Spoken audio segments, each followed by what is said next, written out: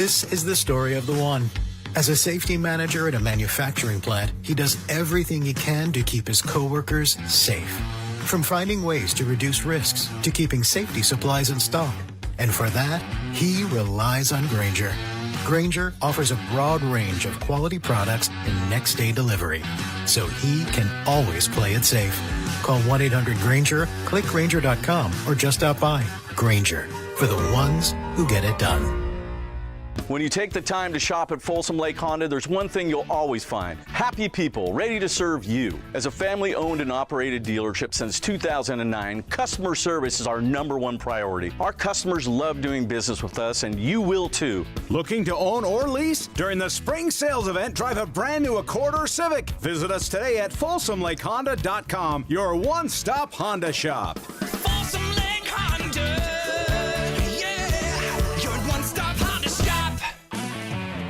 If your passion is bass fishing, only one radio show has the action, information, and excitement of your favorite outdoor sport. Ultimate Bass, hosted by Tournament Bass Pro and California Outdoor Hall of Famer Kent Brown, takes you live to where the fish are biting every Saturday morning. Only Ultimate Bass feeds your passion with the latest news, products, tips, and advice from the pros. Ultimate Bass with Kent Brown, Saturday mornings at 5 a.m. on Sactown Sports 1140, part of SEP's Saturday Morning Outdoors.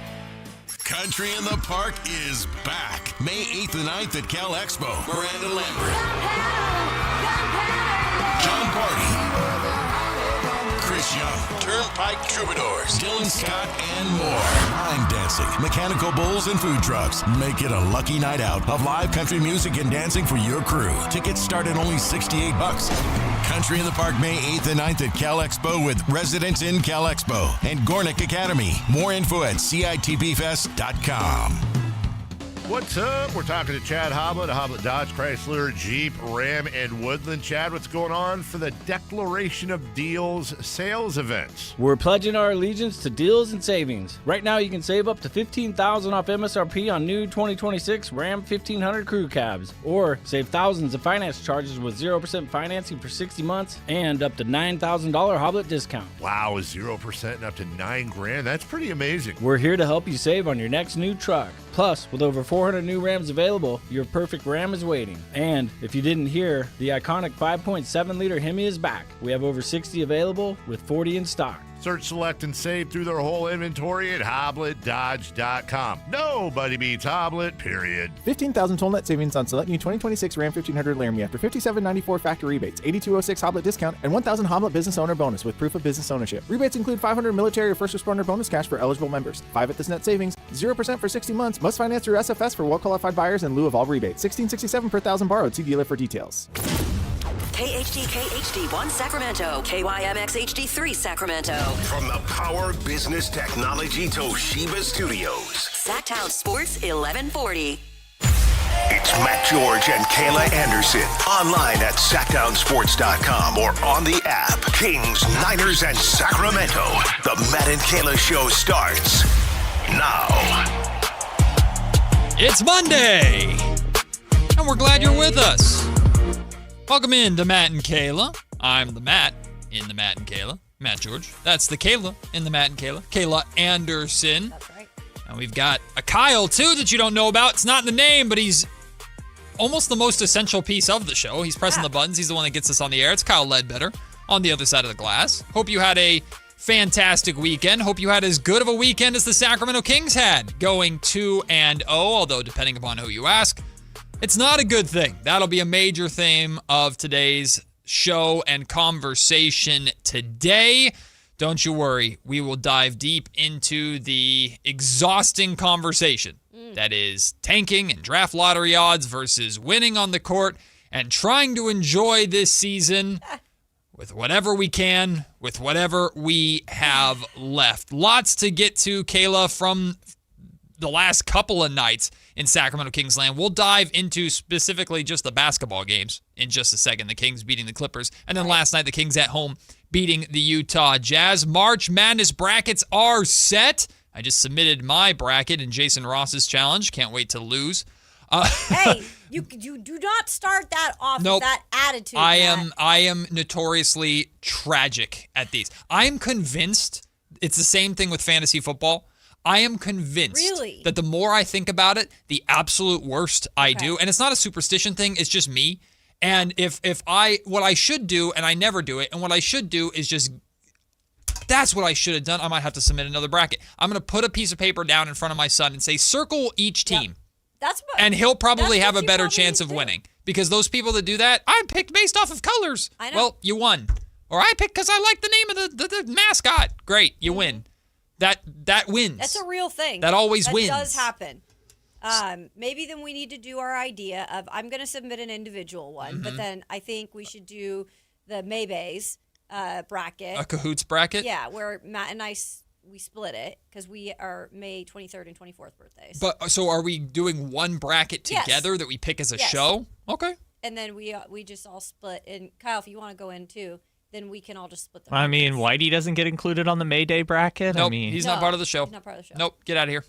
I mean, I put in one for the Jason Ross bracket, but as the years have gone on, I don't care as much about college basketball, so we'll see how it goes. I don't know how much help I'm going to be for you guys as someone who's watched like 40 minutes of college basketball. Like I said, it doesn't matter.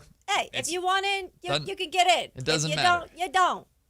Okay, Mafia boss Kayla is trying to make a deal. Boss Kayla. Everything in my life is competitive. Kayla, so you damn well better believe I'm winning this bracket. I need that money. Kayla was money, like, baby. "Yeah, I'll play the bracket game." And then Jason said what the prize was last year, and Kayla went, I was like, "Huh?" She said, I'm in. I said, let's go. Also, each round you win $100 if you're in first place. Dude, let's freaking go. All right, Kayla's locked in. Kayla is locked in. We also have the women's bracket that's out, and we have a ton of phenomenal games that are happening in Sacramento. So many games inside the Golden One Center coming up later this week and this weekend. I am so fired up for that. We'll get into that. The World Baseball Classic rolls on. USA, I think it is fair to call it an upset over Dominican Republic. We'll talk about that. And the question is, do we want the rematch with Italy, or do we want Venezuela? Who do we want in the final of the World Baseball Classic? Italy again, but we'll talk about it. We'll talk about that on today's show.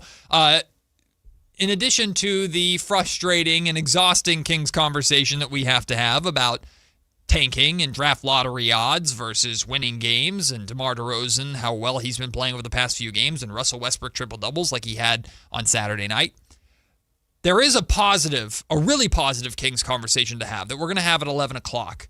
Which is two major themes that have started to shine through the frustration and darkness and losing of this season. Two themes that I want to talk about and really celebrate, because we haven't had a lot to celebrate from a Kings standpoint. So we'll do that. Of course, we have our staples, pick a side, Kayla's 2-minute drill, all the biggest stories from around the NFL this weekend and today. Kayla's got us with that. At 1 o'clock, diving deep into San Francisco 49ers talk.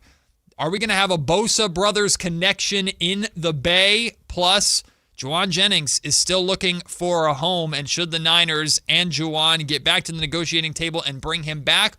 Or would Brock Purdy maybe prefer a rookie wide receiver next to Mike Evans, who is now officially a Niner? We'll talk about that as well. So much to get to on today's show. But Kayla, let's just get right into it. Kings, Clippers, Intuit Dome, Saturday night.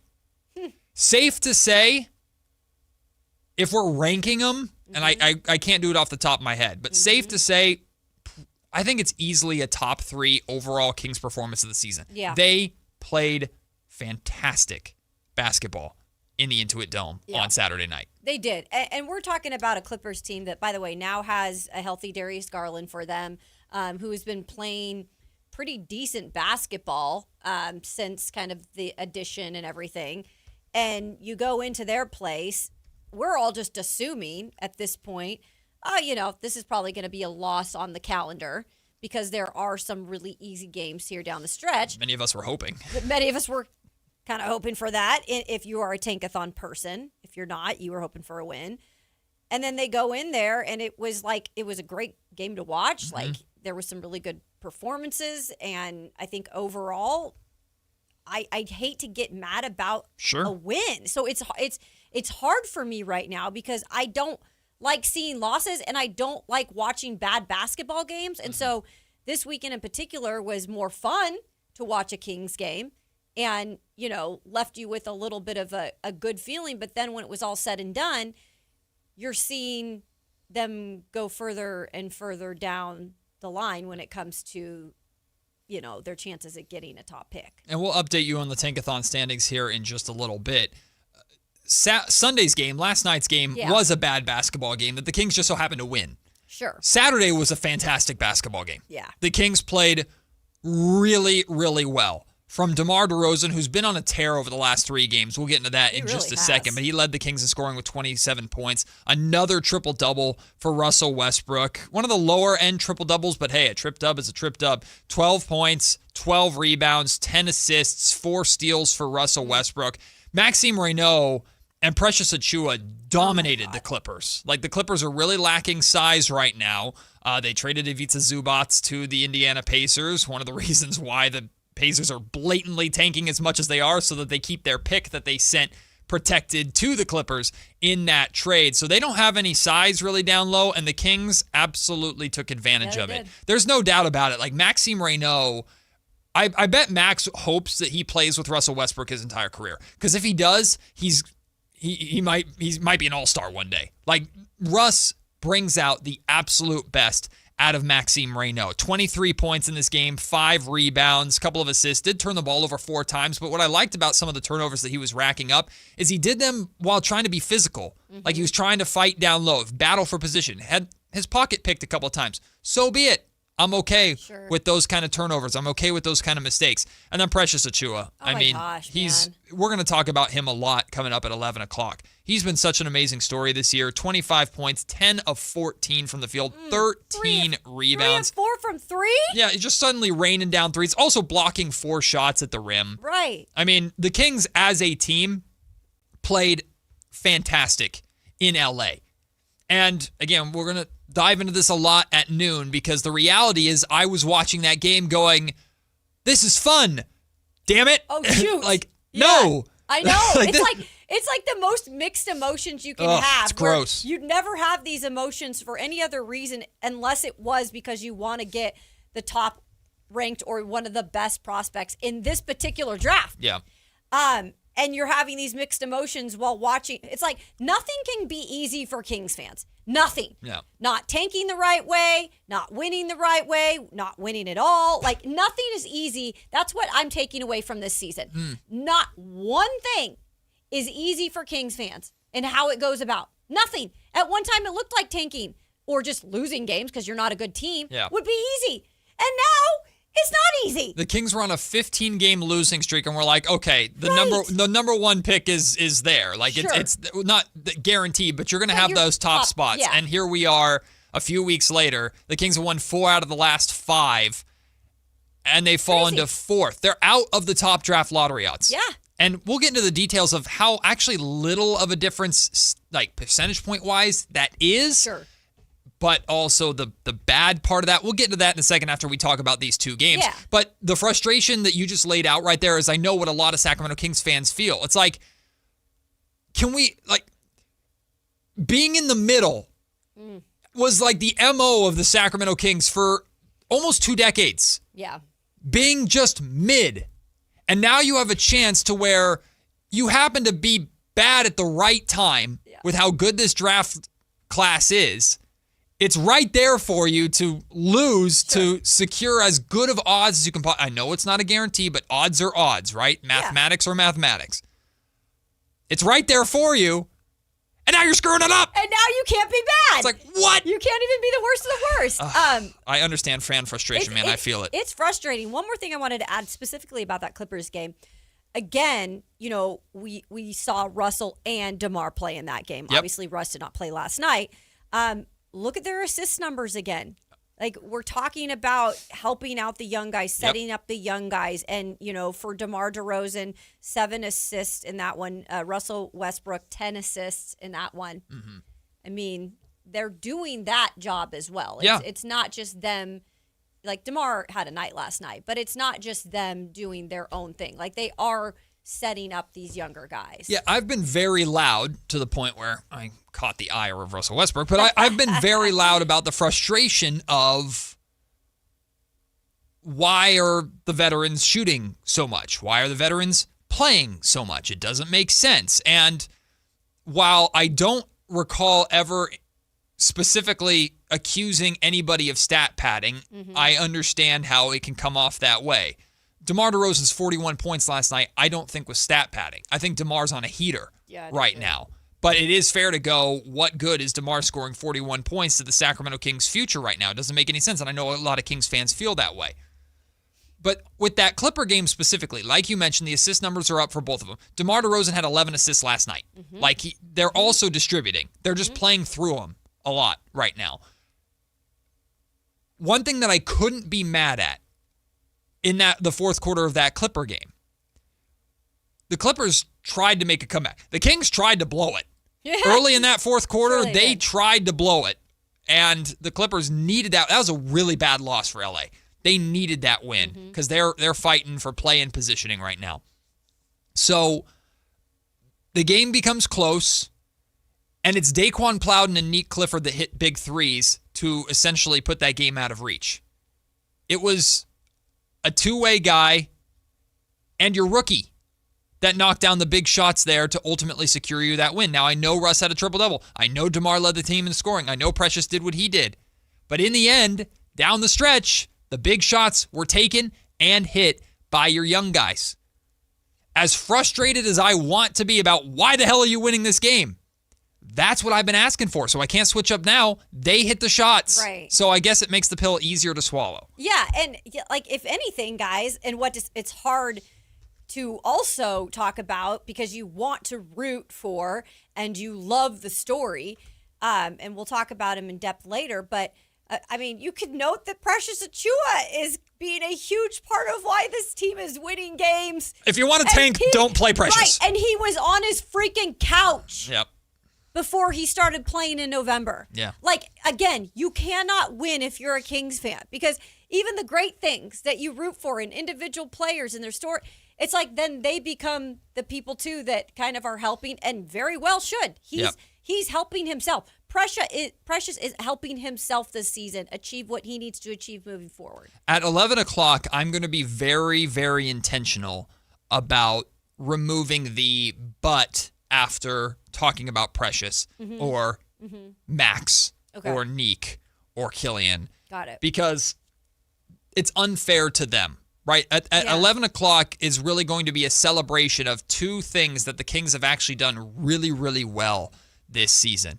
But don't worry, when we get to noon, that's when we'll really dive into the tanking conversation and the frustration that I have as someone who is not necessarily pro tanking outright, because I think it's the best pick. I think it's disgusting what the Pacers are doing. I think it's disgusting what the Utah Jazz are doing. If there's any justice in this freaking world, the NBA gods or whoever, the powers that may be, will still grant the Sacramento Kings draft lottery luck because they're playing DeMar DeRozan. They're playing Russell Westbrook. They're playing these guys. What the Jazz are doing, what the Pacers are doing, they could care less, and the league is going to crack down hard on that. A lot of changes are coming this summer. The league has a lot of work to do this summer when it comes to not just tanking, but a lot of things. Expansion talk, we'll talk about that later on in the show as well.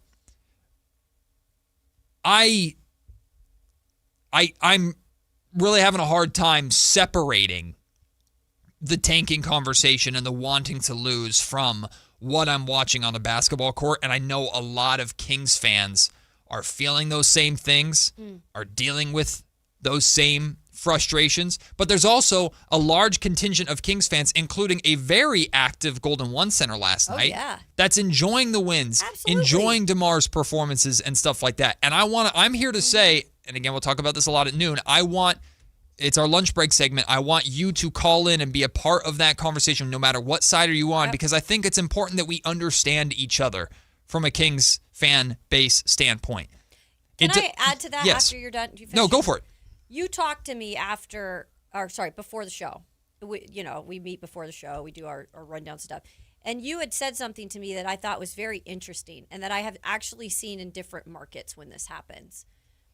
When you have such a historically bad season like the Kings are having, fans who are once in unison and united in kind of their thoughts and how they think and what direction they're going in as fans, it's kind of spread out this year. Like, it's kind of gone in different directions. Like, you've got the fans that are the tank, want them to tank for a better pick. You've got the fans, though, that are paying hard-earned money that go to the games and want wins.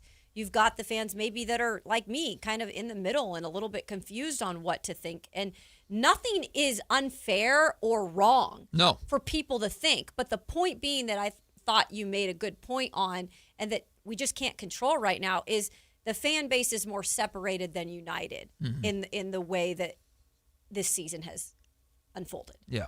Everybody's at each other's throats, and it's so stupid. Right. It's so stupid. Right.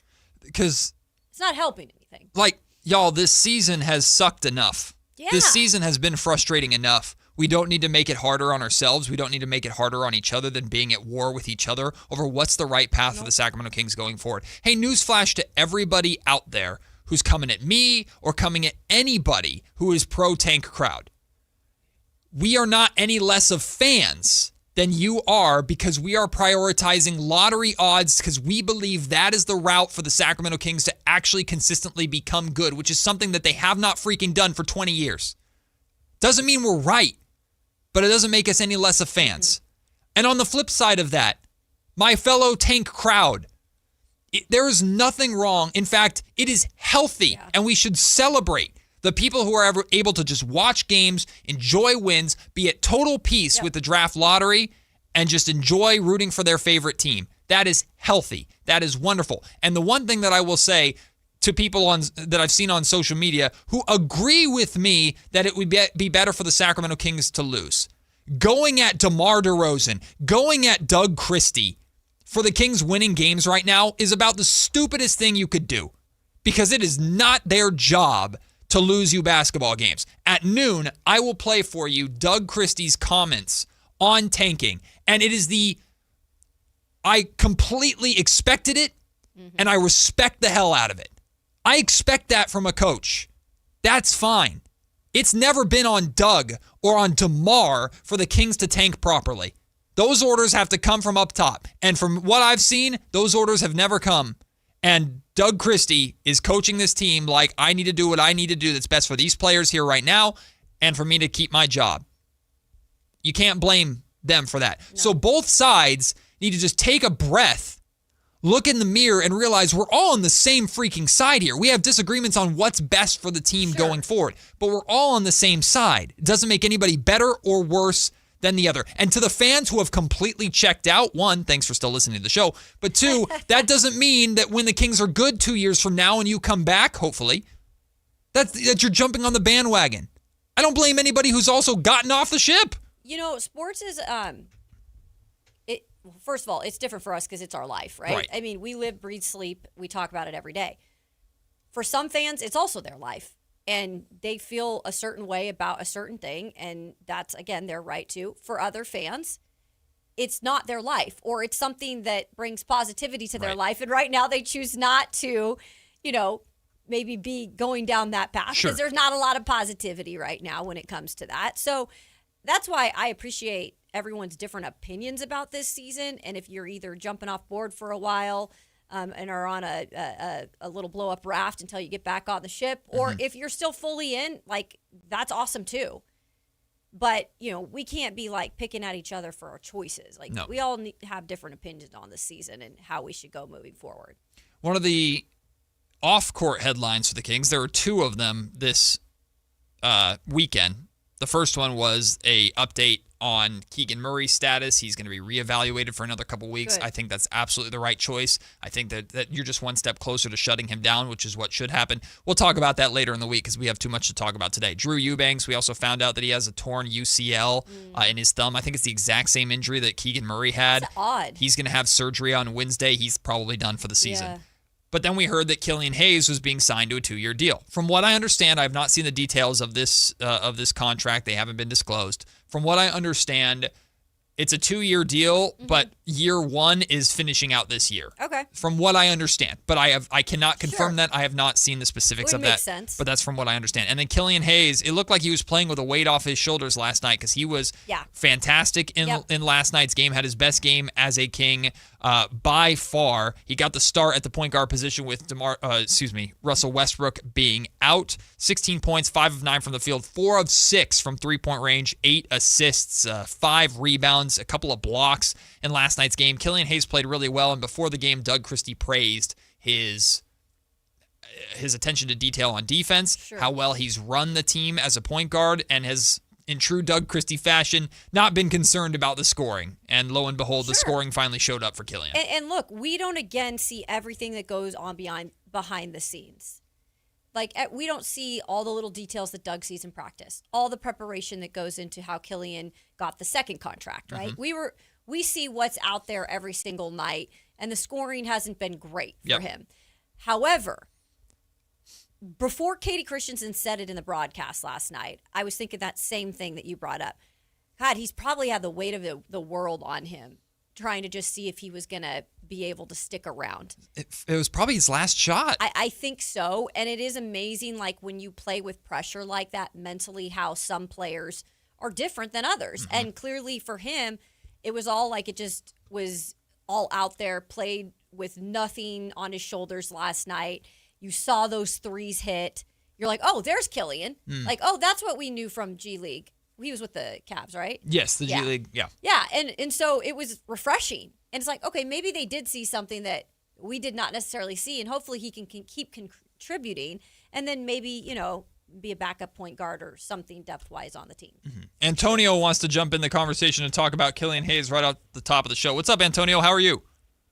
I'm doing well. Good to hear you, Matt. My question is, because I've seen Scott Perry do a lot of these two-way contract deals and kind of give the underdog a chance. And I'm curious how you feel like potentially maybe Mac McClung, because I've been following his career very, very closely, and he's an incredible player, but somehow he still hasn't gotten an opportunity. I think in the beginning of the season, he got signed to the Indiana Pacers for a one-year deal, but then got waived immediately because they didn't see potential in him. So my question is do you think Scott Perry is moving off of these bigger contracts, giving these underdogs a chance to kind of like build kind of like a second chance home for people who maybe were on the top of the draft pick in earlier years, like Killian Hayes, or potentially getting these, hungry young players a second chance and a second home to really, not just light the beam, but to brighten the beam bigger so that underdogs can really move up on top? Antonio, I appreciate the question. It's actually a great tease for our 11 o'clock segment, because one of the things we're going to talk about is how Sacramento has been, but especially this year, has been kind of a land of opportunity. Here's what I'll say to answer Antonio's question now, and we'll get into it more at 11 o'clock.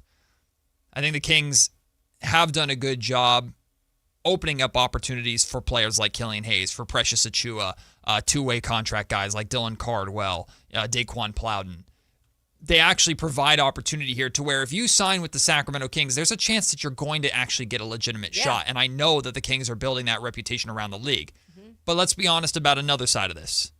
The Kings are so top-heavy financially, with so many contracts at the top, they have to fill out the rest of their roster with minimum deal talent. That's why we had Dario Saric on this team for so long. It's why Doug McDermott is here. No disrespect to these guys. That's how you build a roster. And when your money is so locked up off top, because the Kings are one of the few teams they're the only losing team, lottery team, that has two $40+ million contracts, that impacts the other spots that you got to fill and how much money you have to fill those other spots, right? So it's two things. Not to make a positive and negative. I think the Kings have to financially fill out their roster with guys who are on league minimum deals, or guys who you're taking a flyer on because they need the bodies and they don't have a ton of cap space to use. But that in itself also creates opportunity for guys, and we saw Killian Hayes take advantage of that opportunity. So, Antonio, I appreciate the call. As for Mac McClung, I mean, he's gotten opportunities other places. I know he's a crazy dunker, and he's had some good moments in the G League in terms of scoring. I don't watch his game enough to really have an opinion on whether or not he could be an NBA player or not. If Scott Perry felt like he could, maybe Scott will go out and get him. So we'll see what they have to do with that. We'll update you on where the Kings are at now with their draft lottery odds. Again, at noon, I'm calling everybody. I'm summoning the troops. Whether you are team tank and team lottery odds or team just win games and let the ping pong balls fall as they may, lock in at noon. We're diving into that conversation. We can establish the sides, but also the point is to do a better job understanding each other, because I know I'm frustrated as a commentator focusing on the draft lottery odds and being put into this box that we're not celebrating what's happening on the court. Both things can be true. We'll talk about that at noon. But coming up next, March Madness brackets are set. We'll update you on the weekend that the top prospects had, and we'll look at the games in the women's bracket. They're going to be right here in Sacramento inside the Golden One Center. Matt and Kayla are just getting started here on a Monday. Sactown Sports. If your business depends on reliable vehicles, it's time to upgrade your fleet at myelkgrovechevrolet.com. We specialize in fleet pricing, bulk discounts, and fast approvals, so your team stays on the road and on the job. From work trucks and vans to fuel-efficient sedans and SUVs, we have the inventory, service, and financing to keep your business moving. Call or visit myelkgrovechevrolet.com today and ask about exclusive fleet savings. myelkgrovechevrolet.com, driving business forward. Hey, it's Carmichael Dave. I got to tell you, I am so excited to get this decking project started with Trex Decking and Railings. From the first time I stepped foot in the showroom last week, I was so impressed. So many color options, heat-resistant composite deck. What does that mean? That means I don't have to do any maintenance on it whatsoever. They even have a deck designer, so you can go online and see what your dream deck will look like on your house. Just visit Trex, that's TREX.com to get it started. Tell them Carmichael Dave sent you. If you're serious about your golf game, then you need to know about Total Game Fitting at the Hagen Oaks Golf Super Shop. Whether it's the TrackMan-powered player performance studio for your best fit clubs, or the cutting-edge technology putter fitting studio, or the free Ballnamic ball fitter and 3D foot scanner, the Hagen Oaks Golf Super Shop offers you total game fitting from head to toe with equipment and apparel. Find your advantage at the Hagen Oaks Golf Super Shop with the latest offering of new golf products in Northern California. Fulton Avenue at the Cap City Freeway. Save $10 on a pair of Rain-X Latitude wiper blades at O'Reilly Auto Parts. Our professional parts people will even install them for free.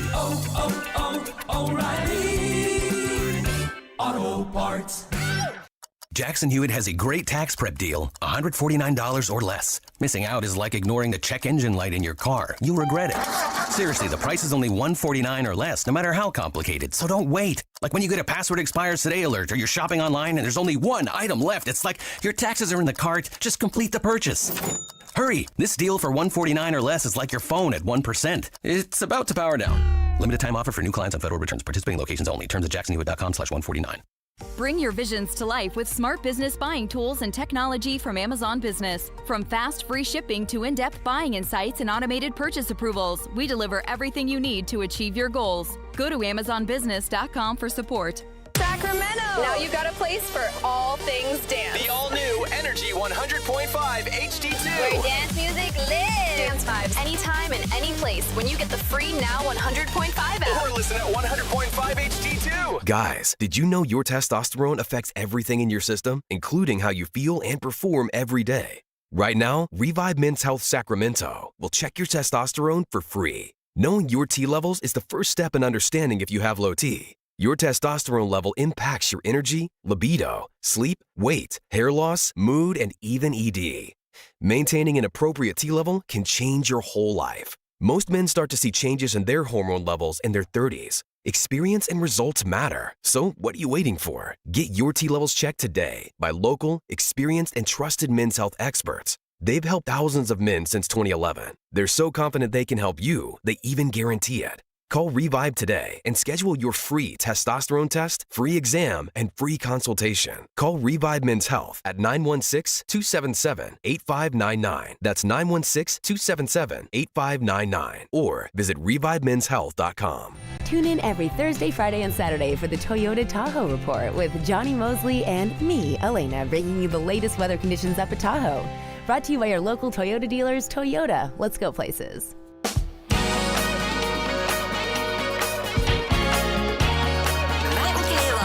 Sactown Sports 1140.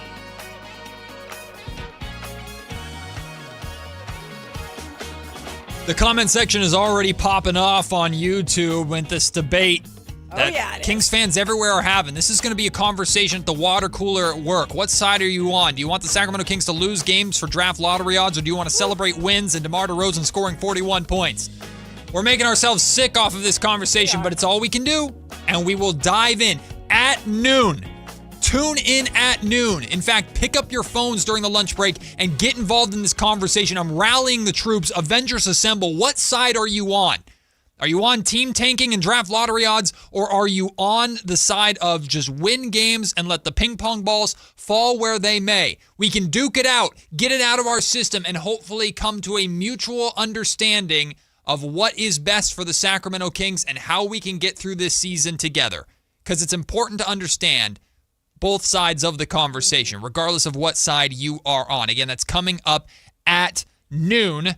Right now, we're about to dive into some college basketball and NCAA March Madness conversation, and you can enter the Sactown Sports Basketball Mayhem Bracket Challenge powered by Power Business Technology for your chance at winning $1 million. Oh, baby. That's a real number. Gotta $1 say it million. like Austin Powers. $1 million. $1 million. Sign up now at SactownSports.com/contests. You have until Thursday morning at 8:45 a.m. to sign up and make your pick. So you got time. Cook up your bracket. Although, if you're like me, the amount of research you do does not freaking matter because it's March Madness. Just like fantasy football. It's all a joke.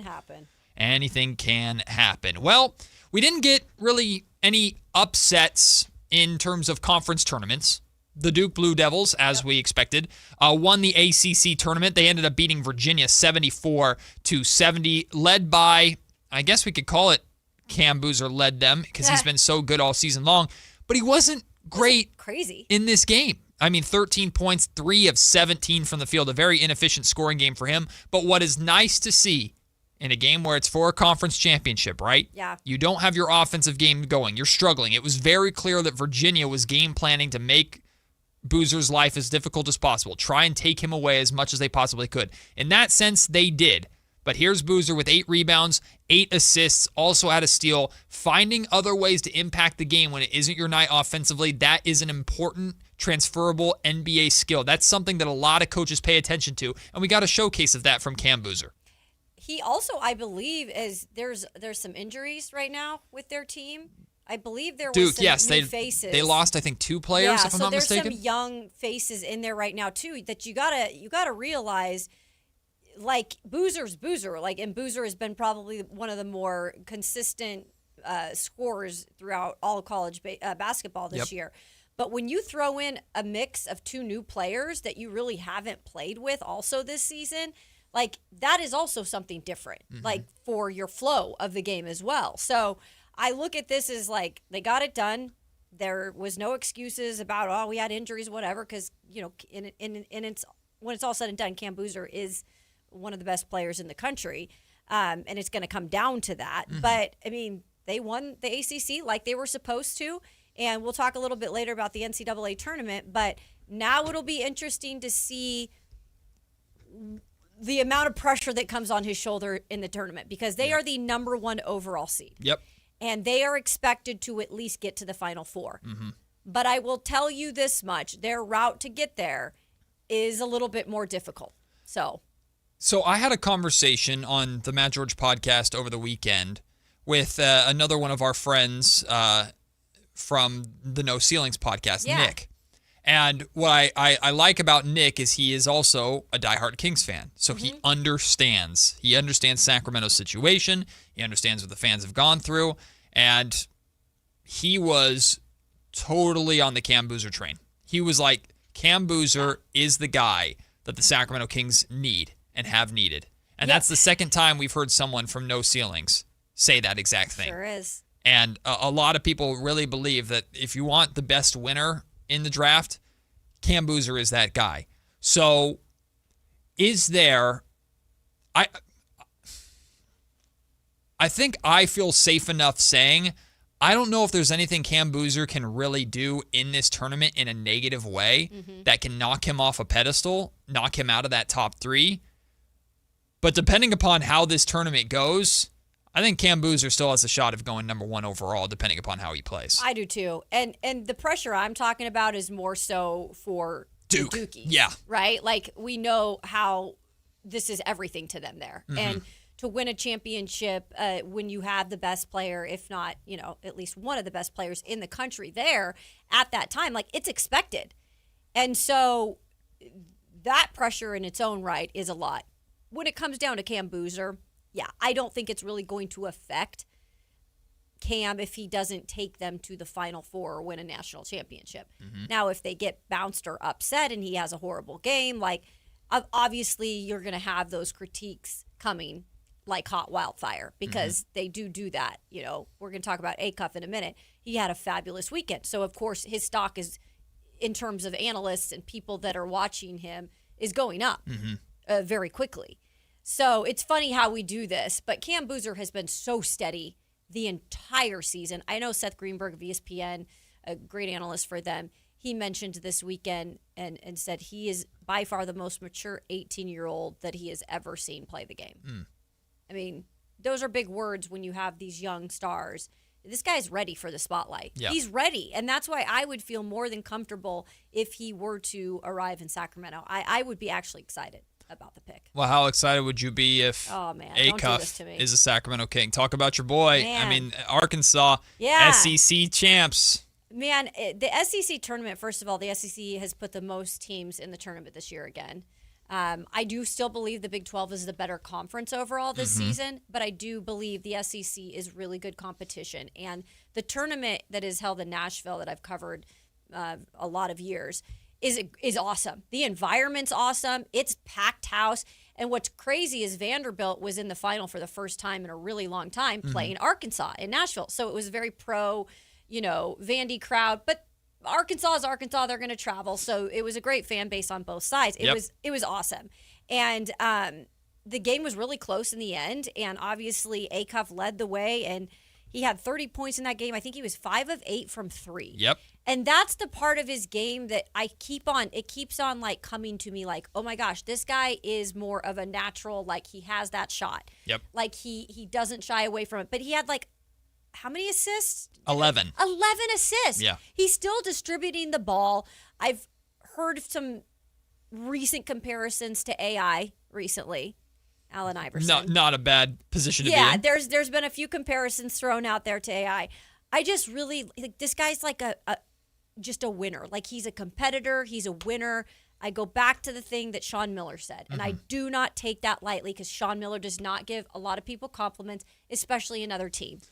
And when he said that about how he thought he was one of the best guards he's seen in a while in college basketball, I can't shy away from that. Yeah, there's no question Acuff has star offensive potential. Yeah. Like, no question. He could be the best shooter in the draft while also being able to be the point guard of the future the Sacramento Kings are looking for.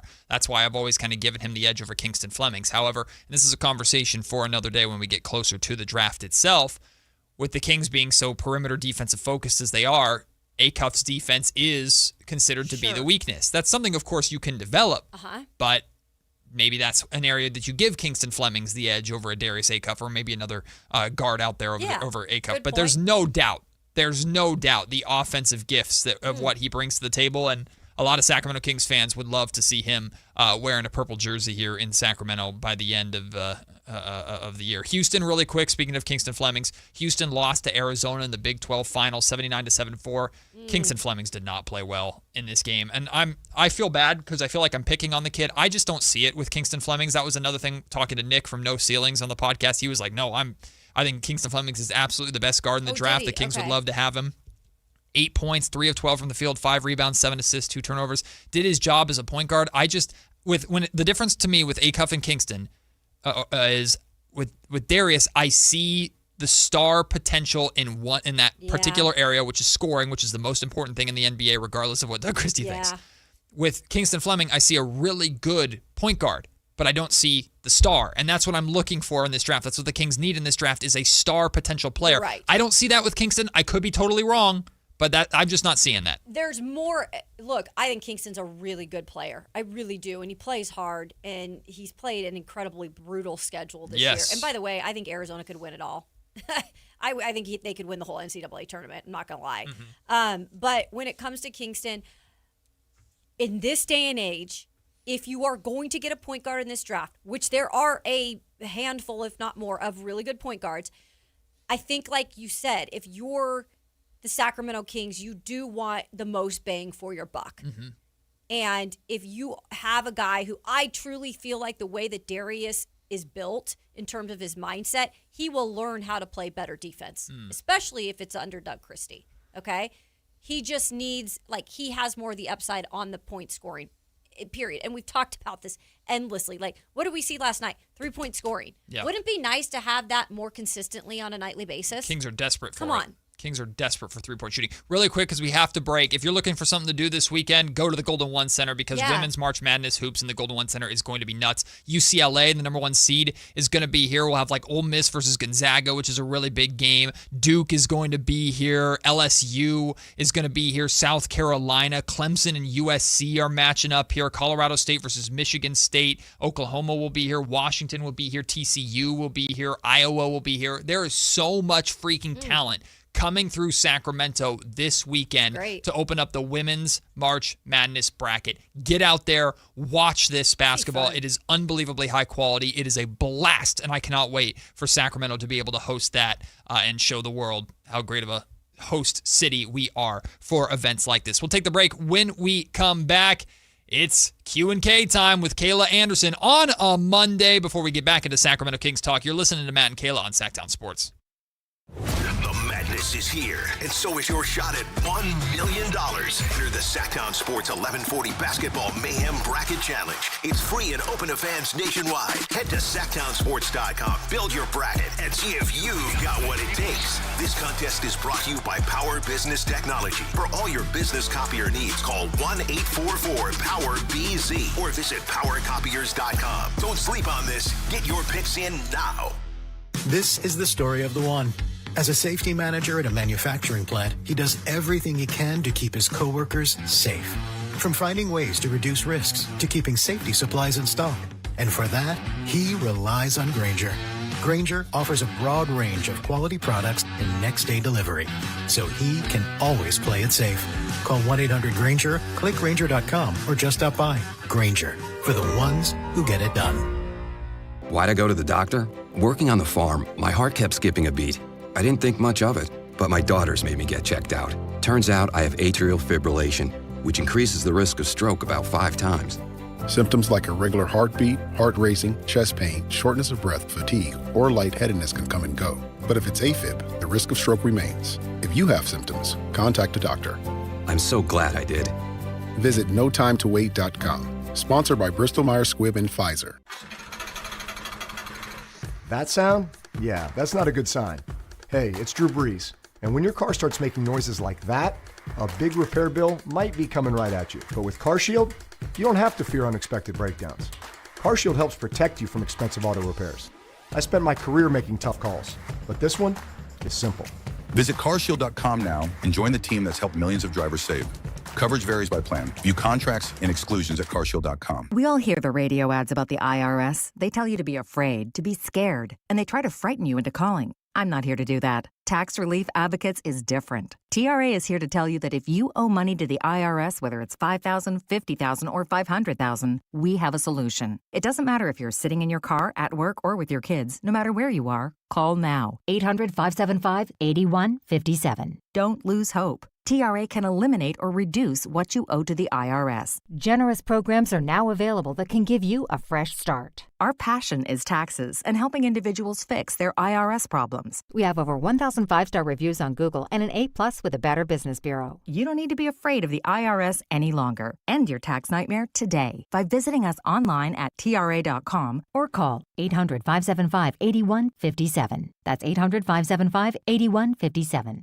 Tax Relief Advocates. Real solutions for real people. Hagen Oaks knows you can buy a driver off the shelf anywhere, but Hagen Oaks is the only place where you'll find total game fitting. The Hagen Oaks TrackMan-powered player performance studio fits clubs to your swing. King's Ballnamic Ball Fitter finds your optimum golf ball. The putter fitting studio makes you a better putter, and FootJoy's 3D foot scanner finds your correct fit. In fact, Hagen Oaks will fit you from head to toe with equipment and apparel to make you the player you want to be. It's total game fitting, and it's only at the Hagen Oaks Golf Super Shop, Fulton Avenue at the Cap City Freeway. Spring is here, and there's really nothing better than hitting the open road in a new Honda. Whether you're shopping new or pre-owned, Stockton Honda has the selection and savings, plus get top dollar for your trade. And while life's roads are often filled with bumps, buying from Stockton Honda couldn't be smoother. Wherever the road you travel might lead, Stockton Honda is happy to get you there. Come in today or go to StocktonHonda.com. Anytime, anywhere, it's all here. StocktonHonda.com. Saturday, March 21st, history hits the gas. The 77th season opener at Stockton 99 Speedway. Tribute to Norman David. Gates open at 5 p.m. Get your tickets now at StockTon99.com. It's time for Q&K. Kayla's got questions. We've got answers. It's Q&K on Matt and Kayla. Before Kayla's Q&K, I do have to correct myself. I misread or misunderstood the March Madness bracket, and Kayla knew this, and I just totally whiffed on it. No, it's okay. The March Madness in Sacramento for the women's game, it's not this weekend, it's next weekend, so it would be the Sweet 16 and Elite 8 rounds. That's totally my mistake. I misread if you go to the bracket right now and you'll see the region, and it'll say Sacramento above each corner of the bracket, but it's not. The first round is in different. Yeah. They do the women's is a little more complicated. Whoopsies. Yeah. First round is at home sites, Yes, and then eventually. But like I said, while the matchups aren't as specific like what I said, but there is a very good chance, again, like UCLA should be playing in Sacramento. We should be getting Duke in Sacramento. We should be getting LSU, unless, of course, there's updates. We should be getting South Carolina or Clemson or USC or Georgia or the teams that are on the brackets that will feed into Sacramento. Very exciting. Yeah. So, but that first round is not in Sacramento this weekend. That's my mistake. It begins next weekend. So apologies about that. So you just have to wait a little bit longer. Yeah. But still watch the games on TV because they're amazing. Anyway, Q&K with Kayla Anderson. Take it away. Let's keep it tournament-based. We got March Madness starting up on Thursday. Mind you, it should be a national holiday, but that's just Kayla. Wishful thinking there. So with this being said, I'm not going to be too complicated about my question today. I'm just curious because I want to pose this question to all the listeners out there. If you're in the YouTube chat, feel free to give your pick on this, and then I want to get my teammates, Matt and Kyle's opinions. But just quite simple, guys, gals. Who is your pick to win this year's NCAA men's basketball tournament? I'll back my bracket, and I went very basic this year. I got Duke beating Michigan in the championship game. Wow, two number one seeds. Matt, how brave of you. Yes, yeah. I know. It's not the most brave bracket out there, but it's my bracket, damn it, and I'm sticking to it. I do have a couple of teams making some deep runs, including Arkansas. I have Michigan beating Arkansas in the Final Four to make it to the championship game. I have Duke beating Illinois. Okay, Illinois is a good team too. Our boy Andrei Stojakovic on Illinois, right? Yeah. So that's who I'm picking. Duke over Michigan. I believe in Duke. I believe in Cam Boozer. I think they're the best team in college basketball, and it's not close. The injuries do scare me a little bit, and their side of the bracket is pretty brutal, but I think Duke will shine through. It's the Blue Devils' year, so give me Duke. Okay, so that's interesting. Before I get to yours, Kyle, just a note on that. By the way, the top seeds, the number one seeds, Duke with the number one overall seed. You've got Arizona on the west side. You have on the Midwest side, Michigan, like you mentioned. And then in the South, you have Florida, who could possibly repeat this year, which would be nuts. But yeah, Duke's side, and this has been a little bit of controversy about them landing in such a tough bracket. You have St. John's in that bracket, which is a little interesting. You've got, Kansas in that bracket. It's very interesting, like how they put Duke, who's the number one overall seed, in a bracket that could be a little bit more daunting compared to the rest. So, Kyle, what do you got? All right, we're going to play a fun game right now, which is Kyle looks at the March Madness bracket for the first time live on the air and picks a champion. Okay. I like this. I used to, when I was a kid, I used to love March Madness. Even when I was in college, I used to be just like all in on it. And now that I'm an adult, my cold heart is just like, it's the same thing every year, blah, blah, blah. I don't like March Madness the way I used to. But jeez, Kyle. Yeah, I know. I'm sorry. I'm the March You Madness are Grinch. not bringing us down. And we're the old people We're on the a show, March apparently. Madness high. Yeah, no, I'm just like, we get excited for a 13 beating a 4, and we're like, oh my God, this is the greatest thing ever. Sorry, I'm not going to be a March Madness Grinch. I'm leaning towards Arizona, but let's see what the bracket says here. Okay. Let's see. Oh, Utah State. Okay. Ooh, DeBonsa got a 6 seed. That's cool. I don't have them I have them winning one game, BYU, and then losing the next round. Let's see. What do I have? I had BYU, while Kyle's looking it over. I have BYU beating either Texas or NC State, and then losing to Gonzaga. Okay. Oh, yeah, UMBC made it. Good for them. I remember when Santa they were a Barbara, 16 seed. They're going to be a 16 seed again. Oh, perfect. Man, wouldn't that be funny if they did it again? Yeah, I'll go Arizona. Okay. I'm just looking at their bracket. Purdue is in their bracket. Gonzaga. Yeah, Zags aren't as good as they Yeah. usually are, although I'm always rooting for them. But So wait, there's Acuff, DeBansa. They're in the same side of the bracket. Interesting. Okay, yeah, I'll go Arizona. What the heck? So we have Arizona for Kyle, Duke for me. Kayla? I'm going with Arizona too. Oh, Yeah, two Arizonas. I think this is their year. Like, one thing about Arizona and being in that culture and covering Arizona back when Sean Miller was there, they always would get to a certain point and then they'd get bounced. Like, they could never get to the promised land. And obviously they've won a championship before, right? But I'm talking about recent history. They always are like one of those really good teams. So I just feel like at some point it's got to happen. And they've got a great squad. They've played a really difficult schedule. They've been through adversity.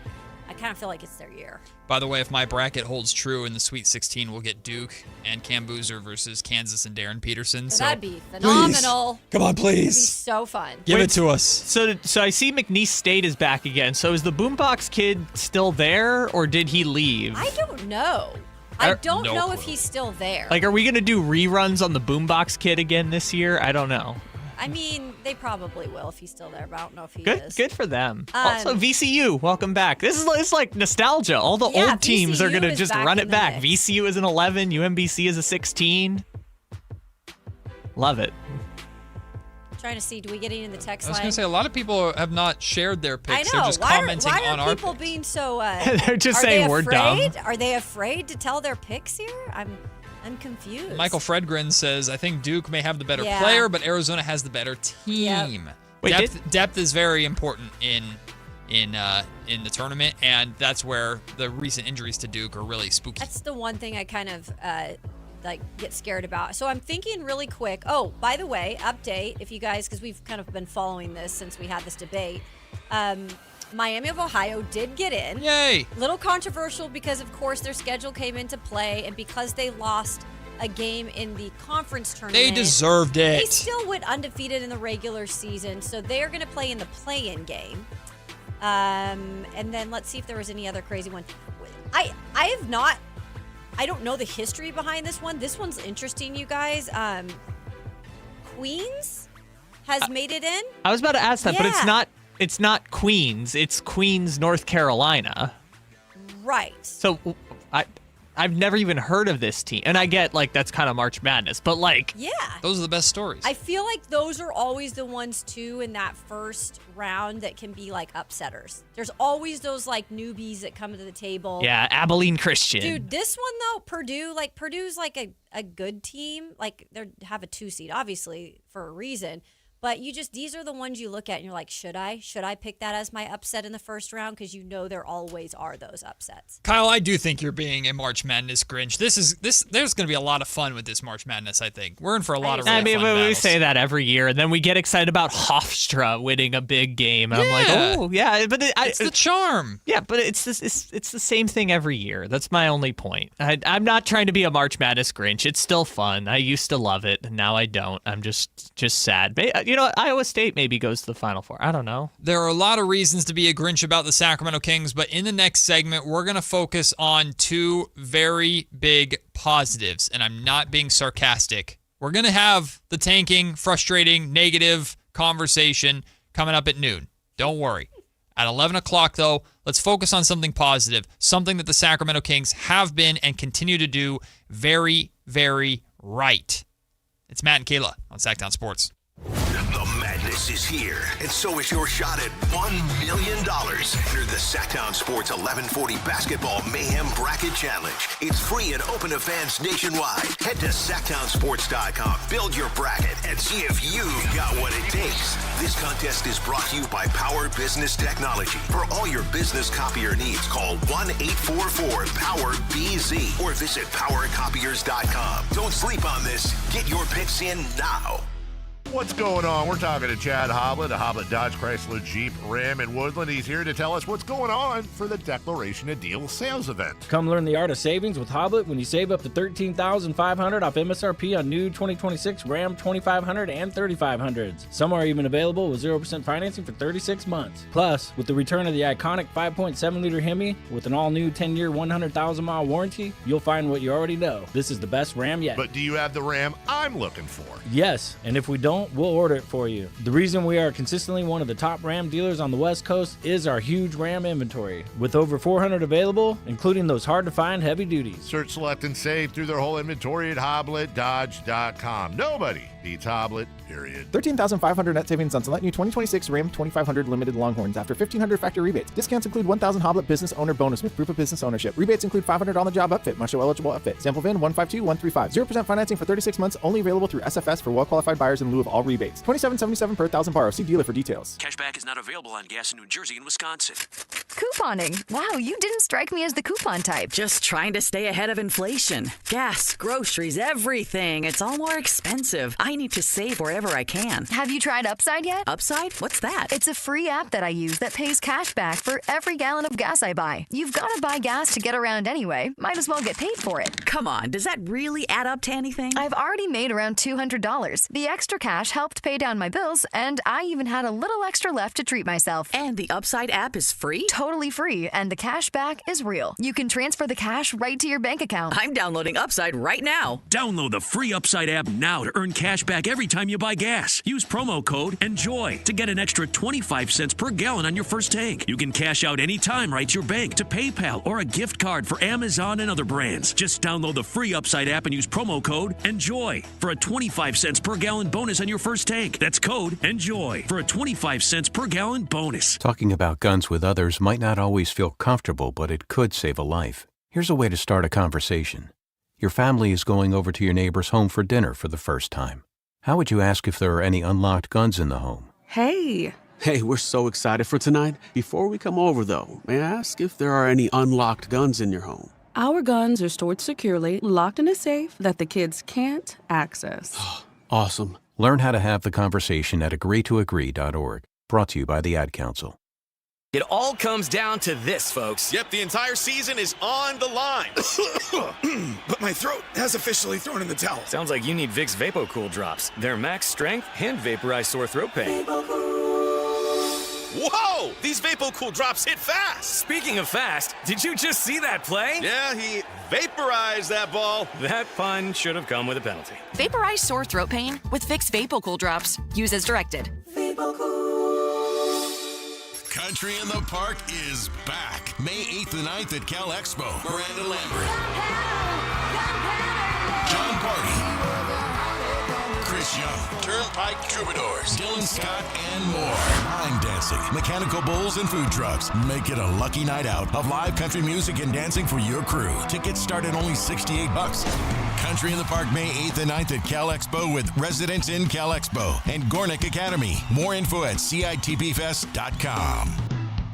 KHD HD1 Sacramento, KYMX HD3 Sacramento. From the Power Business Technology Toshiba Studios. This is Sactown Sports 1140.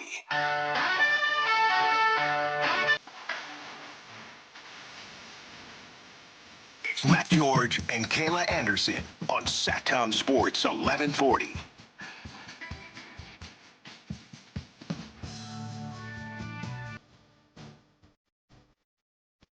All right, everybody, it's not time to yell at each other yet. That's coming at noon. During our lunch break segment, again, I'm rallying the troops. All Kings fans, step to the table and declare whatever side you're on if you want to. And you might not have a side. That's even better if you're undecided. At noon, we're having the conversation of Team Tank and Team Draft Lottery odds versus I just want to enjoy, win games. The lottery will be what it is. Right. And I am going to enjoy wins and not care about draft lottery odds. I cannot root for the Kings to lose.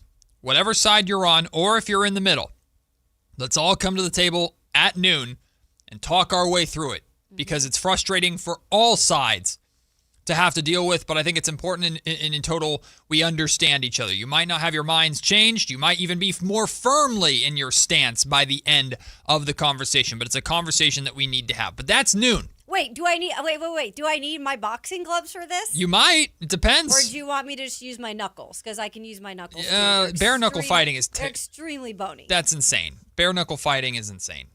All right. And doesn't that hurt your hand just as much as the person's I already broke face? my hand and I lived on it for 3 months without doing it. Yeah, but like I've waited on it until it grinded down the bone in your wrist or something. It doesn't sound appealing, personally.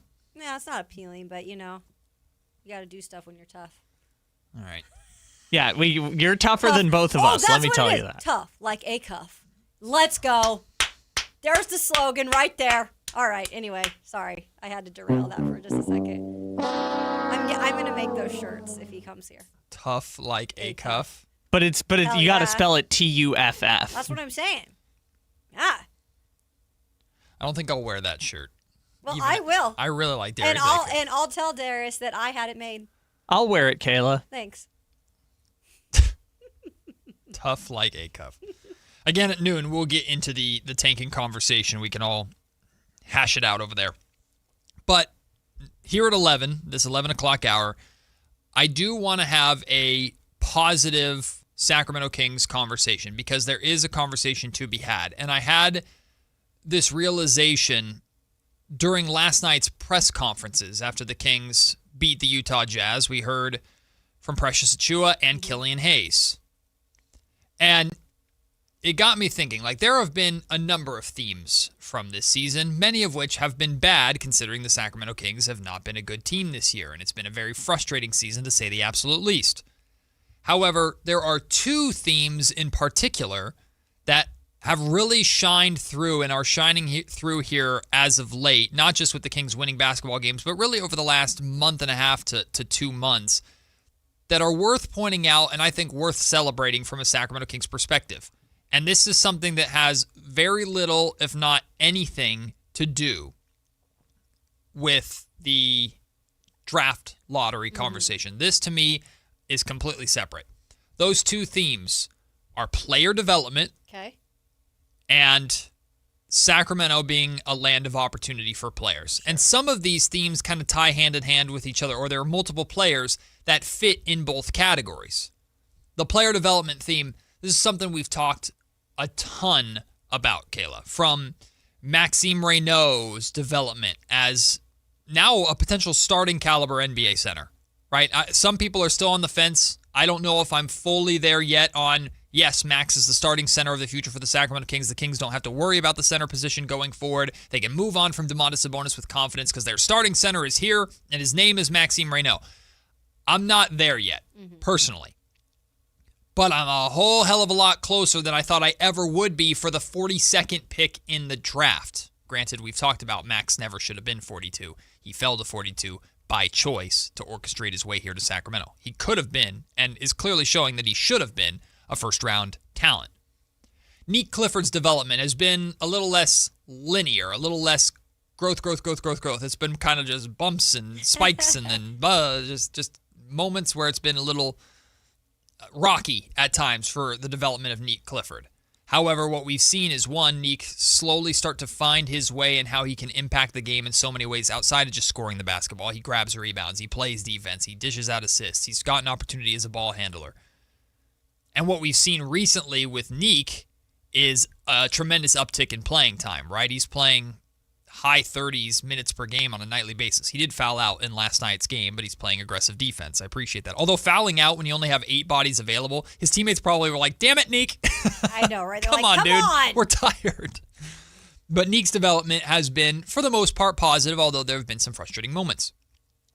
Dylan Cardwell, right? Dylan is back now. It's great to see him back. Great to see him playing again. You can tell there's rust. You can tell he's trying to get himself reacclimated. Before he got hurt, though, Dylan was playing fantastic. Bean Man signing off. He knows exactly who he is as a basketball player.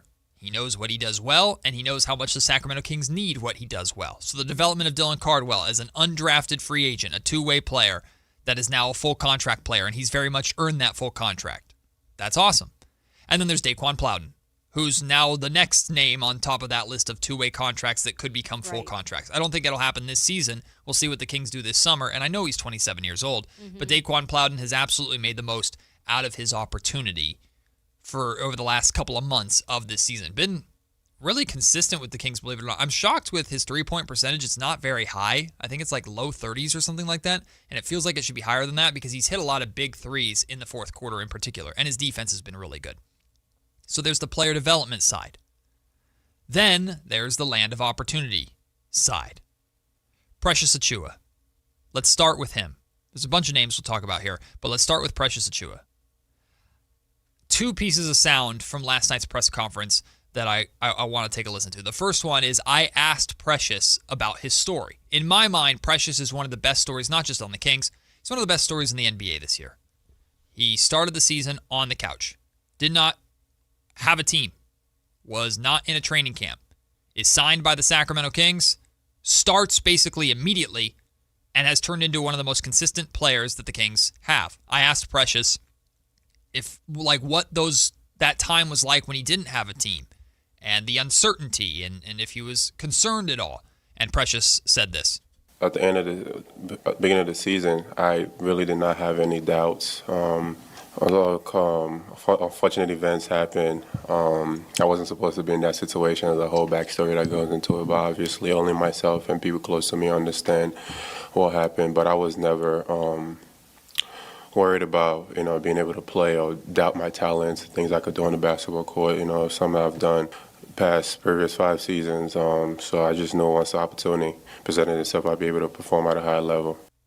What do you make of what Precious said? Well, so he didn't expand on anything that has happened. Like that was before the season started. Yeah, is what so he was referring to. He was alluding to people around him know why he wasn't on a team and something shouldn't have happened. I have no clue what that is. Yeah, and I kind of I'm curious, but I'll also take him for his word at whatever that was. I also don't really care because the point is he had confidence in himself. He stayed ready. A team finally went and got him, and the Kings were smart enough and or lucky enough to be the team that actually went and got him. Yeah. And he's turned into what he's turned into. Yeah, first of all, I hope that was nothing that, was too crazy and that, it all worked out for him in the end, which it seems right now it is working out for him individually, setting himself up for success, whether that is re-signing here in Sacramento for a longer deal or getting a chance to go somewhere else and possibly be on a playoff team. A team that's maybe a little bit further along, because honestly, I think he could help either situation out. Yeah. It's crazy, though, because I was saying this months ago when we, harp on Scott Perry for all the things that he didn't do or move we didn't like. And I always came back to this move. And I said, you still have to give, whether he was on the couch or not, he believed enough in Precious to bring him off his couch and to bring him in and put him on this team. Like, without Scott Perry, that wouldn't have happened. Yeah. And so give Scott Perry credit for bringing him in, but give Precious Achiuwa all the credit in the world for turning his story, whatever it might have been, or the negativity that came into this season when he didn't have a team, he turned it into this season being incredible for him. Yeah. And it's only gotten better. Like, he has really turned on, or put his foot down to the pedal and really pushed the gas here in the last month or so. I don't know where he ends up. I hope he's back with the Kings, and I honestly think he really likes it here, and he feels like he fits this team, and he likes Doug Christie. But then again, money talks, and you got to know what the Kings' intentions are as well. I don't want to call this a showcase year for Precious because I think there's the connotation to that of an individual focus versus a team focus. But what I think this year was for Precious Achiuwa was a message to the rest of the league of, like, I should never have been on the couch. One of y'all should have come and gotten me, and the Kings were smart enough to do it. Yeah. And I'm like, Precious has more than, if we want to call it, revitalized his career. I think he's shown all 30 NBA teams that he's got a lot more to give than maybe what was happening in New York. Regardless, I've always operated with the belief that these are the last games that we'll see Precious Achiuwa play for the Sacramento Kings. Not because the Kings don't want him back, but because I think teams are looking at what Precious is doing right now and going, yeah, we would love to have that coming off of our bench in a playoff run. And I don't know how much they'll be willing to pay versus how much the Sacramento Kings would be willing to pay, but Precious was asked directly last night, do you want to come back to Sacramento? And he made his desires pretty clear. Absolutely. I love Sacramento. The city has embraced me. The team has embraced me. The organization, from the front office to my teammates and the coaching staff, I truly love being here. And I hope, and I would really love to be here. I hope once the offseason comes around, we'll be able to, they will be willing to have me come back. So there's two branches to this conversation that I want to explore. The first branch is, he loves Sacramento because they've given him opportunity to shine, which is what we talked about, the land of opportunity here in Sacramento. They've given him an opportunity to be more than just a role player. He's featured on offense at times, and he can impact the game in multiple ways. He's not just kind of put into a box that if we're being honest, a lot of playoff teams that sign him, or if they were to sign him, would try and kind of fit him into, this is what you do to help us win. But you're a part of this, and you're an important part of it, but you're not as significant of a piece as he would be in Sacramento. I just don't see that happening. So that's appealing to Precious. The other side of this that I think is important to talk about, and I know some people might roll their eyes at it, but I think this speaks to the culture that the Kings are building and have built here, that this team can be as bad as they were and are, and still be close. Like, I believe Precious wholeheartedly. I was in the room and I saw his answer, and as much as Precious Achiuwa can perk up, he perked up at the idea of, like, I would love to be back. I believe him wholeheartedly. He talked about how much he loves playing for Doug Christie, and he said Doug is only the second coach he's ever had that actually cares about you as a person, or cares just as much about you as a person as he does as a basketball player. Like, I believe Precious loves playing for Doug, and I know there are a lot of younger players that love playing for Doug, and the veterans obviously respect Doug as much as Doug respects them, even if I'm sure there are basketball disagreements from time to time. Yeah. I think that with Precious, like, saying that, first of all, I don't look at Precious as being someone who just says stuff either. Like, he's just not that type of player. The right thing to say. He does not. That does not come across to me as Precious's personality at all. So I don't think he's going to just put stuff out there to put stuff out there, is what I'm saying. Like, if anything, he's just going to hold back what he wants to say, like he did about the story. He didn't want to go into that, right? That was his choice. But he put that out there, not only that he would like to come, or said he would like to come back to Sacramento, but he put that out there that Doug is one of two coaches that he's played for in his career that has actually cared about players, personally off the court as much as on the court. And again, I've harped this all season in terms of there's a lot of stuff that we're saying, hey, we haven't seen this from Doug yet. He hasn't, done things with the roster when it was first presented to him, when it was a healthy roster for the most part, but it was really never a healthy roster. Let's just admit that, right? It never has been. But we have to give Doug credit in places where the credit is due. Right. And the culture is, in my eyes, that's not even an argument. Like, there is so many things that have happened with this team this year, so many injuries, so many disappointing moments, but they as a team have never broken off. And if anything, they've gotten stronger as the year has gone on. And you have to give credit for that. You can't just not give credit for that. We can say all these other things that, we've questioned about Doug, and that's fine too. But that part of it you have to give credit for. So I feel like, what can you do next year with this, maybe top prospect? Like, we could start to see it go in a different direction. Or maybe we don't. But I'm just saying Precious is another guy now who's been on other teams who is kind of giving Doug a little bit of that credit. This was before you were here, Kayla, but it reminds me a lot of Trey Lyles.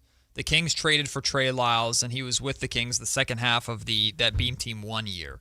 And he said at the end of that season and during his exit interviews, like, I don't want to be anywhere else. I want to be here. Mm-hmm. Now, circumstances a bit different. The Kings were a playoff team at that time, but Trey became very close with Mike Brown, really enjoyed playing for Mike Brown, was like very much on the, if the analogy that I've used for last season was like the lunch tables, right? Which lunch table you're at. Yeah. Trey Lyles was very much at the De'Aaron Fox, Mike Brown lunch table, right? And we know how it played out. And Trey, unfortunately, after signing that contract and being brought back to the Kings, was banged up so much and it never really worked out. So I'm not using it as that much of an example, but it reminds me of a player who joined something, found something, and wanted to continue to be a part of it. That's the vibes that I get from Precious Achiuwa.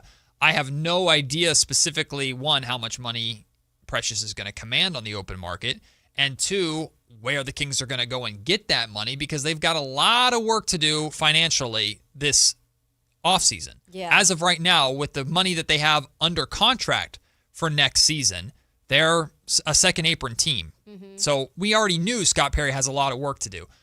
In my mind, I would imagine the Kings would love to have Precious Achiuwa back, and will do everything in their power to bring him back.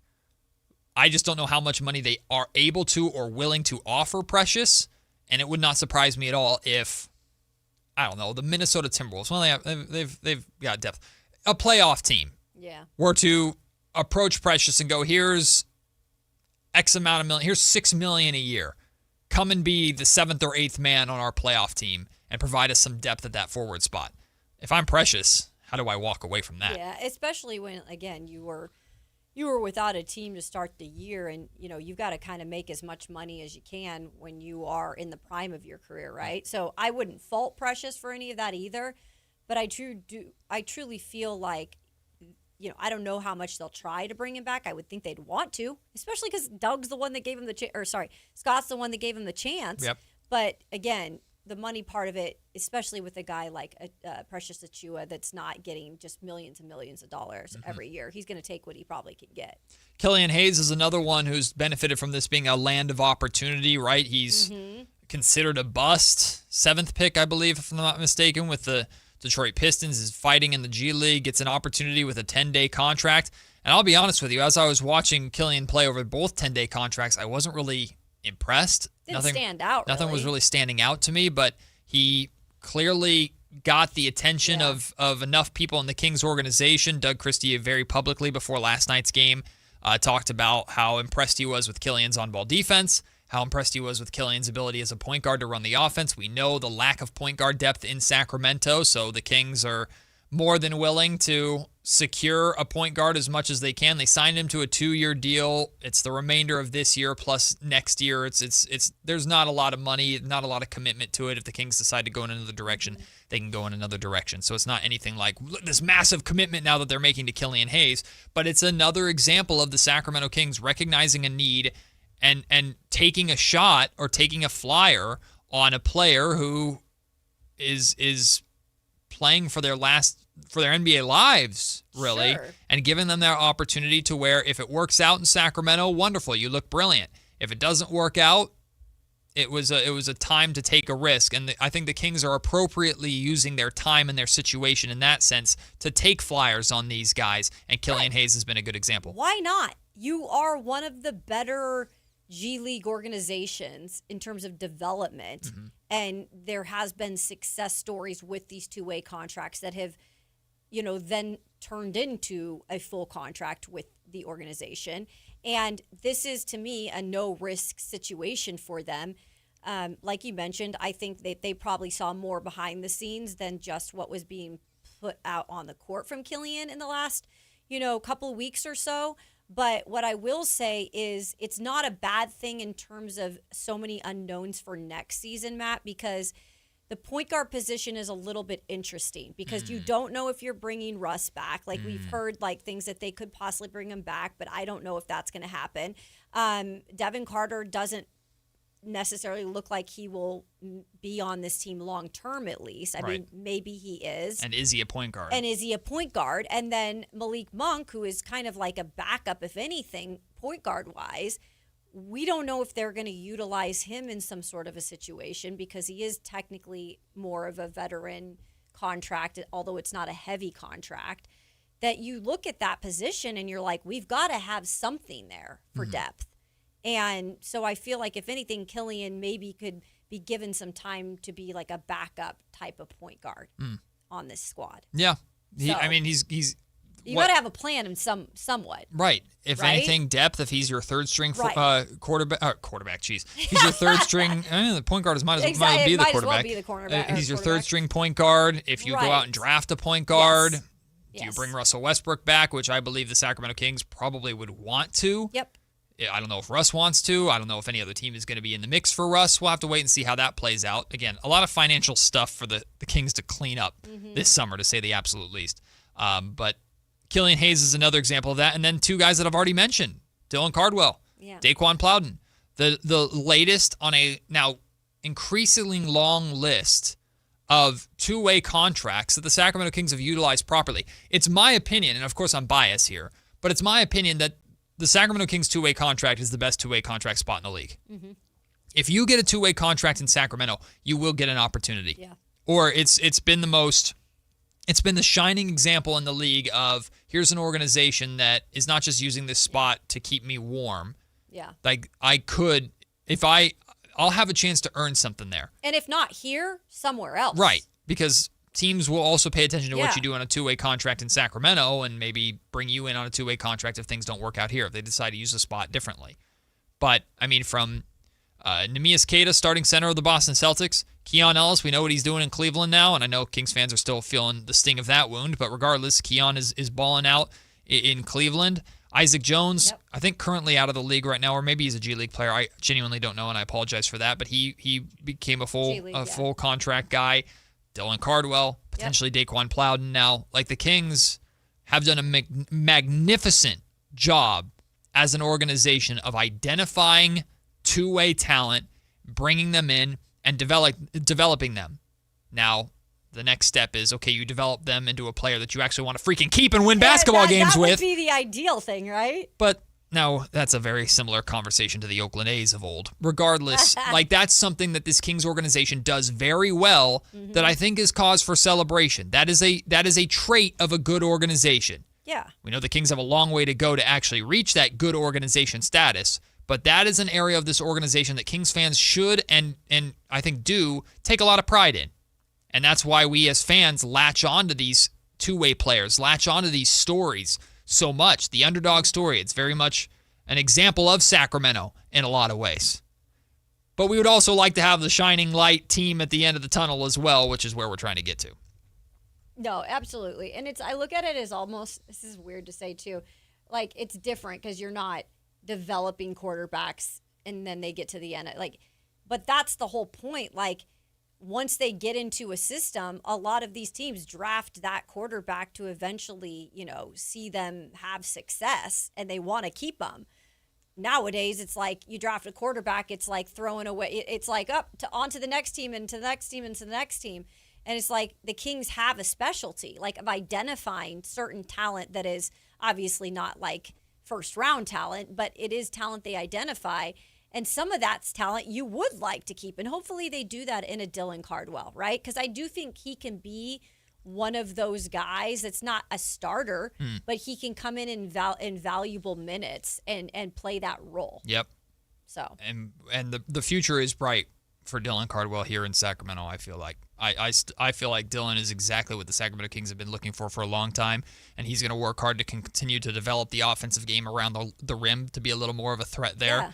But I do see a long future of Dylan Cardwell in Sacramento, especially if he continues on the path that he's on. So those have been two major themes from this very frustrating season that are worth pointing out, worth celebrating. And also now I have a clip that I can cut to send to people when they say I'm just negative all the freaking time. There is that was the reason for the segment. No, genuinely, those are things worth celebrating, and I've been pointing those out for years.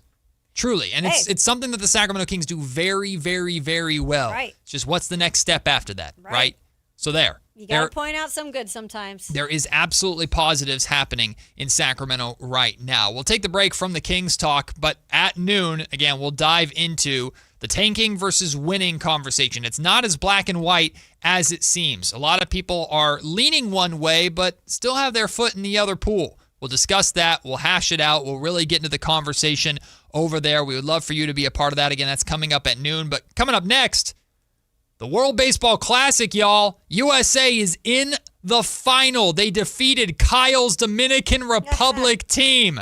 A very, very fun game, but it ended on a very controversial call. We'll talk about that moment, plus who do we want? Venezuela or the Italy rematch? We'll talk World Baseball Classic coming up next on Matt and Kayla, Sactown Sports. Think you got the perfect bracket? Prove it. Enter the Sactown Sports 1140 Basketball Mayhem Bracket Challenge for a shot at $1 million. It's free and open to fans nationwide, so lock in your picks now at SactownSports.com/contest. Powered by Power Business Technology. Have you tried my Colombian tamales? Yes, but the Mexican tamales I brought are way better. Colombian tamales wrapped in plantain leaves are unmatched, you know. But the Mexican tamales wrapped in corn husks are the authentic ones. At least we can agree that they taste better with Pepsi. Without a doubt, tamales deserve Pepsi. No matter what tamales you love, enter for a chance to win a year's worth of groceries. Powered by Pepsi. No purchase necessary. U.S. residents 18 or over. Ends April 5th, 2026. Rules at PepsiPromo.com/free groceries. Pepsi is a registered trademark of PepsiCo Inc. Your business moves fast. Your bank should keep up. At Valley Strong Credit Union, business banking is built for momentum with tools that help you manage cash flow, streamline payments, and fuel growth. Right now, there's never been a better time to switch. Open a new Valley Strong business account and get 3 months of business banking products and services free. Up to $750 in value to power your next big move. Because when your business runs stronger, the whole Valley does too. Valley Strong Credit Union. Grow your business, grow your future at valleystrong.com/business. Jackson Hewitt has a great tax prep deal, $149 or less. Missing out is like ignoring the check engine light in your car. You'll regret it. Seriously, the price is only $149 or less, no matter how complicated. So don't wait. Like when you get a password expires today alert or you're shopping online and there's only one item left. It's like your taxes are in the cart. Just complete the purchase. Hurry! This deal for $149 or less is like your phone at 1%. It's about to power down. Limited time offer for new clients on federal returns. Participating locations only. Terms at jacksonhewitt.com/149. Why'd I go to the doctor? Working on the farm, my heart kept skipping a beat. I didn't think much of it, but my daughters made me get checked out. Turns out I have atrial fibrillation, which increases the risk of stroke about 5 times. Symptoms like irregular heartbeat, heart racing, chest pain, shortness of breath, fatigue, or lightheadedness can come and go. But if it's AFib, the risk of stroke remains. If you have symptoms, contact a doctor. I'm so glad I did. Visit NoTimeToWait.com. Sponsored by Bristol-Myers Squibb and Pfizer. Capital Casino is conveniently located in downtown 411 16th Street and has been a part of the greater Sacramento area for over 20 years. They offer the best variety of games in the region in a safe and friendly environment, and there's plenty of parking, all well lit and monitored by security. Come have a great meal at the cafe and restaurant inside. Capital Casino has the best food, the best service, and the best action. But please always remember to gamble responsibly. 1-800-GAMBLER. Guys, your testosterone level impacts your energy, drive, weight, hair loss, and even ED. Revive Men's Health Sacramento will check your T level for free. For your free T level check, exam, and consultation, call 916-277-8599 or visit ReviveMen'sHealth.com. Hey, it's Carmichael Dave. I got to tell you, I am so excited to get this decking project started with Trex Decking and Railings. From the first time I stepped foot in the showroom last week, I was so impressed. So many color options, heat-resistant composite deck. What does that mean? That means I don't have to do any maintenance on it whatsoever. They even have a deck designer, so you can go online and see what your dream deck will look like on your house. Just visit Trex, that's TREX.com to get it started. Tell them Carmichael Dave sent you. Tune in every Thursday, Friday, and Saturday for the Toyota Tahoe Report with Johnny Mosley and me, Elena, bringing you the latest weather conditions up at Tahoe. Brought to you by your local Toyota dealers, Toyota. Let's go places. It's Matt George and Kayla Anderson on Sactown Sports 1140.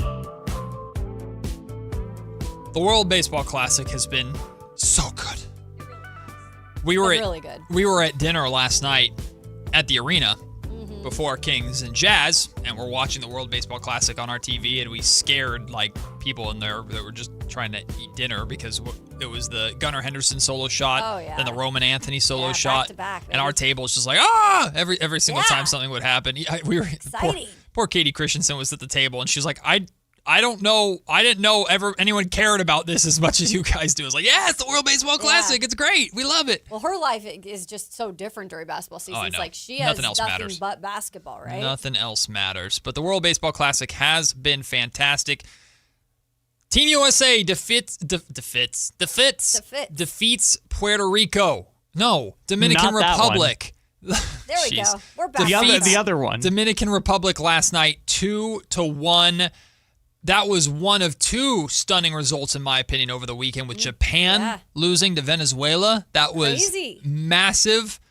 And the way that game ended, the way that Team USA won was with former of course, San Diego Padre, Mason Miller, with the strikeout on, it was Perdomo, right? Geraldo Perdomo. And, it was ball four, in my opinion. Oh, really? Oh, yeah. Okay. It was low. Okay. It was below the knees. Mason got the call. Yeah. I don't blame any Dominican Republic fan today, though, that is pissed off with how that game ended, specifically because if Perdomo walked, then there would be two runners on with Fernando Tatis Jr. coming to the plate as the leadoff hitter. So that was a massive call to eliminate the DR from the World Baseball Classic and punch Team USA's ticket to the final. What did you make of that final moment? Yeah, well, first of all, manager for DR, Albert Pujols, it did not make I honestly thought it was a classy move. He did not make any stink about that call. He was pretty much like, I'm not going to blame it on the call. Like, he was like, it wasn't our night. Yep. I was like, hats off to you, Pujols, because I probably would not be that buttoned up in that situation, but it really kind of wasn't their night. Like, they weren't hitting like they usually hit. They were averaging about 10 runs per game. Also, I felt like they became a little hesitant on their base running when Aaron Judge had thrown Tatis out. Yep. I then felt like the hesitation on the base paths became a little bit more like aware in terms of the DR and like in their heads, because again, they've been very opportunistic on the base, running opportunities. So I thought that was weird how they maybe changed their game a bit. But when it came to that pitch, I mean, I would probably side a little more with you on that too. Unfortunately, they don't have, well, not for the USA's case, but they don't have the replay to see that in a World Baseball Classic, right? Yeah, a lot of people are using this as like, Yeah. bring in the ABS. Exactly. We need the ABS. This stuff can't happen. Right. I've always enjoyed the human element of baseball, but when you're on the wrong side of it, you hate the human sucks. element of baseball. And especially with the World Baseball Classic that has become really a spectacle in the last couple of weeks, people are really enjoying it. They're enjoying the different type of energy that this baseball is giving off. And it's primarily because, these countries are kind of all just going head to head. Yep. And the atmosphere, at least the ones I've watched in Houston, are incredible right now. I mean, I know we have a clip from Aaron Judge maybe we can listen to in a minute about maybe even more so how this environment is even more special than a World Series environment. Yeah, here's Aaron Judge. It's been bigger. World Series I was in, the crowd here, the crowd we had when we played against Mexico, it's bigger and better than the World Series. It's just, like I said, the passion that these fans have representing their country, representing some of their favorite players, there's nothing like it. Yeah. He's right. I mean, it is. It's a different type of energy. I'd love to see that energy like in a World Series, and sometimes you do with certain fan bases, right? I mean, the Cubs. Well, Aaron Judge plays for the Yankees. That's probably why it stunk so much. Yeah, Yankees fans are great, though. I would think when that. What do you mean? They were going to get swept and they all gave up. Well, but the Yankees fan base in general at every home game is very active and very loud. Now, they're not always saying the nicest things. But when the Cubs played the Indians in that World Series, and I can say firsthand being there, like that was a different type of energy. You had two starving fan bases. But yeah, when you bring countries into it, it is a little bit different. Long story short, what a great win for the U.S. and give credit to Mark DeRosa for putting in Gunnar Henderson. It was the right call. Like mixing up and Roman Anthony and mixing up the lineup a little bit because it made a difference. You ready for an insane Mason Miller stat? Yeah, bring it. This is from Peter Appel on Twitter. He's from Just Baseball Media. He says hitters are now 0 for 50 with 39 strikeouts against Mason Miller since September 8th. What? That is a wild Isn't that crazy? That is the a last wild stat, 50 yeah. at-bats against Mason Miller. Not a single hit, 39 strikeouts. That's a 78% strikeout rate. That's crazy. Pretty insane. Wow, he must be really, really good. Yep. The team that had him should probably want to keep him, right? I will say, because I was very frustrated at the time when they made that trade because I felt it was classic A's, I really like the prospect they got back in DeVries. Ooh, Can he's gonna he be strike really out good. 78% of the batters he No, faces? but he batted 408 in spring, and he looks damn good when the A's call him up eventually. So I'm okay with. I think I'm feeling a little bit better today than I did when they initially traded Mason Miller. But good on the Padres. Enjoy Mason because he's sensational to watch. Think about that. Like 6 months ago, he was, or I guess like 9 months now. 9 months ago, he was pitching in Sacramento. The best reliever in baseball 9 months ago was in Sutter Health Park. And he barely got any opportunity to pitch because the A's were already down by 5 runs in the 9th inning. So what's the point in pitching him? But no, Mason Miller's been phenomenal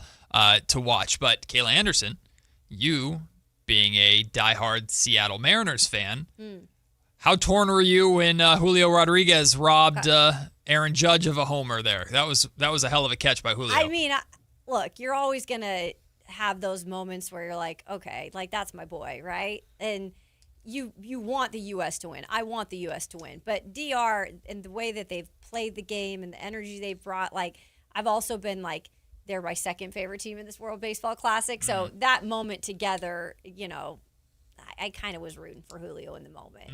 But it wouldn't have been if the U.S. would have not won, then I would have been like, oh, shoot. So now the DR's out, Kyle. Are you on the USA bandwagon, or are you jumping over to either Italy or Venezuela? Italy? I will absolutely not be rooting for the United States.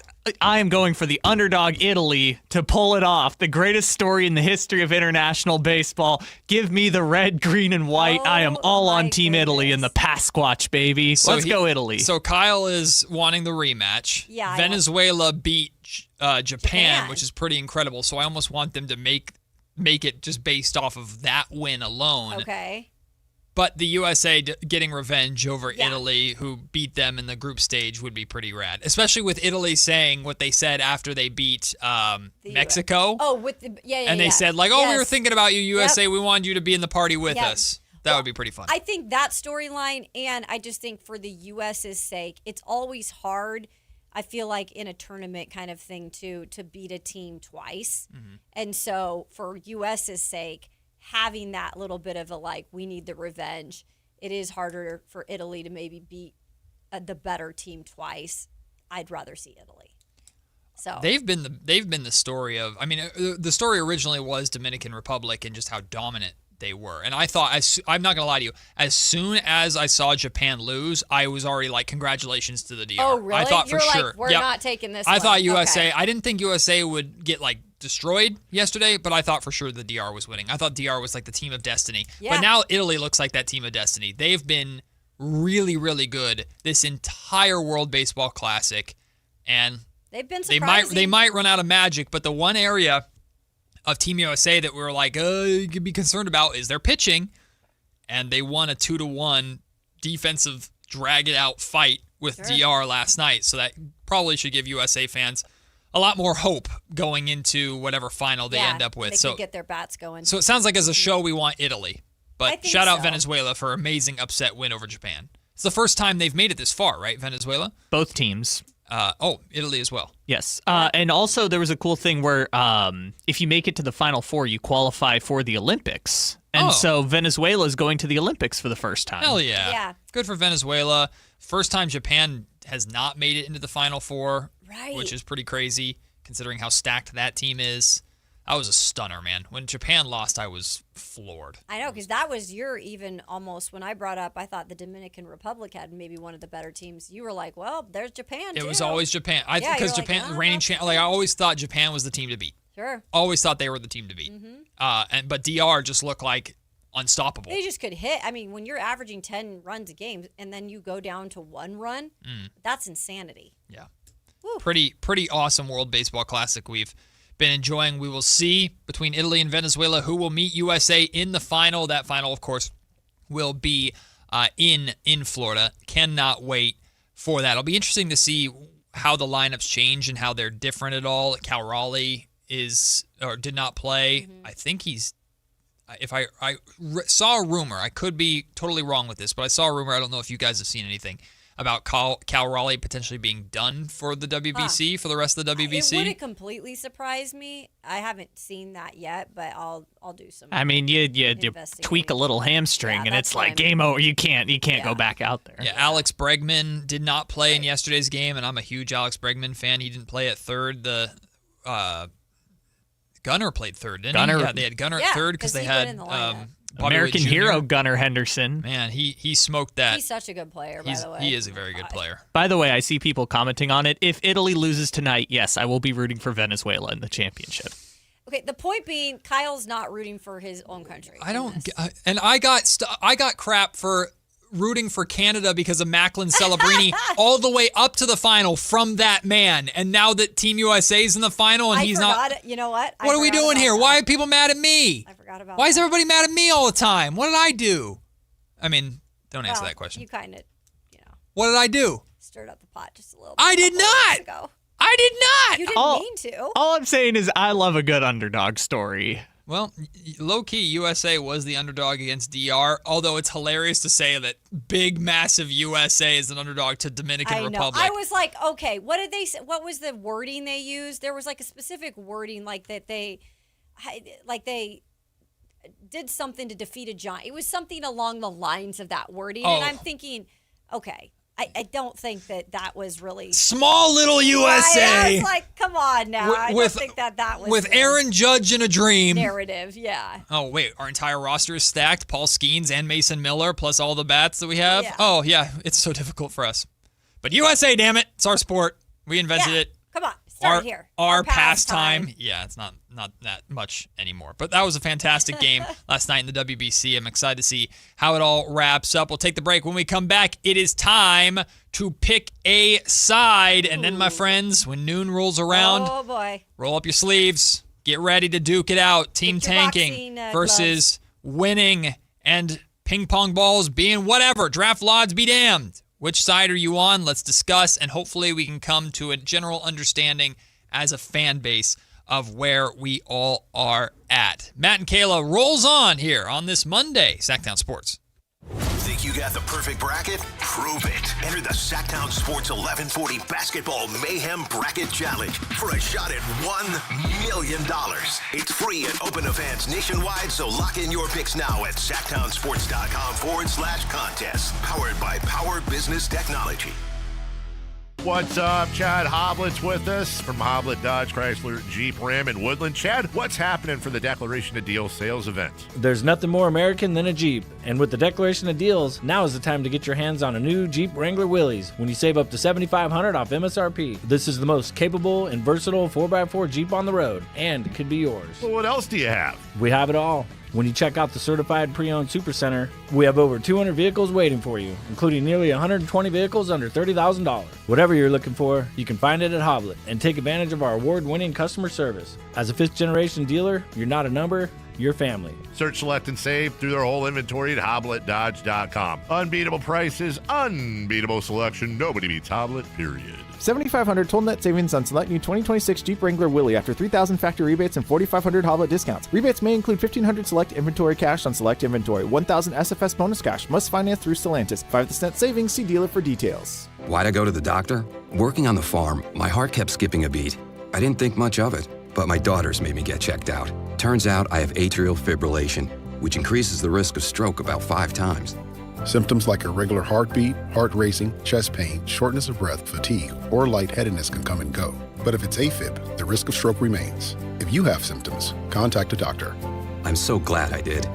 Visit notimetowait.com. Sponsored by Bristol-Myers Squibb and Pfizer. LinkedIn is pretty amazing at helping you grow your small business. We cannot stop your new clients from emailing you at 3 a.m.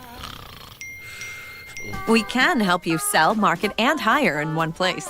We cannot help you be in 3 places at once. And while we can't help you organize your calendar, LinkedIn can help you land more clients so you have a calendar to organize. Grow your small business on LinkedIn. Learn more at linkedin.com/smallbusiness. Only one radio program captures the excitement of hunting and fishing as it happens. The award-winning California Sportsman with Sepp Hendrickson. Only California Sportsman takes you where the action is. Live on the water, live in the blind, and live with the top pros and experts in outdoor sports. California Sportsman with Fishing Hall of Famer Sepp Hendrickson is your premier destination for all things outdoors. Sepp's Saturday Morning Outdoors. Ultimate Bass and California Sportsman, 5 a.m. to 8 a.m. Saturdays on Sactown Sports 1140. Sacramento! Now you got a place for all things dance. The all-new Energy 100.5 HD2. Where dance music lives. Dance vibes anytime and any place when you get the free Now 100.5 app. Or listen at 100.5 HD2. Spring is here, and there's really nothing better than hitting the open road in a new Honda. Whether you're shopping new or pre-owned, Stockton Honda has the selection and savings, plus get top dollar for your trade. And while life's roads are often filled with bumps, buying from Stockton Honda couldn't be smoother. Wherever the road you travel might lead, Stockton Honda is happy to get you there. Come in today or go to StocktonHonda.com. Anytime, anywhere, it's all here. StocktonHonda.com. Pick a side, any side. It's time for Pick a Side on Matt and Kayla. Yes, indeed. It is time to pick a side, and let's consider this a little bit of a warm-up. Everybody get loose, get ready, because at noon we're really going to be picking sides when it comes to this tanking versus winning. Fights right here. Yeah, this is the undercard, but still some good fights, some good bouts. The main event is tanking versus winning coming up at noon, and we want you to be a part of that. Pick a side. Right now, though, a multitude of different topics, including Kyle, take it away. Including Kyle. Pick a side. Kyle? Personally, yes or no? Or the U.S. Kyle or USA? Personally, I'm anti-Kyle, but, you know, we can be swayed either way. WNBA, their season's supposed to start in May, but they don't have a collective bargaining agreement. I believe they set a deadline for Tuesday this week? Monday. So today. They set a deadline for today to have a CBA done or potentially push back the season. So pick a side. The WNBA season won't start on time. Oh, man. I don't want to be right, but I feel like it's not going to. I know. I think it's going to get worse. Yeah. I think it's going to get more brutal, which sucks because the WNBA has been on fire as of late. It's had so much momentum. Last season was so great, but also that's one of the reasons why this lockout is happening is because of the amount of momentum that they built for themselves, right? And the players are rightfully trying to get more involved. This whole thing is messy. It sucks. It's a precursor to what we're probably going to go through next year around this time with baseball. Yep. I hope I'm wrong, but I feel like the start of the season's not going to start on time. So they've exchanged like 15 proposals between last Tuesday and the early morning hours on Saturday. Yeesh. And the thing is like Engelbert is obviously not loved, Kathy Engelbert. Like she's the commissioner, she's not very beloved. And the player representation is like badass. Like the women representing the WNBA on the player side, like I don't see them as anybody who they're not going to back down from this fight. Yeah. So unfortunately, I hope the whole season's not gone. I don't think that will happen because I don't think they can afford that. Yeah. But I don't necessarily think it's going to start on time. The players definitely are winning the court of public opinion, though. Yeah. And the WNBA, I mean, that's one area of leverage the players really have is we have all this momentum. You don't want to kill goodwill with the fan base by sticking to your guns too much here in this sense. I mean, I'm firmly on the side of the players. I just don't see, like, it's missing games that usually is what finally spurs things into motion. Because right now it's still just talk, and it's like, oh, May's a couple months away. Yeah, but that time. But when revenue comes in, right, especially with how, like, when Caitlin Clark's not playing, with Angel Reese is not playing, when the Golden State Valkyries aren't playing inside the Chase Center, and they were selling out every game last season. Yeah, that matters to owners, to players, to everybody.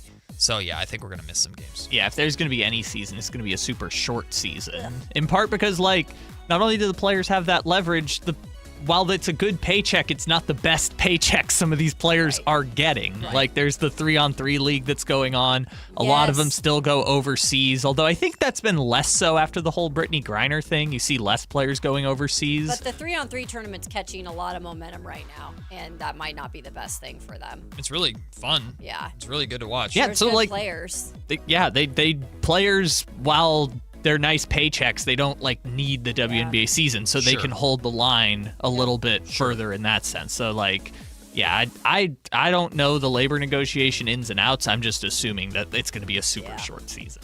All right, next up, Florida, the Gators, they're number 1 seed. Will they repeat as basketball champions? I think we all might be on a no for this. Yeah, I'm going to go with no. I was just looking at the South bracket. Look, Florida's a really talented team. You clearly saw what they did last year, getting the FCC back in terms of the title mix. But I'm looking at their side. There's some really good. I mean, they've got to possibly go through Vanderbilt again. Vandy's a really good team this year. You've got North Carolina, VCU, Illinois. Like Illinois, sneaky good. You can't underestimate them this year. You've got Houston that they could eventually face at some point. Yeah, I'm on the side of they're not going to repeat again. I have Florida losing to Illinois in the Final Four. Okay. And then Duke ultimately beating Illinois to make it to the championship game. I'm sorry, that's the Elite Eight is when I have Florida losing to Illinois. So that's how I think it's going to go down. I'm not a believer in Florida, me personally. Like, I think they're a good team. I think they're going to make a run in their bracket, and they deserve to be the number 1 seed. They're very talented, but if Florida wins the national championship again, if they repeat, I would be pretty stunned. It's hard to repeat, Kyle. What the heck? I mean, I already said Arizona's going to win. By the way, my bracket's pretty chalk. I just filled out my Jason Ross one. Whatever, but don't say that and then he's going to win it. Then I'll be real mad. Yeah, but I in my bracket I had Florida going to the Final Four, so maybe. Who knows? Yeah. Maybe that's closer than you guys had it. Sure. Next up, what's more fascinating, when you hit a long birdie putt or someone hitting a deep 3? Yeah, baby, I know my answer to this one. Pretty cool. Give it. Like, when you watch like a golfer and some of the best in the world to do it, hit those like incredible those birdie putts that are just, you're like, how did it turn like that? How did the angle? It's sometimes it's mind-blowing to even see like how that went in, how they read it the right way. Yeah. And so I know like the deep, half court, beyond half court shots are incredible too. But the way that the angles of the greens lie and how fast and slow they go sometimes, like there's no telling like what's going to happen. So when I see that happen and it's like a long birdie putt, I just go crazy. I think it's the most fascinating thing. As someone who's never hit a long birdie putt in my freaking life, in fact, I often smoke short birdie putts in the rare occasion that I have them. I think I'm on deep 3s. Now, those putts are sensational. And what I love about those putts, especially in events with crowds, is as the ball starts to trickle towards the hole, you hear the energy. You hear it build, right? Yeah. It's awesome. Which is pretty cool. And long birdie putts can be pretty sensational, especially at TPC Sawgrass. But deep 3s, the energy behind deep 3s, whether it was like Dame Lillard's game winner in Portland, that deep 3, or when Steph Curry catches fire and decides to pull from the logo or whatever and knocking those down, or Nikola Jokic, a 3/4 court heave one-handed for no reason just because it's freaking Jokic. Like, right. I would argue long birdie putts are harder to make than a half court or a deep 3. But man, those deep 3s and the energy that they provide in a basketball arena are pretty sensational. So I'll go deep 3s. I was really proud of my question today of that. I thought that was very creative, and I was looking for, pick a size, and I thought, damn, Kayla, you did good with that one. Damn, Kayla, you did good. Thank you. Kyle? That should be the slogan for the show. Damn, Kayla, you did good. I need a little bit of love sometimes. Okay? Unfortunately, I'm not going to show you the love because I'm a deep threes person. Okay. That's all right. Watching it, like I said this last year, watching that game live between the Kings and the Nuggets, I think Jokic picking up the basketball and throwing it 66 feet like a baseball is the most impressive thing I've ever seen on a basketball court. Into a little circle. He threw that ball into a little circle and he made it. Also, I can actually hit the deep threes, so like I feel like it's very satisfying. There's where it comes into play. There's where he starts. Yes, because as someone who can just pick up a basketball, chuck it 3/4 court, and bury it, I'm like, you know what? That's super satisfying. By the way, my coolest sports memory ever is I did that in front of Jalen Wells this summer. He was out at the basketball court with us. Yeah, him and his Jalen Wells, go Cougs. Him and his friends were out at the basketball court, and the game just ended, and I just picked it up and chucked it 3/4 of the court and hit it, and they all started screaming at me. That was pretty cool. Put him on a team. From Michael Fredgren in the YouTube comment section, Matt George doesn't hit the green in 2. Ban him. Ban that man. Ban him. I never want to see him again. Put him on a timeout. Nope, not a timeout. Permanent ban. Michael, get out of here. It was also a par 3 too, and he still couldn't do it. Hey man, I hit the green in regulation, and I might as well have won a Super Bowl sometimes, man. Let me tell you, golf's hard. Damn it. It is hard. It is very hard. That's why I went with long birdie putt. But I love it. I love it. All right, we'll take the break. When we come back, get ready, everybody. It's time. It's time. Get your boxing gloves on, tape up your knuckles. I'm gonna go take a break real quick. Roll up your sleeves, put the eye black on, whatever you got to do. It's time for the conversation. Tanking. Kayla's already punching somebody. Tanking versus winning in Sacramento. What side are you on? And the purpose of this conversation is to hopefully have a better understanding as a fan base of where the Sacramento Kings are at. Let's hash it out, but do it in a cordial way. It's the lunch break. Coming up next on Matt and Kayla, Sactown Sports. The madness is here, and so is your shot at $1 million. Enter the Sactown Sports 1140 Basketball Mayhem Bracket Challenge. It's free and open to fans nationwide. Head to SactownSports.com, build your bracket, and see if you've got what it takes. This contest is brought to you by Power Business Technology. For all your business copier needs, call 1-844-POWER-BZ or visit PowerCopiers.com. Don't sleep on this. Get your picks in now. This is the story of the one. As a safety manager at a manufacturing plant, he does everything he can to keep his coworkers safe. From finding ways to reduce risks to keeping safety supplies in stock. And for that, he relies on Grainger. Grainger offers a broad range of quality products and next-day delivery, so he can always play it safe. Call 1-800-GRAINGER, click Grainger.com, or just stop by. Grainger, for the ones who get it done. Injured and you're considering an LA law firm looking to charge you 45% to 50% in attorney's fees? That's overcharging. Ashton & Price has been around for over 25 years, and I can tell you no matter how complicated your injury case, you should never be charged 45% or 50% in attorney's fees ever. Direct, experienced, unrelenting, and honest local representation matters. It's called Home Court Advantage for a reason. Ashton & Price serious local attorneys for serious people with serious injuries. So for the best local advice, don't think twice. Call Ashton & Price. It's time for the madness, and your HVAC system is in a full court press. Cold mornings, warm afternoons. Your heater and AC are battling, and your system is working overtime. Don't let your comfort get knocked out. Score Brower Mechanical's Madness BOGO Special. Buy a heating maintenance and get a free AC maintenance for just $89. Call 916-352-3113. Brower Mechanical. Residential and commercial HVAC sales and service. License number 1081055. Card collectors know there's nothing as special as a rare one-of-one card. And now you can hear a very rare one-of-a-kind sports card show right here on Sactown Sports. Whitey Gleason here inviting you to join me and Mr. True Sports Cards himself, Emran Pilati, for the True Sports Card Show every Saturday morning at 10 on Sactown Sports. It's the only sports card radio show in the nation. For all your hobby needs, get to True Sports Cards, 6661 Stanford Ranch Road in Rockland. And for hobby, insight, and fun, join us for the True Sports Card Show Saturday mornings at 10 on Sactown Sports. When you take the time to shop at Folsom Lake Honda, there's one thing you'll always find. Happy people ready to serve you. As a family-owned and operated dealership since 2009, customer service is our #1 priority. Our customers love doing business with us, and you will too. Looking to own or lease? During the spring sales event, drive a brand new Accord or Civic. Visit us today at FolsomLakeHonda.com, your one-stop Honda shop. Folsom Lake.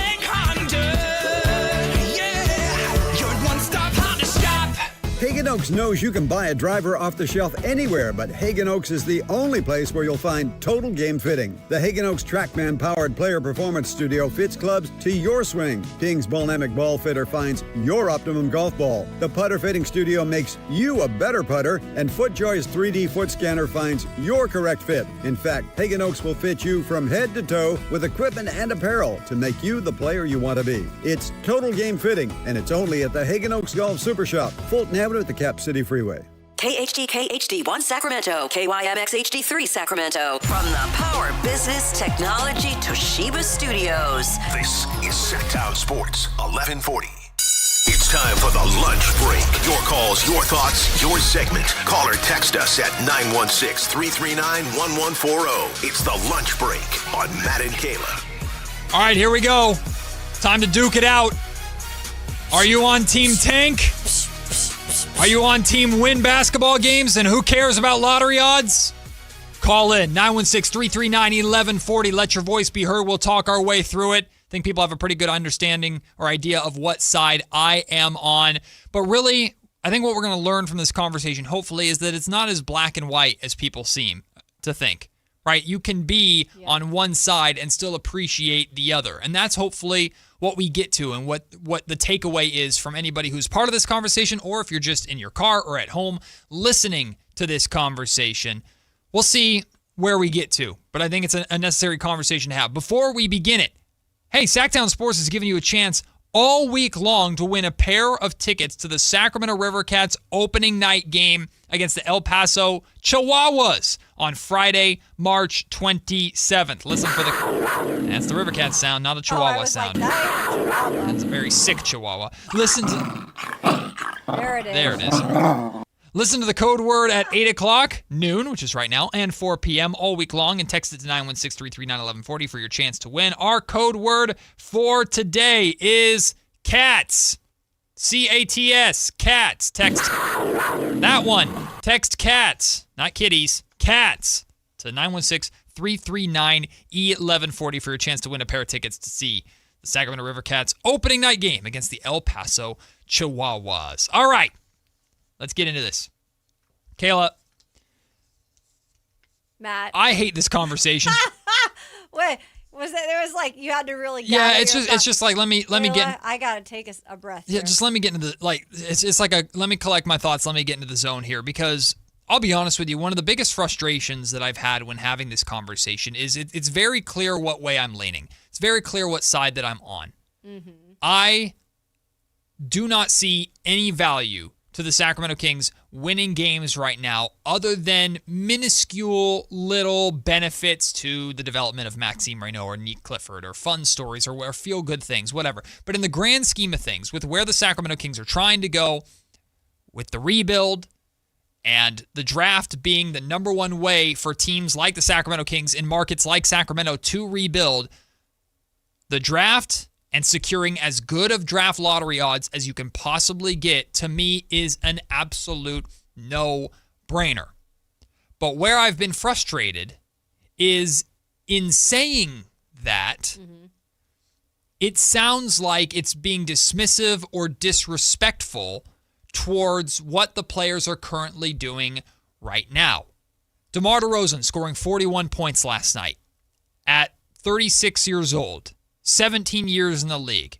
He has been on a tear as of late, Kayla. The Kings have won 4 out of their last 5 games, which is, in my opinion, when did he get food not poisoning, good. by the way? It's almost like when he came back from food poisoning. Yeah, he missed what was the game that he missed? It was a win, wasn't it? It was last Sunday against... Because he played against Charlotte. There's a game in there. Oh, was it the Bulls game? Is that what it was against? He missed the Bulls game? I don't remember.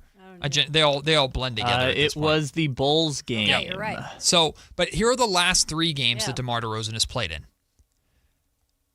On Wednesday versus Charlotte last week, 39 points, 4 rebounds, 6 assists, 2 steals, 1 block. On Saturday in LA, 27 points, 7 assists, 1 steal. Last night versus Utah, 41 points, 11 assists, 4 rebounds, 3 steals. By themselves, those numbers are phenomenal. 3 incredible performances from a absolute first ballot, no doubt about it, Hall of Famer. who continues to work his way up the all-time scoring list. Right? I think he most recently passed Tim Duncan for 18th. Yeah. Like, what we are witnessing and what we've seen over the last 3 games from DeMar DeRozan, from a basketball standpoint, is sensational. And I want to make this perfectly clear so people can't misconstrue this, although I'm sure they still will for some reason. I am not accusing DeMar DeRozan of stat padding. DeMar's been on a heater. He's cooking. He's also been playing for a team that, in the case of last night, had 8 freaking players available, and one of them fouled out in Nick Clifford. What the hell is he supposed to do? He's doing his job. So I want to make that perfectly clear. But at the same time, yes, if you were to put me into a category, I am in the category of what good does DeMar DeRozan scoring 41 points do for the Sacramento Kings organization? What good does it do? It's good for him. It's good for his numbers. And it was good for the fans in the Golden One Center last night. Yeehaw! In the grand scheme of things, the Kings have now fallen out of the top 3 in terms of draft lottery odds. And I want to put this context out there because this is important. Now that they're out of the top 3, they do not have the best odds at number 1 overall. But the drop is not super significant, Kayla. It's 14% to 12.5%. Yeah. That's not that big of a deal. Top 4, a little more significant, 52% to 48%. So now it's now a likelihood that the Kings will not be a top 4 team, that they'll be outside of the top 4. The furthest now they can fall is 8, which if they were to fall to 7 or 8, I think that's pretty catastrophic for the Sacramento Kings, and I know this is a deep draft. But in general, I am on the side of losing basketball games and securing lottery odds at this point in time is the best thing for this organization going forward. And I know, because Doug Christie talked about it last night, I know the Dallas Mavericks won the draft lottery last year, and they were the play-in team that beat the Sacramento Kings. I get that. Yeah. That's called an anomaly. Odds are odds. That's also called luck. Yes, luck. Odds are odds. Mathematics are mathematics for a reason. You want to put yourself in the best, highest percent chance to get what you need. That's what this conversation is about. No, it's not a guarantee. There are no guarantees. But I can guarantee you that a 41-point performance from DeMar DeRozan, while it's great for him, will have no impact on the development of the Sacramento Kings and this rebuild going forward, unless it's negative in terms of draft lottery odds. Like, yeah, that's where we're at. Or at least that's where I feel that we are at. Which, by the way, to specify, that's not DeMar's fault. It's also not Doug Christie's fault.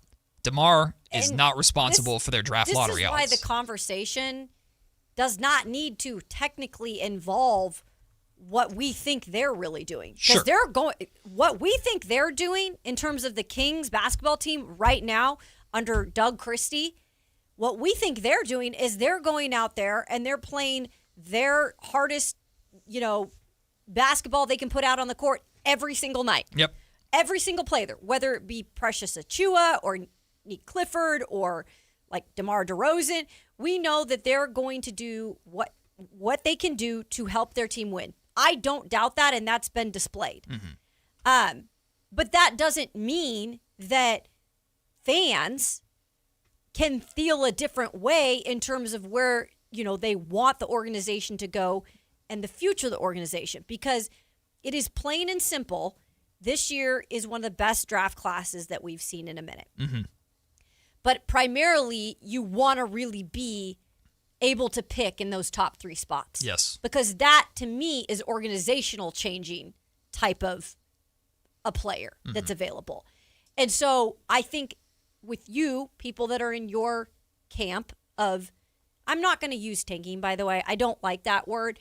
People that are in your camp of, hey, we just need to get the best available pick. Yep. So.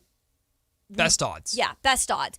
People in that camp have a right to feel that way because people in that camp are thinking maybe further down the line. Mm-hmm. And we want that pick that could be a franchise-changing player.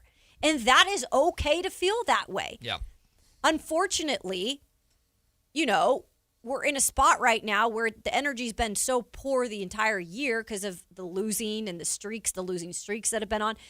This is like kind of an up time for the Kings in a weird way towards the end of the season, that people who want to see wins and have been longing for those wins all season are like, damn, we're enjoying this. Our vibes are good. Our energy is up. Yep. We saw back-to-back wins at home. Yep. which people have not seen a lot this year in terms of wins in general at home. And so those people are feeling a certain type of way too, which is great. I have a feeling that it's going to just play out how it's going to play out. Mm-hmm. Those guys are probably going to lose some more games. I don't know what is going to be controlled above them in terms of these other teams that are more blatantly tanking. Mm-hmm. But Doug Christie has made it clear that he's not upsetting the baseball gods or the basketball gods in terms of at least tanking on purpose. Like, that's not going to happen moving forward. Let's hear from Doug Christie. Here is Doug after last night's game making his stance on tanking very clear. In fact, he basically doubled down on everything he had said already. You know, everybody does something different. I mean, we had the process. We've had different things. So, you know, it's not for me to judge somebody else's house. I just know what we do here, and it ain't that. So, and it ain't never going to be that while I'm sitting here. When we go out there to play, we going out there to win. Now, if they beat you, they beat you. And I think last year was a shining example. The team that was supposed to get the number one pick did not. The team that got the number one pick, we played them in the play-in. So you know what I'm saying? So it's not that that's actually going to work. So in just my personal opinion, and this is not casting nothing on anybody else, I think that it hurts them. And I'm not here to hurt them. I'm here to build them up as young men and help them to help our city do what we know we can do. With the exception of that last part about tanking hurting the young players, Right. which I do agree with. I actually really agree with that part. I almost completely disagree with Okay. Doug's approach. However, I respect the hell out of what Doug said. Mm-hmm. Because one, I've heard it before. Those are the exact same things that he used to say on these airwaves. He's hated tanking forever as a former Right. player, not just now that he's a head coach and he's coaching for his job. But number two, he has given us the most definitive line in the sand out of anybody. He's made it known, as long as I'm coaching, we ain't doing that. Yeah. We're not tanking. We're never going to intentionally try to lose. Nobody else has made it that clear. I mean, other players have to some extent, because what the hell does Russell Westbrook care, or why should DeMar DeRozan care about a future draft pick? They care about the young guys that are here and want to help those young guys develop here currently. They're not worried about whoever will be here, whether they're still here or not. Right. And those players are not expected to be. Doug Christie, to some extent, might think, well, it would be nice to have A.J. DeBonsa here that I could coach going forward. But Doug has no guarantees that he's going to do that. He does have a guarantee of winning games right now, and he does have a guarantee of, I'm coaching Max, I'm coaching Neek, I'm coaching Dylan, I'm coaching Killian Hayes. So those are the guys I'm going to focus on right now. I respect the hell out of Doug Christie's approach. Again, I completely disagree with it because I don't think it's what's in the best interest for the Kings organization. Right. But at least there's no question of where Doug Christie stands on this, and that's at least refreshing to me. So my bigger question then to this, because I don't even know if this is really, when it's all said and done, Doug reports to Scott Perry. And my question is, because we don't mention Scott right now as much. Yep. What the hell is Scott Perry thinking in all this? And what have the conversations been like with Doug? Like, were there conversations? Is it because we've been told from the beginning that everyone's on the same page, from management down to, Doug Christie, in terms of that grouping of people? Mm-hmm. I think that's the more fascinating question. Yeah. Of what, because Scott Perry is also brand new here. Yeah. And he is also going to be judged on who he gets in this year's draft and how the team builds upon it. So what is the question? Because all of the other tanking teams, the GM is directly telling the coach, i.e., Utah's GM to Will Hardy, who Will Hardy has been very vocal about, I don't like this, but he's obeying orders. Yeah. That's the more fascinating question. Yeah, if Scott Perry if he was sitting right here publicly with us and we asked him that question, he'd either GM speak his way around it or he would not address it directly. Because if he were to, even if we'd agree with it, if he were to, it would not look good for him. He'd get in massive trouble with the league. Correct. So that's one side of it. If we're having a conversation privately, I don't know what Perry would say directly. But, and I see our phone lines are filling up here, so we're going to get to all you guys in just a second to jump in on this conversation. Bear with us. One of the things that Scott and Doug have said is, and this is another Scott line, talks about difference of opinion, but a unity of purpose. I believe that Doug Christie and Scott Perry are on the same page with what they want the Sacramento Kings to be. That doesn't mean they're on the same page with how they get there. Yeah. And regardless of how much you want to put on the outside about this unity of vision, there is also the natural human element of what's best for me that seeps into the conversation. Sure. What's best for Doug Christie is winning games and getting these young guys on his side to keep his job. That's what's best for Doug Christie right now, and that's just the reality of the situation. What's best for Scott Perry is hitting this freaking draft. Yeah. Because this is the best draft potentially he'll ever get as the general manager of the Sacramento Kings. And in some ways, this position has kind of fallen into your lap. You were not supposed to be this bad. You just so happen to be this bad. Might as well make the most out of it. Like, I'm not saying I would question Scott Perry as a basketball GM if he disagreed with my thoughts on tanking. But I believe Scott Perry and that front office understand how essential the draft is to getting this rebuild started correctly and to seeing this rebuild through. Now, that doesn't mean that they can't get a guy at 7 or 6 that ends up being a top 3 pick in the draft. Right? They very well could. Very possible. But the reality is you want a higher pick because you want to be able to get your first choice. And whoever your first choice is, you have to still get that pick right. But if your first choice is Darren Peterson, if he's the best player on the board, you obviously want the pick that you need to go out and get that player. That's why you play the odds game. You don't play it because the number 1 pick is guaranteed to be a star. You don't play it because top odds guarantee you a top pick. But you play it because I want to put myself in the best chance I possibly can to get the pick that I need to get the player that I want to rebuild this team correctly. That's Scott Perry's position. Even if it wasn't Darren Peterson, AJ DeBonsa, or Cam Boozer that Scott Perry wanted, at least if he knew he had the best odds, he could go get, like, hell, Caleb Wilson. Like, I don't know. I'm just throwing it out there. Like, it's their pick, and they would be more, like, available to pick that player. And that player's more available. And the fact that this isn't a consensus number 1 draft, it's essentially a top 3 draft, means those 3 could go in any order. And if you want one of those 3, but you end up at 3, you're a little spooked that guy might not be there. Yeah. Right? So this is a position. These are things that Scott Perry has to think about. This is why I'm so firmly on Team Tank. I do not hate what the Kings are doing. I enjoyed a lot of DeMar's 41-point performance. I enjoyed the hell out of how the Kings were playing on Saturday while also recognizing this is not good for the organization. It doesn't mean anything beyond a feel-good night, and sometimes you need that feel-good night. But now you have 4 out of the last 5 feel-good nights, while the Indiana Pacers have lost 12 straight. While the Washington Wizards have lost, I think, like 11 straight or something like that. Brooklyn has now leapfrogged you in draft lottery odds, and you still have to play them twice. They're going to roll out a G League team when they play you. And you're probably going to beat them because you have enough talent to do that. It's just the reality of where you're at, and it sucks. It's a horrible conversation to have. It's a horrible position to be in. It does not mean that I'm disrespectful towards Russ or DeMar or Doug or anything that the Kings are doing right now. But in my opinion, the best interest, what's best for the Sacramento Kings is losing games and increasing their draft lottery odds because, damn it, the one thing the Kings did not do right during that entire playoff drought, one, they never got the number 1 overall pick. They should have in the Tyreek Evans draft. They didn't. They should have had Blake Griffin, but odds, the lottery went as bad as it could go for them that time. And 2, they need a generational star. They do not have a generational star on this roster. The closest thing that they have to a generational star on this roster is 37 years old.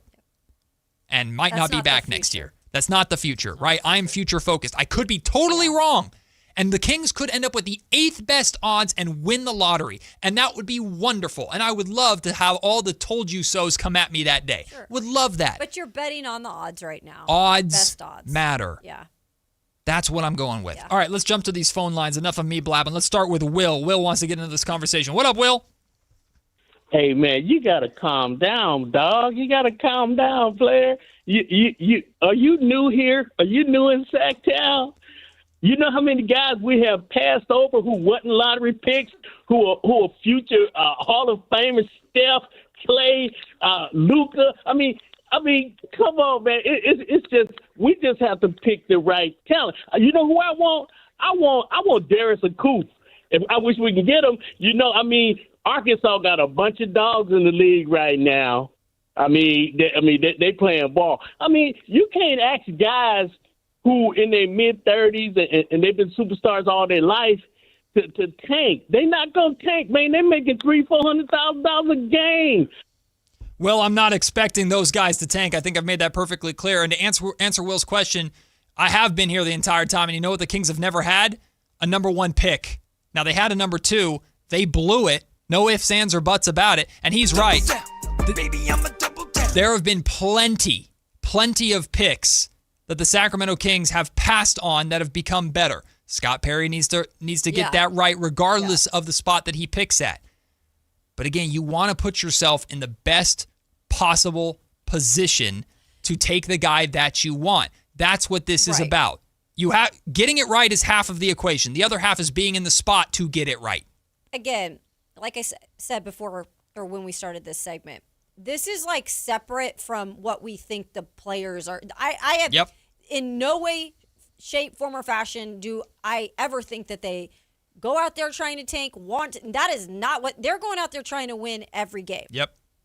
But this is also a realistic fan conversation that is being had. Mm-hmm. You might be on the side of just winning every game from here on out, which is great. But there is also another side that people would like to get the best odds to get the right pick. Or I shouldn't say right pick. The best pick possible. There you go. I do not expect DeMar DeRozan to tank. I do not expect Russell Westbrook to tank. But if it's in the best interest of the Sacramento Kings, I would expect Scott Perry to do what other general managers have done. You brought the Utah Jazz example. What's happening with Rick Carlisle in Indiana. Yeah. To make the phone call and say, Doug, you're playing DeMar only 15 minutes tonight because we've got to lose this game. Now, that's a big ask, and I understand competitively that's gross to say, but that's the position that the league has forced the Sacramento Kings in because of the blatant tanking that's happened around them. That's just the reality of the position that we're in. You can be ugly, you don't have to like it, but that's where the Sacramento Kings are at. Pool Guy Mark wants to hop into the conversation. I'm trying to put him on the air, and Pool Guy Mark won't go on the air. You got me? Okay, there you go. What's up, Pool Guy Mark? I'm here. Yeah, Purvis Ellison. He was the first pick. 2 takes. First, I like you. I appreciate the coach. For me, I'm like, he better be here for a few years because, like, we're giving up kind of a future to set, like, the precedent of not tanking. The second thing is, the rest of the league is blatantly losing these games. Like, they're playing chess, or they're playing chess. We're playing checkers. I just don't understand why we're the only team. Like, if we're beating their second, third players with our starters, it doesn't make any sense. It does have to come from the organization, not the coach. Like I said, I do appreciate the coach, and hopefully karma will bite the rest of the teams in the you know what. Yep. Pool Guy Mark, appreciate the call. I know I said ban Michael earlier. I was joking, but Michael's coming at me again. He says, Matt, you can't control what is the best possible position. You seem to keep missing that point. No, you cannot control what the best possible position is, but you can control putting yourself mathematically in the best possible position to be in.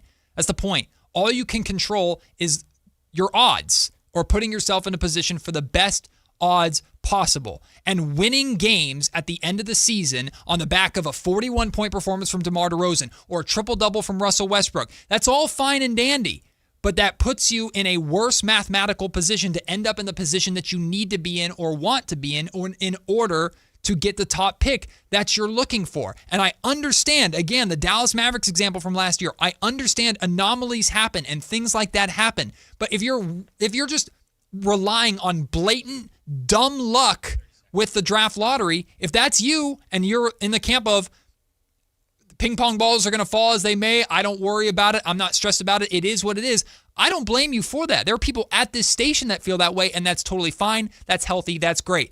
I'm not wired like that. If there's you hear coaches always talk about control what you can control. As an organization, the only thing that you can control in the draft lottery process is where you finish and what odds that you have. Then at that point, it's up to the ping pong balls. Why would I willingly put myself in a less likely position to get what I need so that I can win 4 out of 5 games at the end of a season. And yeah, DeMar can get his records, and that's awesome. And I'm not blaming DeMar for stat padding. DeMar's doing his job. I'm saying organizationally, you should be calling Doug and going, yo, it's not good for us to win right now. So we will make the call for you. It's not you. So if it's you're us. Scott Perry, you're Matt George now, the GM, and you're making this call when did you make this call to Doug? And like the last 3 games, like 2 games ago, and you said what? I made this call weeks ago. I understand the win in Memphis to snap the streak. Okay. I understand that. After that, then the Kings won in Dallas on the backs of their young guys. That was a win that I was like, screw it, I'm celebrating that. Because it was all the young guys who got that. But the amount of minutes the young guys played in that game, granted Russ didn't play, the amount of minutes that they played in that game, that's the status quo for the rest of the season. That's it. That's how you're going to play on a nightly basis. Russ, DeMar, I'm not going to just straight up bench you. You can play 15 minutes a night. I understand that impacts your averages. I'm sorry. This is the situation of where we're at right now. That's the GM's call that it has to make. That's not on Doug. That's not on the players. It's on Scott Perry. Now, Scott might completely disagree with this approach, and if he does, I respect the hell out of that. And maybe he does. That's why it hasn't happened. But for me, that's what's in the best interest of the Sacramento Kings. There are no guarantees. That's just how I would approach the situation. We still got full phone lines. I see you, Wally, TC, Casey, Raider Ted. Stay on hold. We'll take the break. When we come back, we'll get right to your phone calls as this tanking versus winning conversation rolls on. It's Matt and Kayla, Sactown Sports. The madness is here, and so is your shot at $1 million. Enter the Sactown Sports 1140 Basketball Mayhem Bracket Challenge. It's free and open to fans nationwide. Head to SactownSports.com, build your bracket, and see if you've got what it takes. This contest is brought to you by Power Business Technology. For all your business copier needs, call 1-844-POWER-BZ or visit PowerCopiers.com. Don't sleep on this. Get your picks in now.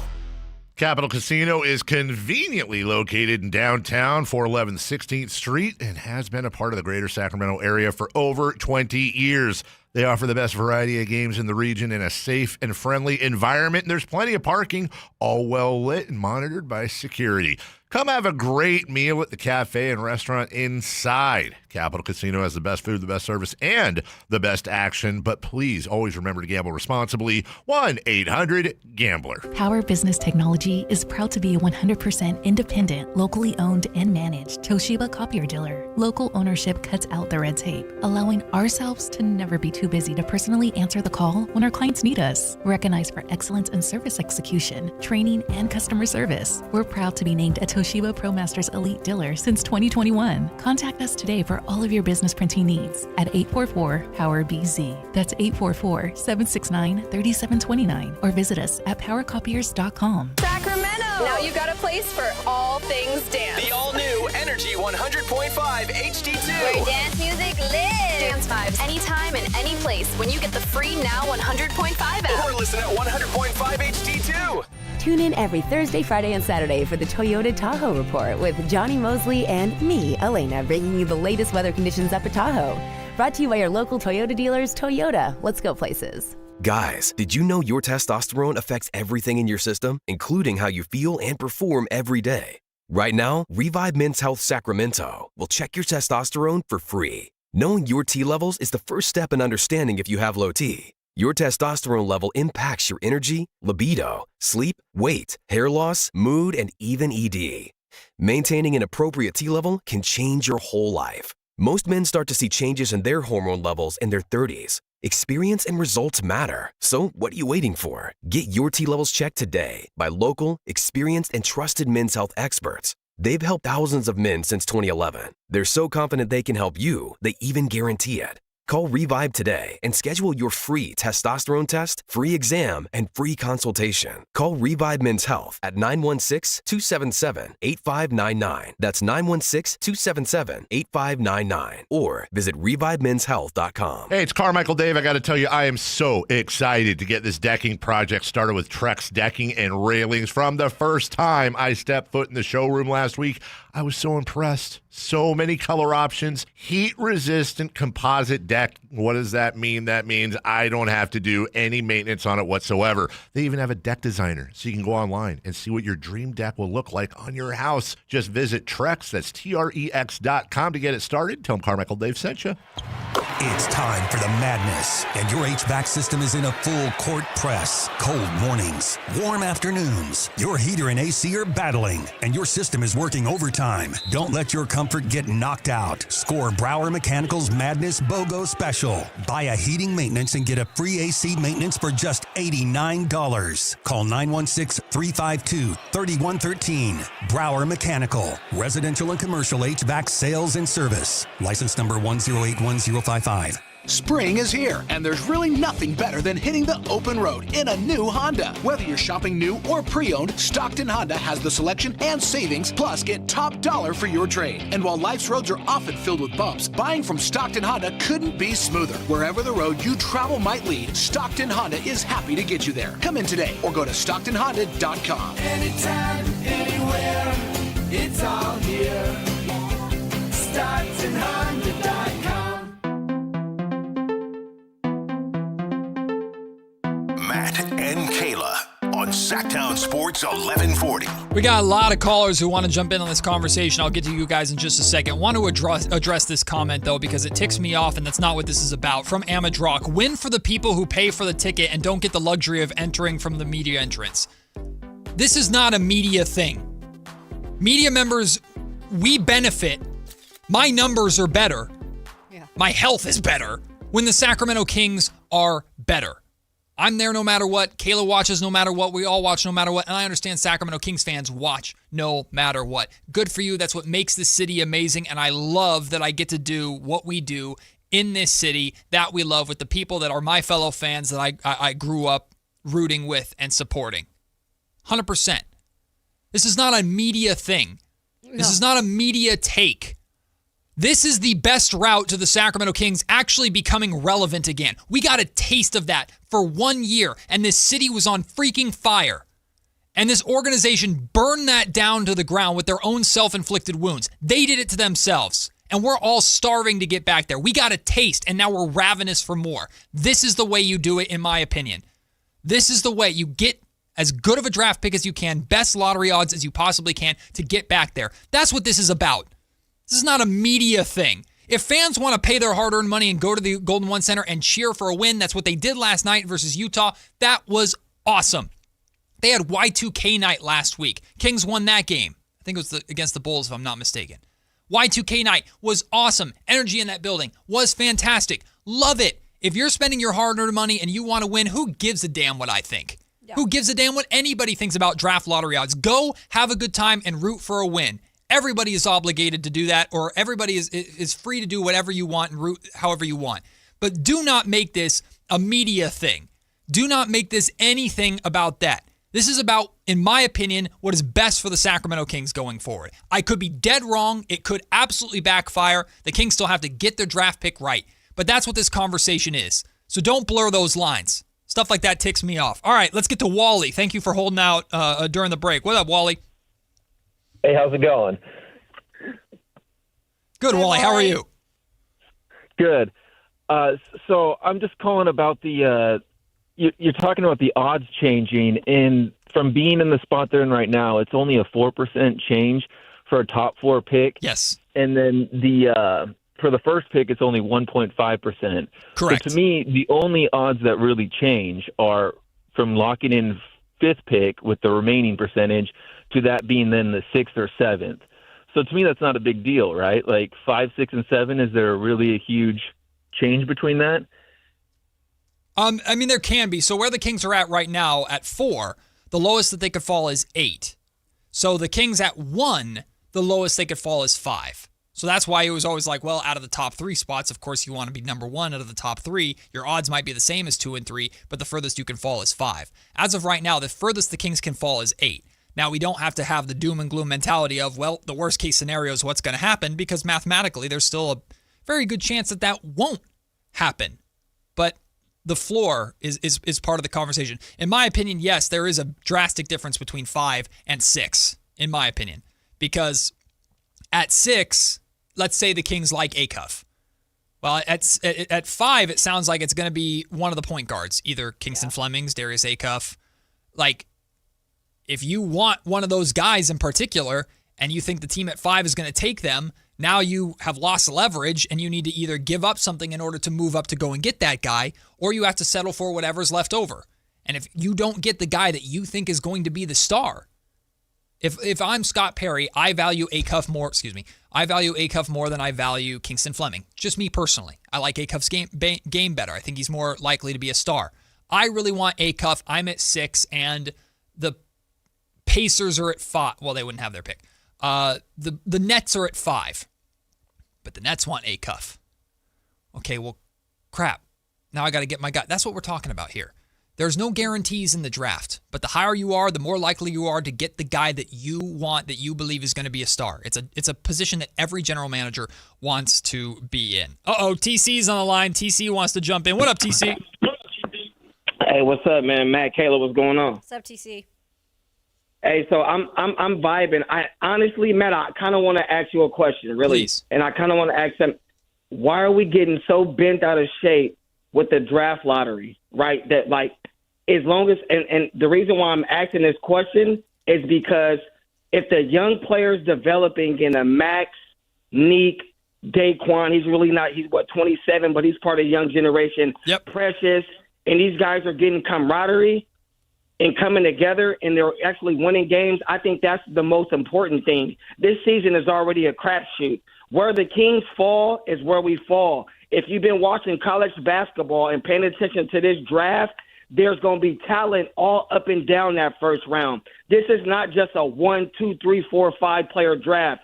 It's just those are the top guys we're talking about. And a Cam Boozer, AJ DeBanza, Peterson, Acuff, Flemings. Even guys wasn't even talking about those guys at first, other than like this last week. We ain't even talking about guys like Koa Pete, the other guard from Michigan. Like, it's guys up and down this draft. So, Kings fans, please don't get bent out of that. The most important is our young generation is developing, and we're going to hit wherever we pick in this draft. Okay, hold on, TC, though, because something that we have to acknowledge here is the Sacramento Kings aren't just looking for good players. The Sacramento Kings are looking for a star. You cannot win in this league without having a franchise player, and there is not a franchise player on this team. I love Keegan Murray. Keegan has proved he's not that guy. There is not a franchise player. Maxime Reynaud, love him. Not that guy. Neek Clifford, not that guy. I have no reason to believe any of those guys are that guy right now. Maybe they shock me and shock us all and become that, but they're not right now. That's why this draft is important. If you get a guy at 9, like TC said, it's an absolute deep draft. That's exciting. You could find a certified starter at 9. You're hoping at like the 8, 9, 10 range, you find a guy that's going to start for your team for many, many years and maybe it makes an all-star team a couple of times. That's probably what you're hoping for. That's your best case scenario. When you're drafting in top 4, top 5 range, you're looking for a generational star. You're looking for the change your life prospect. That's what the Sacramento Kings need. They don't just need another good player. This isn't the Beam team. When they added Keegan Murray with the 4th pick, they needed a good player to add to the Fox and Sabonis core. They're looking for the guy to start a new core with. That's the big difference for me. I understand completely what TC is saying, but that's where the difference lies, and that's a massive difference for a general manager in Scott Perry who has to tear this sucker down and rebuild. And you need a star in order to rebuild effectively in this league. What up, Casey? Casey, you there? Hello? I'm here. What's up, sir? How are you? How you doing? Good, man. I've been better. First of all, let me say this. I'm a diehard Kings fan. I've never met anybody that bleeds purple more than me. Hell yeah, man. Back in the early 2000s when Weber went down in the playoffs, I cried. I've got a hole in my garage wall to this day from the Game 7 against the Warriors, and I punched it in the wall. Like, I'm a diehard Kings fan, and anybody who says that they want to see the Kings win right now, they don't know basketball, and they're not a true Kings fan, because that's just not what's best for our organization. And you have to understand that the NBA is not structured in a way where the Kings can get better outside of the draft. We don't have the same abilities that the Knicks or that the Lakers or that the Clippers or the Warriors have. We can't sign those players. We've never done it. So people have to realize this is the only way we have to get better. And teams are tanking perfectly. 12 games ago, we had a 3-game lead. We had 12 wins, and the 3 teams above us all had 15 wins. And now within 12 games, we've gone to being from first to fourth in the draft lottery odds. And to me, it's organization. Ever since, I've never seen an owner who was so beloved when he got here because he saved the team from leaving, who's made every mistake. If he didn't save the team from leaving, he would be run out of town because he's made every mistake possible. We've traded the only 2 franchise players that we've drafted in Halliburton and Fox, and every other draft pick's not even close to that. Casey, thanks for the call. One thing I want to address that Casey said, you're absolutely a true Kings fan if you disagree with tanking. You 100% are. I don't like that language. I think that language is ridiculous. It's one of the things that I want to avoid in this conversation. You mean if they're on the side of if you winning are games. Pro-tanking or if you're on the side of winning games, you are 100% an authentic Kings fan who cares. That's let me say something first. Yeah, please. Let me say something. Y'all are acting like this is like a political race. Yeah. Like this is sports. It's okay to have a damn opinion. Mm-hmm. And we don't have to hate each other for it. Not at all. Or diss each other for it. And I'm not like dissing on him for saying that. Like we're all passionate. Like we have a right to be passionate in something that is like this. This is the Kings. This is something that you guys have put your heart, blood, soul, everything into in terms of rooting for this team. You're entitled to your own opinion, but that doesn't mean you have to hate on somebody else who's a Kings fan who has a different opinion. Yeah. Guess what? We're going to get some freaking place anywhere. Let me tell you that much. Whether you like it or not, it's going to end up in some direction. Hopefully it's the right one. But it's okay to have 2 different opinions on this subject. Yep.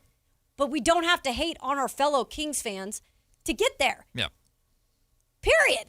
I have been wrong plenty of times in my career, and I'm not claiming that I am 100% right and I know everything in this conversation, this situation. Again, I would much rather, Kayla, if you could guarantee me, Matt, you have to, this is a Carmichael Dave thing, Matt, you have to continue to be tank commander or whatever you want to call it for the rest of this season, knowing that the Kings will end up with the 9th best odds or whatever, 6th best odds, but will win the lottery outright. And then you have to deal with all the I told you so's and Matt, you idiot, see, it doesn't matter.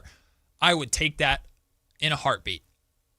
This is how I believe the Sacramento Kings should approach the situation. Doesn't make it right, doesn't make me smarter than anybody else. If you agree with me, great. If you disagree with me, great. We all want the same thing. And that's what I was also kind of hoping from this conversation. We can hash it out. We can get into it. We can fundamentally disagree. But we ultimately all want the same thing in this conversation. That's the point of that. Raider Ted, I see you. I apologize. I did not get to you quite yet. If you want to hold on or call back in, you can, because we can have this conversation again in the 1 o'clock hour, because coming up next, we're taking a break from this, getting to football. It's time for Kayla's 2-minute drill. You're listening to Matt and Kayla on Sactown Sports. Think you got the perfect bracket? Prove it. Enter the Sactown Sports 1140 Basketball Mayhem Bracket Challenge for a shot at $1 million. It's free and open to fans nationwide, so lock in your picks now at SactownSports.com/contest. Powered by Power Business Technology. Progressive knows that for business owners, vacations hit different. But hey, at least you finally took a vacation. And look at that. You only answered 53 calls, 84 emails, onboarded 1 new hire, and covered for Chris while he's out on paternity leave, and you did it all from a kayak. Because you, my friend, know how to relax. All right, you may not know how to take a day off, but you do know both your personal and business auto insurance needs can be covered in one place with Progressive. So at least that's relaxing, right? Progressive Casualty Insurance Company and Affiliates, not available in all states or situations. Get in the zone, AutoZone. John always listens to his truck. So when his brakes start talking, he goes to AutoZone, where a helpful AutoZoner gets him the right parts. If John has time to put them in, he borrows a kit with Loan-A-Tool. And if he doesn't, he gets a free shop referral. No hassles, just help. Everything you need, nothing you don't. Get in the zone, AutoZone.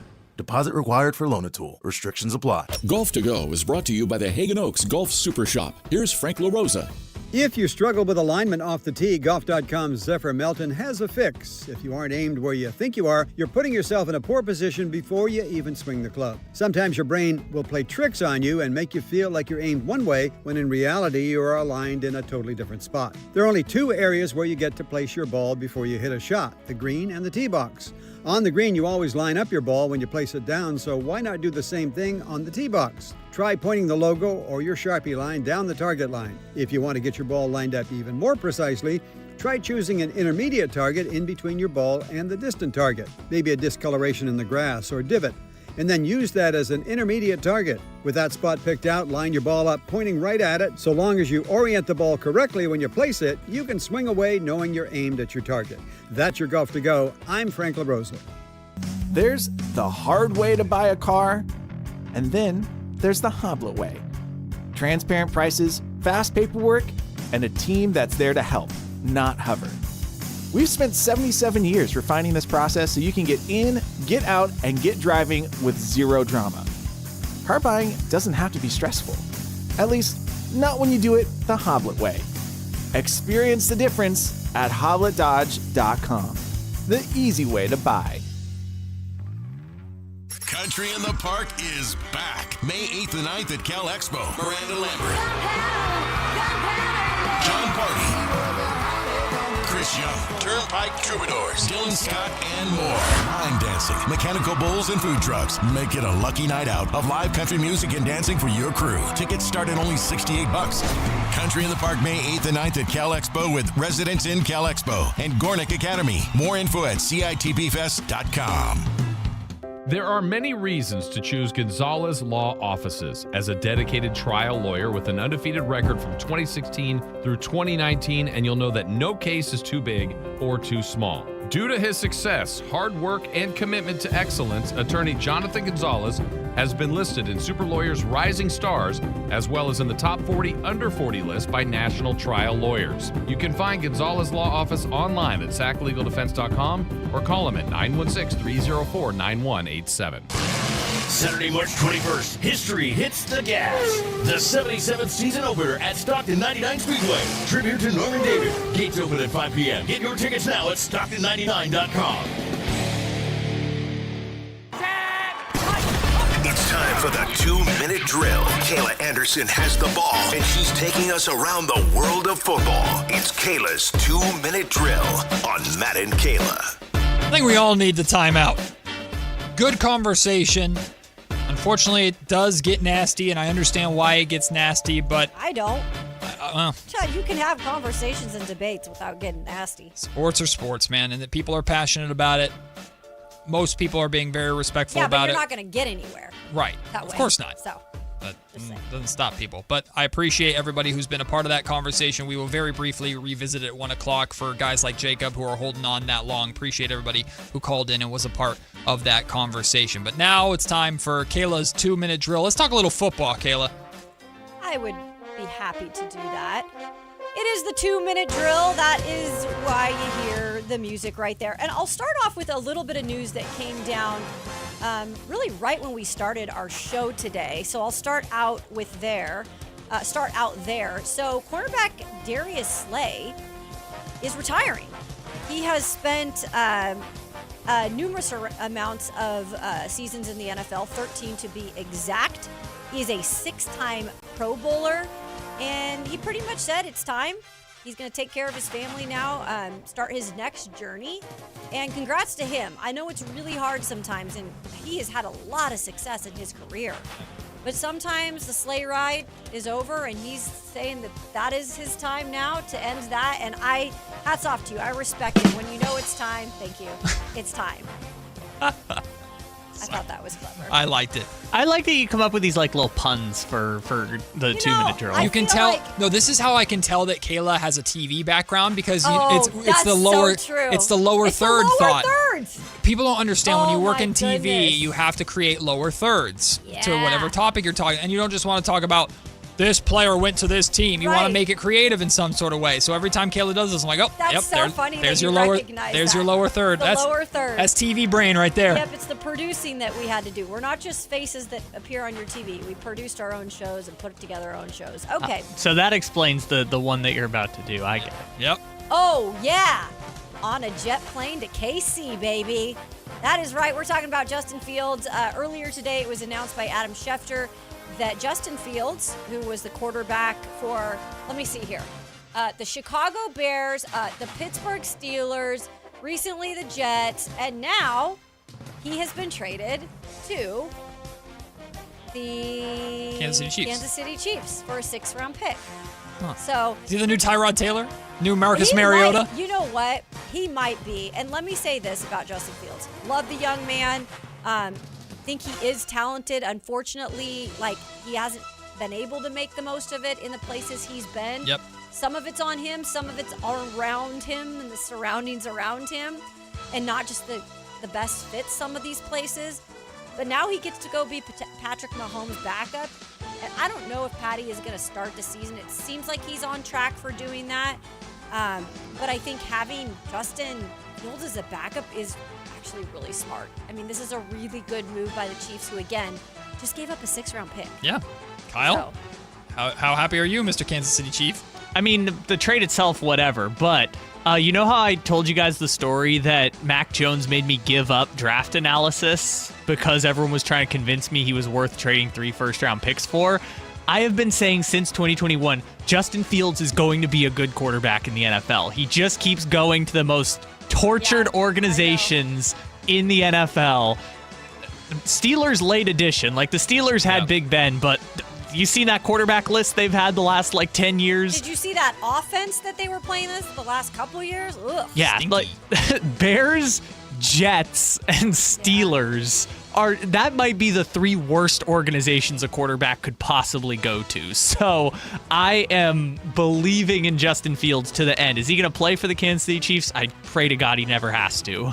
But I am believing to the end he's going to be a good quarterback. I know it. It's a great backup to have, honestly. And Patrick Mahomes, he's been pretty healthy in his career, but he's been banged up. So just to know that you have, or if even you need him to rest for a game, to not play on a bum ankle or something like that. You have a guy like Justin Fields that can come in and kind of run that offense and learn with Andy Reid. That's a great point, pal. So I do feel that the way the AFC West is shaking up now, there's not the significant gap anymore between Kansas City and everyone else, to where, if there is, knock on wood, if there is a 2-3 week stretch where Mahomes is hurt because of even a tweak. It could be something as silly as what the turf toe that Brock Purdy dealt with. If you have something like that, you need a quarterback in there that can at the very least, have you tread water so that when Patty comes back. Now, if you lose Patrick Mahomes for the season and Justin Fields is your quarterback, you're probably not in very good shape, but I don't think the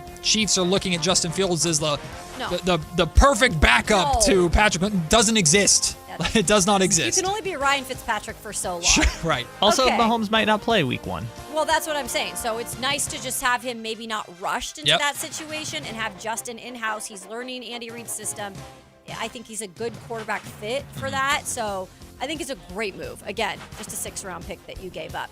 All right, where in the world is Trey Lance? Okay, so talking about a quarterback who's really been a lot of places. Obviously, he was drafted by the 49ers 3rd overall. And he's been, with the Cowboys, and then he went to the Chargers. And guess what? He's going to stay with the Chargers, guys. The Chargers are going to give him another year deal. But this is what's crazy. It's a 1-year deal up to $6.75 million. And I'm thinking, oh, my God. I'm like, that's for the cheap, man. When you hear a $6.5 million 1-year deal for a quarterback in this league, it is wild to think about that's on the cheap. Yeah. But that's pretty much what it is. And what Trey has not been able to prove himself anywhere. He's not really got the opportunity fully to do that. And it doesn't look like he's going to get that here because, you've got Justin Herbert as your starter.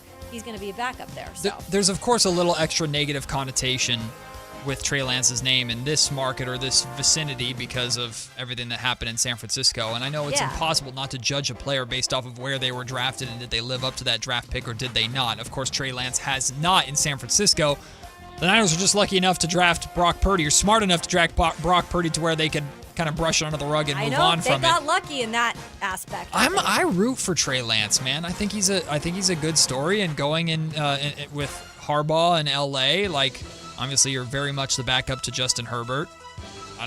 But you're one Justin Herbert injury away. Which is very, very likely always that Herbert gets hurt. But at the same time, like, and I know I'm going to hate on the guy a little bit. If you're a Chargers fan and Justin Herbert gets hurt, I don't know if you can feel confident in Trey Lance, but he's a backup. He deserves the opportunity, and I'm happy for him that he's still in the league. At least he's in the league still. The most crypto quarterback the NFL has ever had. Like, no one's ever seen him play. No one actually knows what his value is. Like, he's the most crypto quarterback the NFL's ever seen. Yeah, and sometimes there are those guys, and maybe some point he'll have that. He's 25 years old, so he's not getting any younger. He's only 25? Yeah, he's only 25. He's younger than Bo Nix. Exactly. That was my point there, is like, will he get a shot? I don't know, but it ain't happening this year probably. Give me a percentage chance. Here's a crazy scenario, and I don't take too long on this, but Justin Herbert gets hurt week 3. Yeah. Trey Lance is the starter for the rest of the season. Knock on wood, we don't want anything to happen to Justin Herbert. But Trey Lance is the starter for the rest of the season. What is the percentage chance of Trey Lance becoming the other side of the Brock Purdy story? Because Brock came in and stole Trey's job, but I'm not saying Trey would take Justin Herbert's job, but does Trey, is it that out of the realm of possibility for Trey to get a real shot and then suddenly like, oh, wait a minute, he's a really good quarterback? They don't have the offensive swag there that a Kyle Shanahan does or Andy Reid has. Like, they just replaced the offensive coordinator. Like, so there's not a consistency there, but they liked him enough to bring him back on a 1-year deal when there's other guys out there. So that gives you some sort of like idea of maybe he's on the right track of just learning. Yep. Behind a guy like Herbert. So I don't know if that would ever turn into a success story this year, but maybe he's starting to be put in that direction. Like, remember Jordan Love sat behind Aaron Rodgers for all those years and finally got his opportunity. Maybe Lance is just doing it in a very odd way, sitting on the bench behind players in different organizations. Amen. Sounds like you're just a backup quarterback. He very well might be. He might be, and you know what? Make a lot of money doing that. Still making money doing it. Yep. So good for that's Trey a 2-minute Lance. drill. Good for Trey Lance. We'll take the break. When we come back, more football talk on the way, but specific to the San Francisco 49ers. The Niners have converted some of Nick Bosa's money. And speaking of the Bosas, Mama Bosa put out a little bit of an Instagram post last night. They got a lot of Niner fans excited. Plus, should the 49ers go back to the negotiating table with Juwan Jennings and consider bringing him back now that it sounds like his market is not what he was hoping it would be? Kayla and I will discuss to start the final hour of the show. You're listening to Matt and Kayla on Sactown Sports. Think you got the perfect bracket? Prove it. Enter the Sactown Sports 1140 Basketball Mayhem Bracket Challenge for a shot at $1 million. It's free and open to fans nationwide, so lock in your picks now at SactownSports.com/contest. Powered by Power Business Technology. This is the story of the one. As a safety manager at a manufacturing plant, he does everything he can to keep his coworkers safe. From finding ways to reduce risks to keeping safety supplies in stock. And for that, he relies on Grainger. Grainger offers a broad range of quality products and next-day delivery, so he can always play it safe. Call 1-800-GRAINGER, click Grainger.com, or just stop by. Grainger, for the ones who get it done. Capital Casino is conveniently located in downtown, 411 16th Street, and has been a part of the greater Sacramento area for over 20 years. They offer the best variety of games in the region in a safe and friendly environment, and there's plenty of parking, all well lit and monitored by security. Come have a great meal at the cafe and restaurant inside. Capital Casino has the best food, the best service, and the best action. But please always remember to gamble responsibly. 1-800-GAMBLER. To 15-year-old Harper, buying an $80 vintage rock t-shirt is a great investment. To Harper's mom, this logic has a few holes in it. So she helped Harper open a Wells Fargo Clear Access banking account. With no overdraft fees and tools to track spending, Harper's learning, one heavy metal tee at a time. However you make money work, Wells Fargo can work with that. Terms apply. Visit wellsfargo.com/deposit disclosures for fees and details. If you're serious about your golf game, then you need to know about Total Game Fitting at the Hagen Oaks Golf Super Shop. Whether it's the TrackMan-powered player performance studio for your best fit clubs, or the cutting-edge technology putter fitting studio, or the free Ballnamic ball fitter and 3D foot scanner, the Hagen Oaks Golf Super Shop offers you total game fitting from head to toe with equipment and apparel. Find your advantage at the Hagen Oaks Golf Super Shop with the latest offering of new golf products in Northern California. Fulton Avenue at the Cap City Freeway. KHD1 Sacramento, KYMX HD3 Sacramento. From the Power Business Technology Toshiba Studios. Sactown Sports 1140.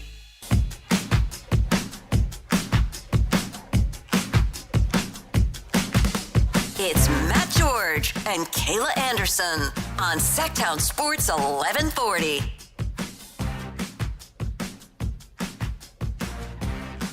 The offseason rolls on for the San Francisco 49ers. They've been very busy. Last week, the Mike Evans signing dominated the conversation here on this show. And the Niners, well, they keep it moving. They have reportedly converted $21.4 million. That's it. Of Nick Bosa's salary into signing bonuses. That's really nice. That clears $17.1 million worth of cap space this year. Bosa is guaranteed $22.7 million this upcoming season, with another $764,000 locked in next season. Of course, Bosa coming off of his second catastrophic injury of his career. But Kayla, Niner fans on social media caught a Instagram story, I believe it was, from Nick Bosa's mom. I don't know her name. She posted a graphic, a San Francisco 49ers graphic, featuring, of course, her son Nick. Yes. Playing side by side with Joey Bosa wearing a Niners uniform. Now, I know this is not the Joey Bosa from the Chargers back in the day who was absolutely reaping havoc. But the Bosa brothers in San Francisco makes a lot of sense. We've heard ESPN and other NFL analysts talk about the possibility of it. Of course, Mama Bosa seems to love the idea of her two sons playing together in Santa Clara.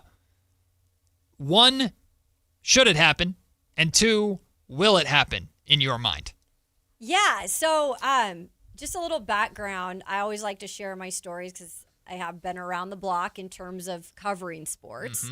And I spent over 2 years in Columbus, Ohio, 3 years, in Columbus, Ohio, covering Ohio State football, which is like the Kings here. Yep. It is their life. Rabid. Right? It's their life. And Joey Bosa, my first year that I was there, Joey Bosa and a lot of other incredible players, Ezekiel Elliott, some other guys, in my first year they won the national championship. And Joey was always one of those players, different from Nick too. Like those two are kind of different, but phenomenal player. We called him the Shrug. He used to do the celebration of like the Joey Shrug, like the emoji. After he'd sack somebody. Yeah, after he'd sack someone. He's real laid back kind of personality and has, he's been banged up in his career, honestly. Even when he had his good years with the Chargers, he has been a little bit banged up. But look, at some point, I love me a good story. And Joey coming over to play for the Niners in the latter part of his career as just a depth piece, I don't see anything wrong with it, just because you're not looking at him as like some starter. Yeah. You're looking at him as a depth piece, which we all know the Niners can use plenty of depth with the way that they kind of go through players during a season. Just anybody that can remotely pressure Right. a quarterback. Let's start there. Exactly. And it's not like he has nothing left in the tank. So I feel like this is one of those guys that he's going to turn 31 this summer. We've seen older players be on this Niners team, and I know that they do need to get younger, but that doesn't seem to be what they're doing this year. Yeah. So bring in some depth and bring in the other Bosa brother. I think it'd be incredible for the marketing side of things. Like, people will love it. The and that's the thing. This is not a significant investment from the Niners that we're talking about here. This would not be a massive payday, right? It would be, I would imagine, a pretty team-friendly deal at this point in Bosa's career. Right. So, I look at this, if it happens, and if it were to happen, as a probably very no risk to low risk, I won't even call it high reward. Like, the medium reward is you get the Bosa brothers lining up next to each other on defense. Joey Bosa is part of the improved pass rush that the Niners desperately need to make. Mm-hmm. Do I think Joey Bosa would come in here and change things overnight? No. Of course not. No. We're also hoping that Nick Bosa is the same guy when he comes back from his injury. But, I mean, it's a dream for these pro sports families to have brothers play together, family members play together. And the Niners, I think, are in a perfect position to make this a possibility. Again, it will not be a significant investment on their end. So I hope it happens. I like the graphic. I like the post from Mama Bosa. I'm sure she would love to be able to watch both of her sons at the same time on Sundays without having to split through games and figure out which ticket do I got to buy and where do I got to go. They missed each other at Ohio State, too. They barely missed each other at Ohio State. So they both went there, and they were both stars there, but they missed each other by, I think it was like a year or so. And Kayla, literally on complete opposite coasts. You have Santa Clara and Buffalo, New York. Like, it couldn't have been further apart. Exactly. Put them together. I would love it. I think it would be cool. Jerseys would be great. If it's for the cheap. If it's on the cheap, guys. No one's paying Joey Bosa a lot of money at this point. Hurt. No one's gonna. No. If you are, what's wrong with you? Exactly. Raiders don't do it. Yeah, you're like, wait. Just because you have money doesn't mean you spend it. We just want the storyline here. Raiders, don't do it. Don't do it. Although Joey Bosa used to give the Raiders freaking fits when he was with the Chargers, let me tell you. Another free agent that's still looking for a home, someone who was loosely connected to the Raiders, is Juwan Jennings.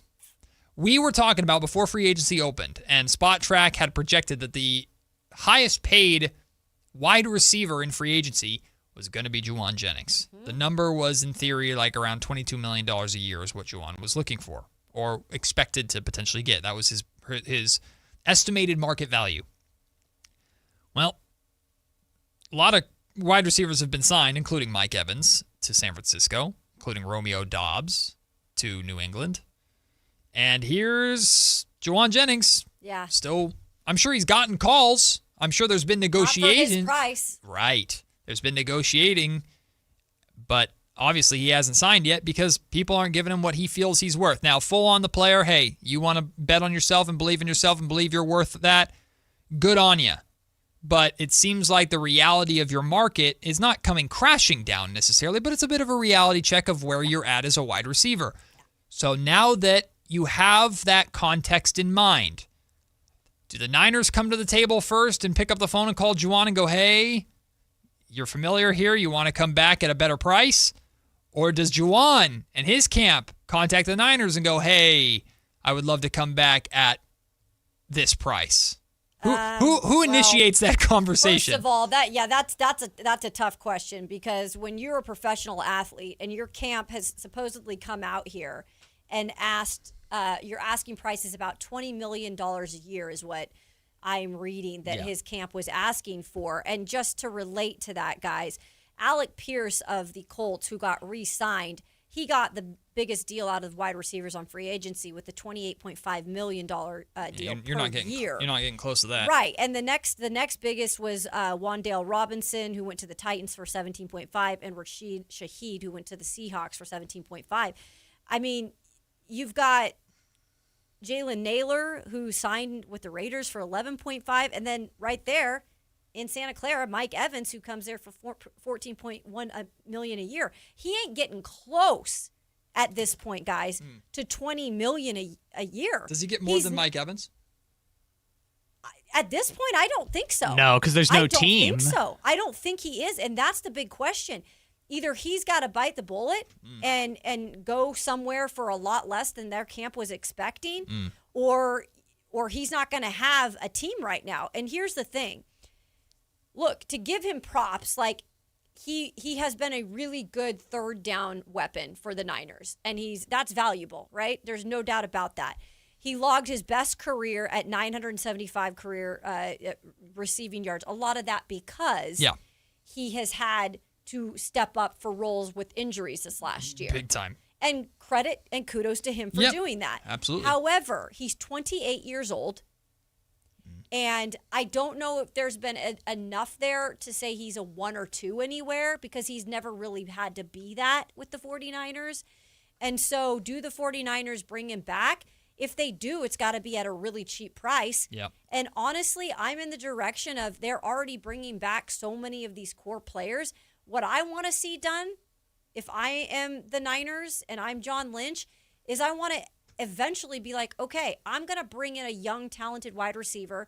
If there's one sitting there at the bottom of the first, all right, if he's the right fit, go get him. If there's one in the second, go get him. Right. Give him to Purdy when Purdy is still in his prime, and let Purdy build with a wide receiver that is younger, maybe speedier. And then, oh, by the way, now you have Mike Evans in that wide receiver room. Let him learn under one of the GOATs, a future Hall of Famer. That, to me, makes way more sense than bringing back a Juwan Jennings. I wholeheartedly agree with you from the Niners standpoint. And honestly, from Juwan Jennings' standpoint, I don't want to go back either. Not just because of the price tag that I'm likely to get there, but when they signed Mike Evans, they replaced me. Yep. Absolutely. I was the number one option by necessity. Yes. If, let's say he signs, okay, now I'm number 2 behind Mike Evans. Oh, but if Ricky Pearsall is healthy, I'm number 3 behind Ricky. Yeah. Like, Juwan Jennings is smart enough, and his camp is smart enough to look at Santa Clara and go, that door is closed. I Now think the Raiders Niners are an option. Well, the Raiders very well might be. If the Niners want to bring him back on a cheap, which I agree with you, I think it's just in their bench, just draft a wide receiver at that point, and because you need to go younger anyway. Just go younger and like the argument for bringing him back is, well, he's familiar with Purdy and he's familiar with our system, and we can hit the ground running. Because they've done it with so many people, right? And so many core players. That's great, right? But it's not a necessity. Mm-hmm. So I think this conversation's fun to have for the radio. And I'm not saying it's out of the realm of possibility, but the reason why I asked that question, who picks up the phone and who calls first, because I don't think either side is calling. Yep. I don't think the Niners would want him back at this point.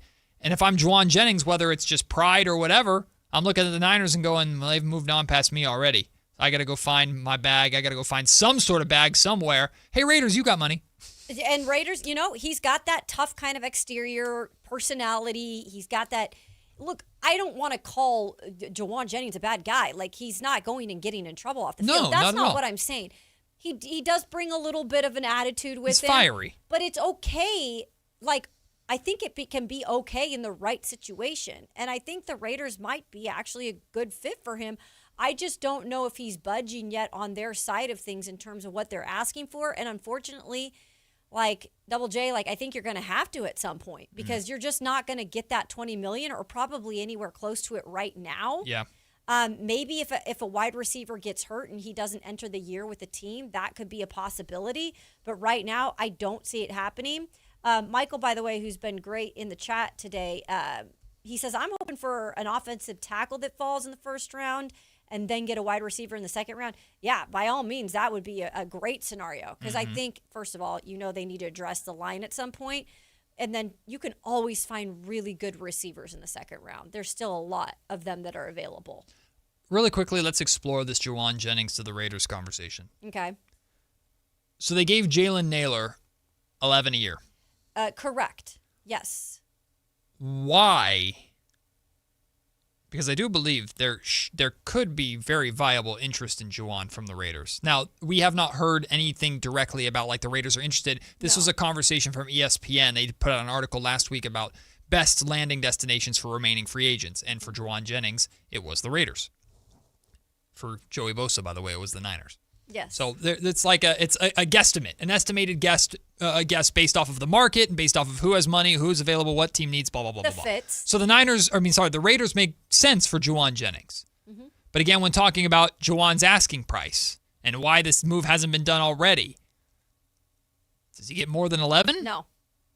So Naylor's coming back as your number 1. So Juwan is now being signed as your number 2?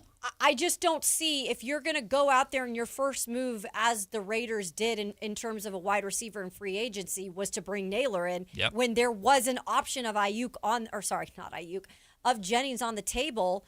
If they felt Jennings was worth that $20 million that he supposedly is asking for, they just would have signed Jennings. Instead, they went a different direction, signed Naylor, who they're not assuming he's going to be a number one. Sure. Like, that's not what their role is going to be.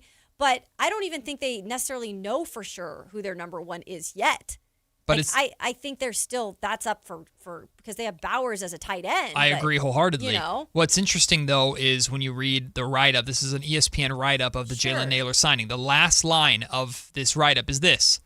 This signing shouldn't prevent the Raiders from adding to the wide receiver room, whether in free agency or in the draft. Correct. So there's an acknowledgement that they need to do more. It is. So the Raiders are doing the game. They're playing the game. They're waiting for Jawan's market to dry up so that they can sign Jawan.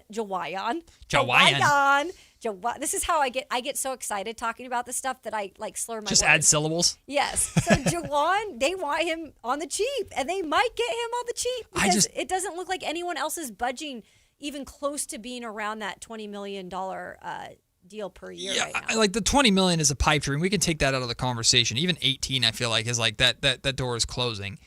I feel like Jawan Jennings would be worth more than $11 million. Yeah, and he might be more than 11. So I'm not going to say it's not a ton though. You're not going and paying him like 17 and going like. But you're getting him a lot for because again they would have made the move I think if they thought he was worth $20 million what they're asking for supposedly. Yeah. They're like, no, he's not worth that. We'll wait around. We do need to add again. Let's wait for his value to go down. Interesting. So. What do you think Brock Purdy prefers? Like Brock, that's obviously, a really good question. He obviously established a relationship with Jawan Jennings, third and Jawan, right? Yeah. Jawan was one of his top targets on third downs, but Jawan also became one of his top targets again out of necessity because his wide receiver room was just covered in Band-Aids or worse. Exactly. Like, so, and I don't mean that to undermine Jawan in any sort of way, but even if Jawan is back, Mike Evans and Brock Purdy about to be best buddies. Mm-hmm. It's like the Squidward meme. And Jawan Jennings is looking out the window in the practice facility, looking at Mike Evans and Brock Purdy playing catch and just, But again, with Pearsall, I think Brock Purdy and Ricky Pearsall have shown flashes of being on the same page, especially with Pearsall as a deep ball threat. Pearsall hasn't played enough with him. Right. As long as he can stay healthy. You've got this veteran in Mike Evans that's here, your red zone threat, all the respect in the world for what he's done that Purdy can latch onto. Give me the other end of the spectrum. Yeah. Give me the young kid that I can start to establish a relationship with. Go and use one of your top picks, first round, second round, on a receiver. Have them learn from Mike. Have them work with me 3 years from now. That's my number one guy. I think that direction more so. I don't know what Brock's really thinking, right? It could be either way with Brock. He could be like, bring me back more of a comfort type of player where I'm familiar with him. But for Brock's own sake, too, and I know Ricky Pearsall is not old. They just drafted him a couple years ago. Right. Unfortunately, it's hard to bring him fully into the conversation because he's been so banged up. And it's like to be determined on what Pearsall can really be at this point because it's all based on his health. For Brock, I think it's more rewarding if you have a right target and that receiver's there for the Shanahan system, bring him in. Start building that camaraderie and that chemistry with Brock. And then also, if that down the line pans out, like Brock is also responsible for helping build up that young player and who they are. But again, my point goes back to, I don't think there's a better time to bring in a young wide receiver than now. If there's anything that comes out of the Mike Evans signing, which by the way, I was still questionable about, the contract makes it better and more salvageable. Yep. Or what's the word I'm looking? Not salvageable, but appetizing. Appetizing. Yeah, easier to swallow. Yeah, I got you. Yeah, whatever it is. Salivating. It would be now to bring in that young wide receiver, just like we're talking about Russell Westbrook and how beneficial it is for these young guys to learn with him. You do not underestimate that, especially with these positions like wide receiver. Bring in that guy, help with Evans, have him help grow. I think it'd be really beneficial if that right wide receiver is there. There's a really important element to this Brock Purdy conversation too, and this is something that I think we'll pick up and we'll talk a lot more about on this station when training camp rolls around this fall. Last season was the first season where Brock played after being paid like the franchise guy. So once you're paid like a franchise guy, you have to start performing like a franchise guy. But he still had so many of these older weapons, familiar faces, the Kittle, the McCaffrey, and hopefully McCaffrey will stay healthy and Kittle will be back to his normal self, right? His receiving core. Brock is now going to start to be looked at as, are you a quarterback that makes the receivers around you better, or do you need the receivers to be good to make you better, right? And it's a sometimes unfair way to look at quarterbacks, but if Brock could get a rookie in the building that he works with and develops, that's available. That's not always hurt. Correct. And they can establish a relationship. Now we start to talk about Brock Purdy as, okay, he makes the guys around him better. That's a sign of a franchise quarterback that you can build around for years to come. So that's another part of this conversation that I think Brock, I'm not going to say he's like cognizant of necessarily, but you've got Mike Evans where you don't need to teach him anything. Throw the ball up, he'll go get it. And you'll work together to find the best way to maximize each other. Right. But if you can get, for lack of a better term, your hands on a available rookie receiver that you can teach and establish a connection with, to where now you're getting that guy paid a handful of years from now. Maybe he's holding out because he deserves a new payday. That's a great sign for the legacy of Brock Purdy as a franchise quarterback. So we're going to have, at least according to right now, to our schedule, we're going to have Ted Wynn of The Athletic on tomorrow. He's really, really smart when it comes to just football in general, but he also breaks down film. And I'm curious to ask him this question about receiver fit, if there is one in that second round, or even if they are in love with the guy that falls to the first round, like who would be a ideal fit for the Shanahan system and to possibly be that guy for Brock. I think they're destined to get a second round receiver. It just makes so much sense. I feel like that too. So it'll be interesting, like seeing what happens with that. But then again, you know, they recently drafted Pearsall. Like, do they look at that like, oh, we have faith in Pearsall's going to be healthy enough? I don't care. You still need to do so much more in that wide receiver room. You might as well get ahead of it, because Mike Evans is not going to continue just to be that guy for you season after season. We obviously, we don't have names off the top of your head that I'm asking for necessarily, Kayla. We know the offensive line is a focal point. We know the receiver room is a focal point. Getting more guys that can get to the quarterback is ideal on the defensive line in terms of the pass rush. But do you think there is not necessarily a sneaky pick, again, by a name, but a sneaky position that we might feel like the Niners have a lot? Like, I think about the backup running back position, right? I think about when Christian McCaffrey, to take some of the workload off of Christian McCaffrey, or God forbid, McCaffrey gets hurt again. And somehow he avoided that last season, and good on him for doing that. Like, is there anything that you think the Niners in the draft itself should like sneakily be prioritizing or looking to add depth to? They have a lot of holes to plug for sure, but they need depth as well. Well, the thing about the Niners that's crazy too is, like, if you really look at that team, yeah, they've got the big names that they're hoping come back healthy, and they've done a decent job in terms of free agency on building some depth on the defense. I think really the offensive line is where I focus. I think sometimes it's so not talked about enough to be able to not only eventually get a guy in there that can be your starter, like even if Trent Williams comes back this year, which I'm pretty sure they're going to. It's gone really quiet. Yeah, I think that means they're working on a deal. I think that so could too. be just me, but I'm pretty sure from history of I working think so with this too. stuff, that's what that means. But Friday's the deadline they got to get it done by? Yeah, I think so. So that tells me something good is happening. But regardless, guys, he's 38 years old. No matter what, like, you've got to find your next guy eventually. And I don't think they are going to necessarily keep on just going to try to fill that in free agency, because A, that's pricey when it comes to a tackle. B, like, you're not really getting younger.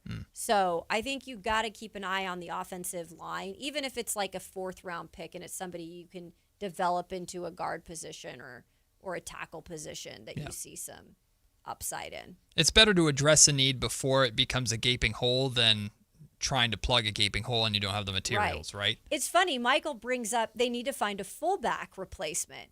Obviously, Juszczyk is getting up there too. It's so funny you say that, Michael, because the fullback position has gone pretty much to the wayside. Like, it's really not a utilized position anymore, except for in a system like Kyle Shanahan. It's very interesting, like that, how that position has transpired. So it's an interesting question. I don't know what they're eventually going to do at that spot. Well, here's an interesting question for you that we'll get into in the next segment before we have crosstalk with Whitey Gleason and Alan Stiles. We've heard so much about expansion in the NBA. Well, a meeting is going to happen next week. And which team should move to the Eastern Conference? We have two teams in mind. Two teams that reportedly one of them would be headed east if the NBA were to expand out west. We'll share with you who those two teams are and which one we think should be on the move. When we come back, it's Matt and Kayla here on Sactown Sports. Think you got the perfect bracket? Prove it. Enter the Sactown Sports 1140 Basketball Mayhem Bracket Challenge for a shot at $1 million. It's free and open to fans nationwide, so lock in your picks now at SactownSports.com/contest. Powered by Power Business Technology. It's time for the madness, and your HVAC system is in a full court press. Cold mornings, warm afternoons, your heater and AC are battling, and your system is working overtime. Don't let your comfort get knocked out. Score Brower Mechanical's Madness BOGO Special. Buy a heating maintenance and get a free AC maintenance for just $89. Call 916-352-3113. Brower Mechanical. Residential and commercial HVAC sales and service. License number 1081055. Spring is here, and there's really nothing better than hitting the open road in a new Honda. Whether you're shopping new or pre-owned, Stockton Honda has the selection and savings, plus get top dollar for your trade. And while life's roads are often filled with bumps, buying from Stockton Honda couldn't be smoother. Wherever the road you travel might lead, Stockton Honda is happy to get you there. Come in today or go to StocktonHonda.com. Anytime, anywhere, it's all here. StocktonHonda.com. If you're serious about your golf game, then you need to know about Total Game Fitting at the Hagen Oaks Golf Super Shop. Whether it's the TrackMan-powered player performance studio for your best fit clubs, or the cutting-edge technology putter fitting studio, or the free Ballnamic ball fitter and 3D foot scanner, the Hagen Oaks Golf Super Shop offers you total game fitting from head to toe with equipment and apparel. Find your advantage at the Hagen Oaks Golf Super Shop with the latest offering of new golf products in Northern California. Fulton Avenue at the Cap City Freeway. Country in the Park is back. May 8th and 9th at Cal Expo. Miranda Lambert. John Party. Chris Young. Turnpike Troubadours. Dylan Scott and more. Line dancing, mechanical bulls, and food trucks. Make it a lucky night out of live country music and dancing for your crew. Tickets start at only $68. Country in the Park, May 8th and 9th at Cal Expo with Residents in Cal Expo and Gornick Academy. More info at CITBfest.com. The other guys must think you failed math. Get this huge discount. Then the fine print hits you with $5,200 in mandatory ads. It's adorable in a scammy kind of way. At Hoblet, we skip the tricks. The price you see is the price you actually pay. What a wild concept, huh? Hoblet, family owned 77 years. Experience the difference online at hobletdodge.com.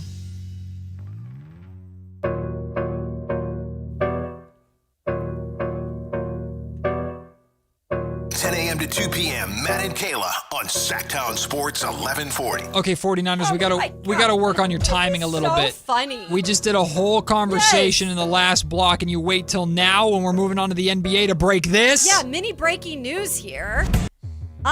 Jordan Schultz reports that his sources are saying the 49ers are signing wide receiver Christian Kirk to a 1-year, $6 million deal. Of course, he's the latest addition after they signed wide receiver Mike Evans. Interesting. It's crazy. Like, Christian Kirk, talk about setting the wide receiver market. He did that a few years ago in Jacksonville. Mm-hmm. And we were all like, what? Like, he set the market and obviously didn't necessarily live up to that money. But again, more of a speedy situational guy. Like that answers the question on maybe what they're looking to do here. Moving forward, obviously Jennings is not going to be a signing here.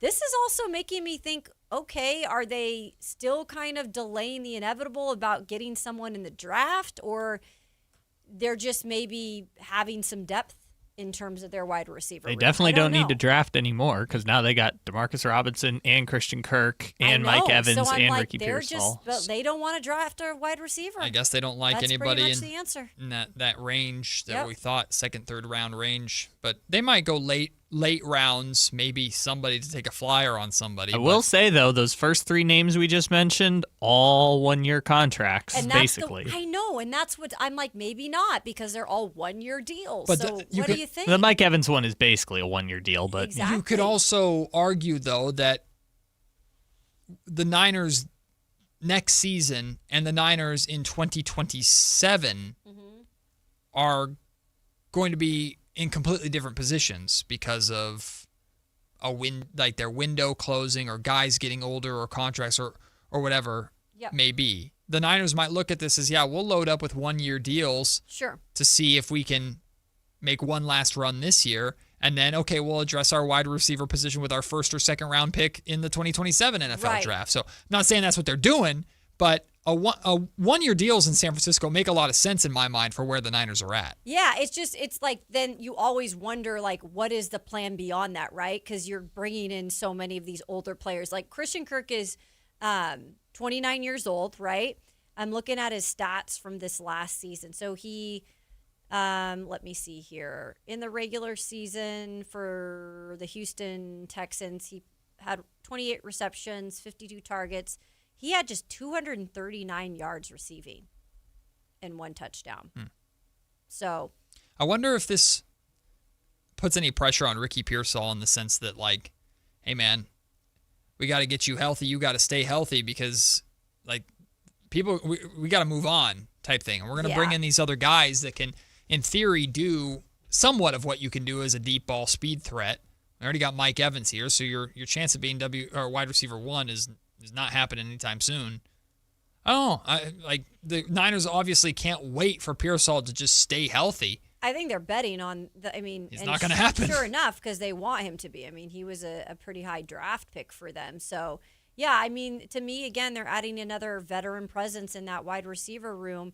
But I think my biggest thing, and maybe they still do add a young wide receiver, and they just are setting him up for success in the future, learning under some of these guys that are just here possibly for 1 year, like a Kirk. So, But again, if they go, why would they go wide receiver in the second or third round when they have now all this depth that they've signed? I think they lost a 3rd round pick. If I'm not Did they trade the 3rd mistaken. round?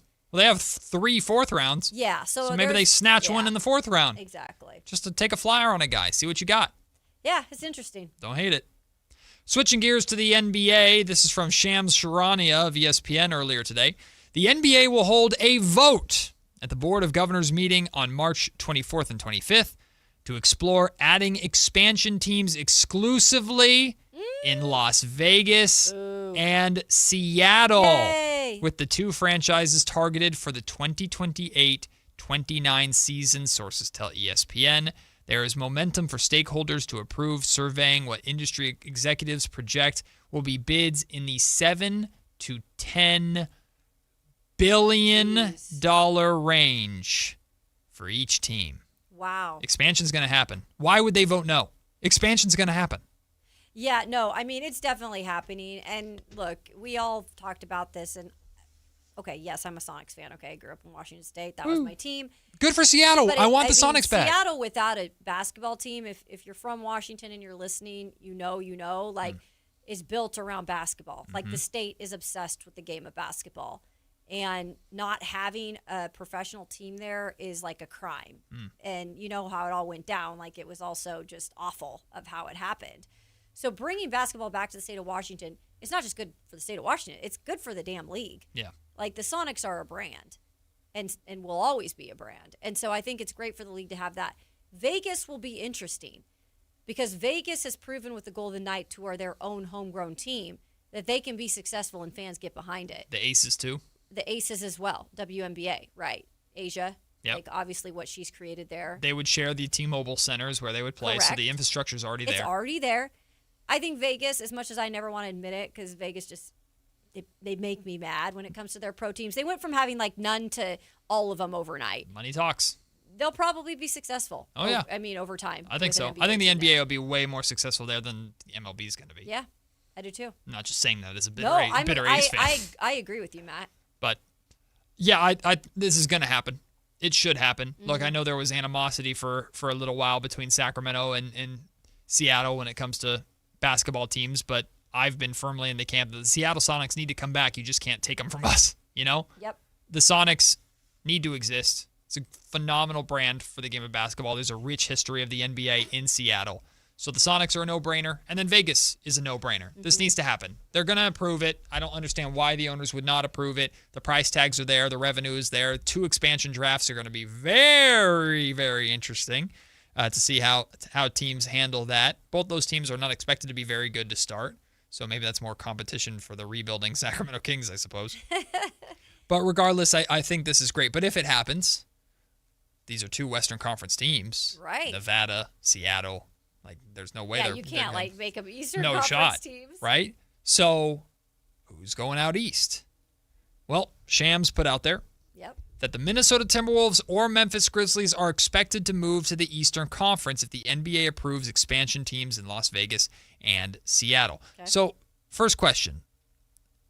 Am I missing something? Why, if they would be adding 2 teams, so now they're going to 32 teams, they have 15 West, 15 East. If they're adding 2 teams to the West, why would only 1 team move east?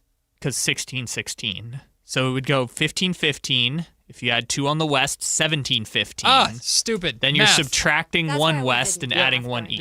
Yeah, math. There we go. Okay, my brain was thinking you add 2, then you got to get rid of 2. Don't worry, Jalen Brunson and Josh Hart did this same thing, and Jalen Brunson was like, I'm not going to explain it to you. You figure it out. So I'm the Josh Hart here? Yes, you're the Josh Hart, and Jalen Brunson was like, hey, I'm not going to explain Hart. it. You got it. Josh Hart's great. Josh Hart rebounds the basketball really well. I would love to have Josh Hart in Sacramento. Shout out Josh Hart. Yeah, that makes perfect sense. I knew I was like, it's going to be something stupid because my brain's not computing. Because you're minusing 1 and adding 1 to the other. So the question then, Minnesota or Memphis? Okay. Do you have a feel? Do you have a take on this? Geographically. Uh-huh. Absolutely, it would be the Memphis Grizzlies, right? Uh-huh. That makes sense. Right. Geographically. Whatever is happening right now with the Memphis Grizzlies, I don't know what their future is in terms of how quickly they can rebuild their team up, what they're doing with Ja Morant. I don't know. They're a team in the process of becoming good way down the line in my eyes. Mm-hmm. If you are doing this anytime soon, what, in the next 2 years? Do we think expansion could happen? I think they said 2029 was when they would debut. I think 2028, 2029 is that what it said? So maybe that could play into what I'm saying. Yeah, the 2028, 2029 season. Okay. So with Minnesota, and I'm just going off of recently, like the better type of team to represent the East to go there. Yeah. And to make the competition better in the East. Because we all know the West right now is kind of dominating that conversation. Right. So how do they make that decision? Is it based strictly on location, or is it based more on like, okay, this franchise is in a lot better shape than this one is? Well, as of right now, if you look at the bottom 4 teams in the West or in the NBA, 3 out of the 4 are in the East.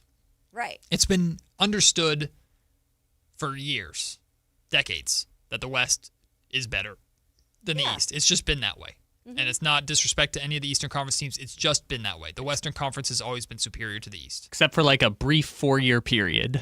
And even then, like, it was closer. Like, it's the West is always just kind of dominated in terms of the amount of talent. So my argument has always been in the realm of take one of the better teams and kick them to the East. However, 2 things about Minnesota. I know it's recency bias, but the Minnesota Timberwolves were the team that had the longest playoff drought in the NBA before the Sacramento Kings did. It's very I know they true. got Ant now, and they're balling now, but the Timberwolves were bad for a long time. The Memphis Grizzlies were more consistent of a franchise than the Minnesota Timberwolves were. Regardless, you're talking about right now. Another part of this conversation is this. if you're adding Seattle and Las Vegas via the expansion draft in the NBA, I'm not saying it's out of the realm of possibility for them to be good right away, but the heavy likelihood is that they will not be very good right away. So if you keep the worst team in the Memphis Grizzlies, you already have the Sacramento Kings here. Yay us. Maybe they're good by then. I hope so. You add in 2 expansion teams that right away are not expected to be good at the same time. And you move one of your good teams to the Eastern Conference. Now are there too many bad teams in the West? Right. I don't know. Yeah. You still got the Pelicans in the West, too. Well, that was the other question Yay. that they why brought not up New in Orleans? the chat. Why isn't New Orleans considered to be one of those? Because I still think there's a chance that New Orleans could be on the move eventually. Like, why don't we just dissolve New Orleans? Oh, Well, no. that's rude. Not New Orleans. Jesus, Kayla over here. Oh, we should be so sad about the Sonics leaving. And then she's like, we should just dissolve a I franchise. had to deal with for the last decade. Yeah. No, the They love football down there. Well, I mean, Football's- that's all the they Smoothie care King about, Center is all literally right? built in the shadow of the Superdome. They literally are obsessed with football, and that's what they live for now. Yeah, but I'm dissolve just the joking. franchise. I'm just joking. I feel like there's a chance after this expansion team happens, the conversation becomes in maybe not in the near future, but 5-10 years from now. Hey, okay, we got Vegas and Seattle established. Hey, do we move New Orleans to another Eastern Conference team or a Western Conference? What about Kansas City? Like city? Kansas City? Oh, maybe. Well, they already tried it once upon a time with this little team called the Kings. Well, maybe they'll try again.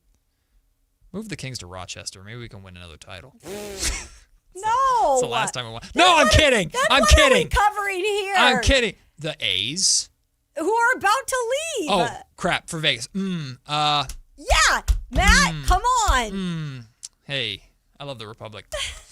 Okay, so we I'm move. kidding. We're not moving the Kings. That's so we stupid. take the Kings to Rochester, the Pelicans to Sacramento. Oh, and gosh. Really, you would rather?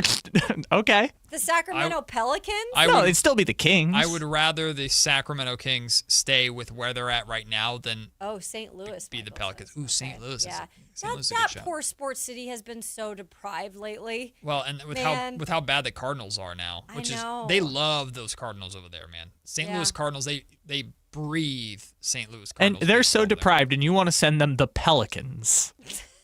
Here's another bird. Yeah, there we go. Here, have another bird. Call them the golden or the St. Louis Arcs. I can see the logo as a little basketball. Yeah, exactly. Just a McDonald's logo. What would the Sacramento? Do we have time? Yes, we do. What would the Sacramento expansion team be for a baseball team? Sacramento Trees. Sacramento Forks, farm to fork. I heard the Sacramento Capitals. Forks. Hey, there's so many good slogans How about for the the Sacramento Forks. poop trees? Good one. Good one, Kayla. I wanted to say something else, but I refrained. The Sacramento Forks. Get forked. Fork you. Come on. Oh, I would. See, this is a good idea. The Thank you. T-shirts sell themselves. I would definitely wear a shirt that said "Fork You" on the show every day. Also, you could do like the Arizona State, the little like forks up. Oh, and Forky, Oh, yeah. Forky the mascot, just Oh. running around stabbing people. Just, Let me remind you to tell off air what Forky looked like. A certain player he looked like. What? Forky the mascot looked like a certain. There's a Forky? Who's Forky? Well, The Forky's the mascot. guy from Toy Story. No, the mascot for the Arizona State. Is his name Forky? I think something like that. Oh. Well, I thought it was our thing. Well, now it's less fun. Oh, well. Well, they're the Sun Devils, so they do forks up, like pinch forks. We'll workshop the names. We'll get back to you. We'll workshop that. When we come back, Whitey Gleason, Alan Stiles, the Drive guys join us before they take the reins for a full show, I think, on this Monday. We've had a lot of fun. Thank you for being with us. It's Matt and Kayla on Sactown Sports.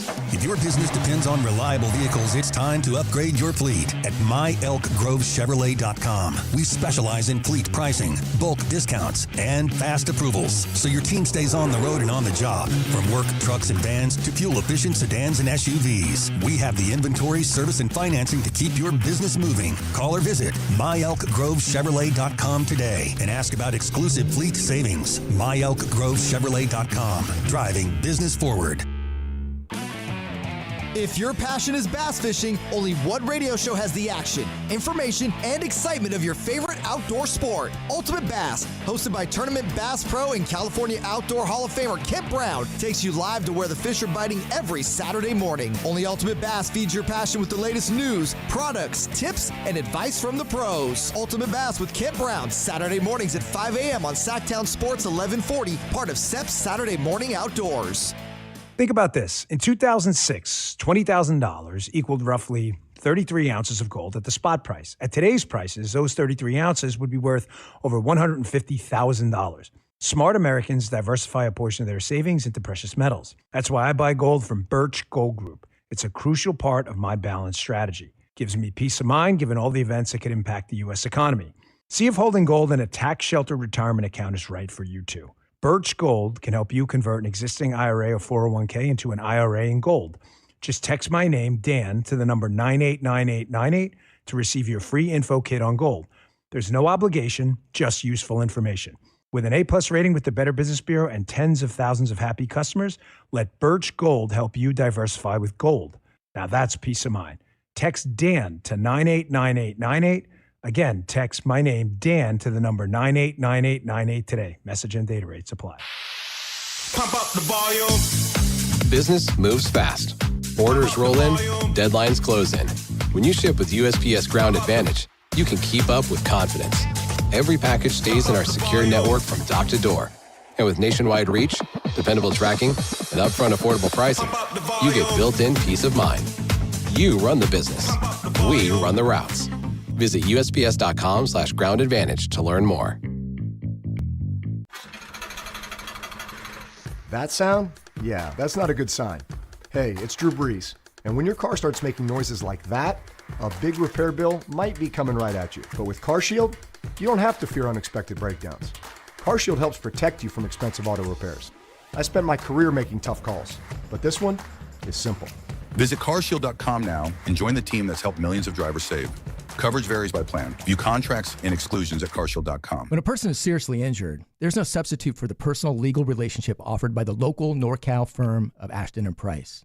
From the first attorney meeting, every important decision is made with a direct consultation with, and I can't believe I have to say this, a real, live, experienced, flesh and blood local attorney. It's called Home Court Advantage for a reason. Ashton and Price, serious local attorneys for serious people with serious injuries with no fee until we win. For the best local advice, don't think twice. Call Ashton and Price. Talking about guns with others might not always feel comfortable, but it could save a life. Here's a way to start a conversation. Your family is going over to your neighbor's home for dinner for the first time. How would you ask if there are any unlocked guns in the home? Hey, we're so excited for tonight. Before we come over, though, may I ask if there are any unlocked guns in your home? Our guns are stored securely, locked in a safe that the kids can't access. Awesome. Learn how to have the conversation at agreetoagree.org. Brought to you by the Ad Council. Get in the zone, AutoZone. John always listens to his truck. So when his brakes start talking, he goes to AutoZone, where a helpful AutoZoner gets him the right parts. If John has time to put them in, he borrows a kit with Loan-A-Tool. And if he doesn't, he gets a free shop referral. No hassles, just help. Everything you need, nothing you don't. Get in the zone, AutoZone. Deposit required for Loan-A-Tool. Restrictions apply. Talking about guns with others might not always feel comfortable, but it could save a life. Here's a way to start a conversation. Your family is going over to your neighbor's home for dinner for the first time. How would you ask if there are any unlocked guns in the home? Hey, we're so excited for tonight. Before we come over, though, may I ask if there are any unlocked guns in your home? our guns are stored securely, locked in a safe that the kids can't access. Awesome. Learn how to have the conversation at agreetoagree.org. Brought to you by the Ad Council. It all comes down to this, folks. Yep, the entire season is on the line. But my throat has officially thrown in the towel. Sounds like you need Vicks VapoCool drops. They're max strength and vaporize sore throat pain. Whoa! These VapoCool drops hit fast. Speaking of fast, did you just see that play? Yeah, he vaporized that ball. That pun should have come with a penalty. Vaporize sore throat pain with Vicks VapoCool drops. Use as directed. Guys, your testosterone level impacts your energy, drive, weight, hair loss, and even ED. Revive Men's Health Sacramento will check your T level for free. For your free T level check, exam, and consultation, call 916-277-8599 or visit revivemenshealth.com.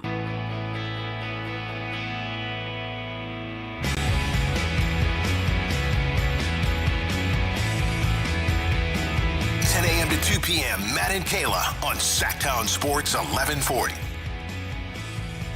Hey, we got friends. Friends in the studio. Hi, guys. Hi. See, a couple of you have been to the barber. I just shaved my face at home. Alan, too. Wait, Alan, fresh cut. Alan looks great. Oh, yeah. I got it today, and then I had to drive on over. Yeah. That's actually my favorite feeling when I get a haircut. Yeah, I'm actually, I'm more of a, and I know this is kind of the basic thing, but I'm more of a couple days later guy, which is why I got it today, because I'm not going to be in on Friday, and then I'm going out on Saturday. Where so are I you got going it. out? It's his birthday next weekend. Saturday? Saturday's finally birthday? time. Yeah. You know, the month is coming to a close. We've enjoyed ourselves, and it's almost here. Is adults taking their birthdays off weird? No. You're not weird. It's You could argue that declaring you have a birthday month. No, that's psycho. That's weird. No, that's that psycho. might be a little First unusual. of all, it's a long story. It's not. I'm not taking it off for my birthday. It's a long story. Besides, he's not There's taking his also birthday off. He's taking the day before. Thank you, which is Whitey. There it worse. is. Thank you. That's It's kind of a better. hybrid birthday bachelor party. What is up with his He's hybrid? everything's hybrid. Everything. It's a hybrid rebuild. birthday bachelor party. Jay, I'm saving the story because Jay will love the story. Oh, so I we can't got to wait. wait for Jay. Okay, so we'll have to listen. Yes. Does it involve Guerneville again? Not this time. Okay. Napa this time. Oh, that's where you're going? For the second half, yeah. Oh, my gosh. For the Saturday. For the second half. Part, yes. Yes. That's right. Speaking of Napa, may I ask a question? Please. Okay. So we're coming back yesterday from the Bay Area, and we're going through, I think we're Dixon Fairfield. Yep. I happened to look over to the right of 80 as we're coming back, and there's a Mercedes-Benz dealership, I believe. Okay. Maybe it's BMW. It says Napa Valley, I think it was BMW. Napa Valley BMW. And I'm thinking, we're in Fairfield. Uh-huh. Yeah. Is that That's Fairfield weird. part of the Napa Valley? I didn't think it was, Alan. I mean, marketing. Yeah, exactly. that's exactly. I didn't know Napa had a valley. Now we know. There is a Napa Valley, I believe, but I didn't know it included Fairfield. I think we live in Tahoe Valley is what we live in. Really? Okay. Tahoe adjacent, you know? Mm-hmm. Oh, there you go. Close enough. Uh-huh. Close enough to Tahoe. All one word. I live downtown. Mm-hmm. Yeah. There you Yeah. go. In the toe. It makes it seem better. Well, seem that's what I was cooler. wondering. And yeah. Where does That a is valley interesting. start and end? So you never actually left the Bay. You're still in the Bay. I am still in the Bay. To a lot of people's minds. That's right. A lot of people. Well, and also, I'm also not in Sacramento, according to Christopher Lott. Oh, yeah. I'm barely in Sacramento. You're not. No. Somebody- Chris will shame you if you're not in Sacramento. Yeah. Somebody told me that there's this type of fish. It's very meaty and delicious. It's called a toothfish. No one would eat it, so they changed the name of it to the Chilean sea bass, and now everybody loves it. But if you look at that thing, it's like, why I'm eating that? This is what I was looks told. like a Yeah. No, all would you about want to eat a marketing. toothfish? No. I'll pass. It's all about branding. It is. Yep. So how Always did they been. brand the Kings? Man, we're having a nice conversation. Well, no, I mean it's fitting, isn't We it? have to bring up the Kings. Yeah, she did it. Fitting. She did it. By the way, I have a lot to get Oh. into about Okay. Oh. some of the comments that players and coaches have been making, just about tanking in general, I have and nothing- how. And I have how, nothing, Russ. I have nothing to do with it. No. Damar, I have nothing. It's not me. It's ALLEN That's right. Styles, With an I. not With an Matt I. George. Yeah, just please. I don't know. I just don't feel like when we get to these spots, and I was just here, or we were just here with the Raiders. I just feel like fans don't get. I don't know if credit is the right term, but this whole kind of spitefulness that it turns into, like we're gonna spite you guys now. Like we're here because of you. Yeah. And I just don't think there's enough like said about that. It just turns into like Maxime last night talking about, everybody should really appreciate this. And you actually posted that post, that quote. That's where I saw it. And I thought, you dropped an F-bomb over the last week. Wait, Maxime did? Yes, he did. In the entire arena. Fromage? Damn. Fromage. I did not know that. he said appreciate DeMar while he's here. 41 mother effing points. Let's light the beam. That's what he said over the loudspeaker in the Golden Woods Center. It was a fun moment. And I love Maxime, but don't tell us what to appreciate now that we are staring at a lost season in the face, because we know what's going on. Especially when you just got here. Exactly. Don't tell us, hey, we should appreciate this, because everybody knows it's an elephant. It's bigger than an elephant in the room. So now it's just turning into, well, hey, look over here. Look at all the good stuff we're doing. I saw Dougie McBuckets. Oh, we're all bought in. Like, bought into what?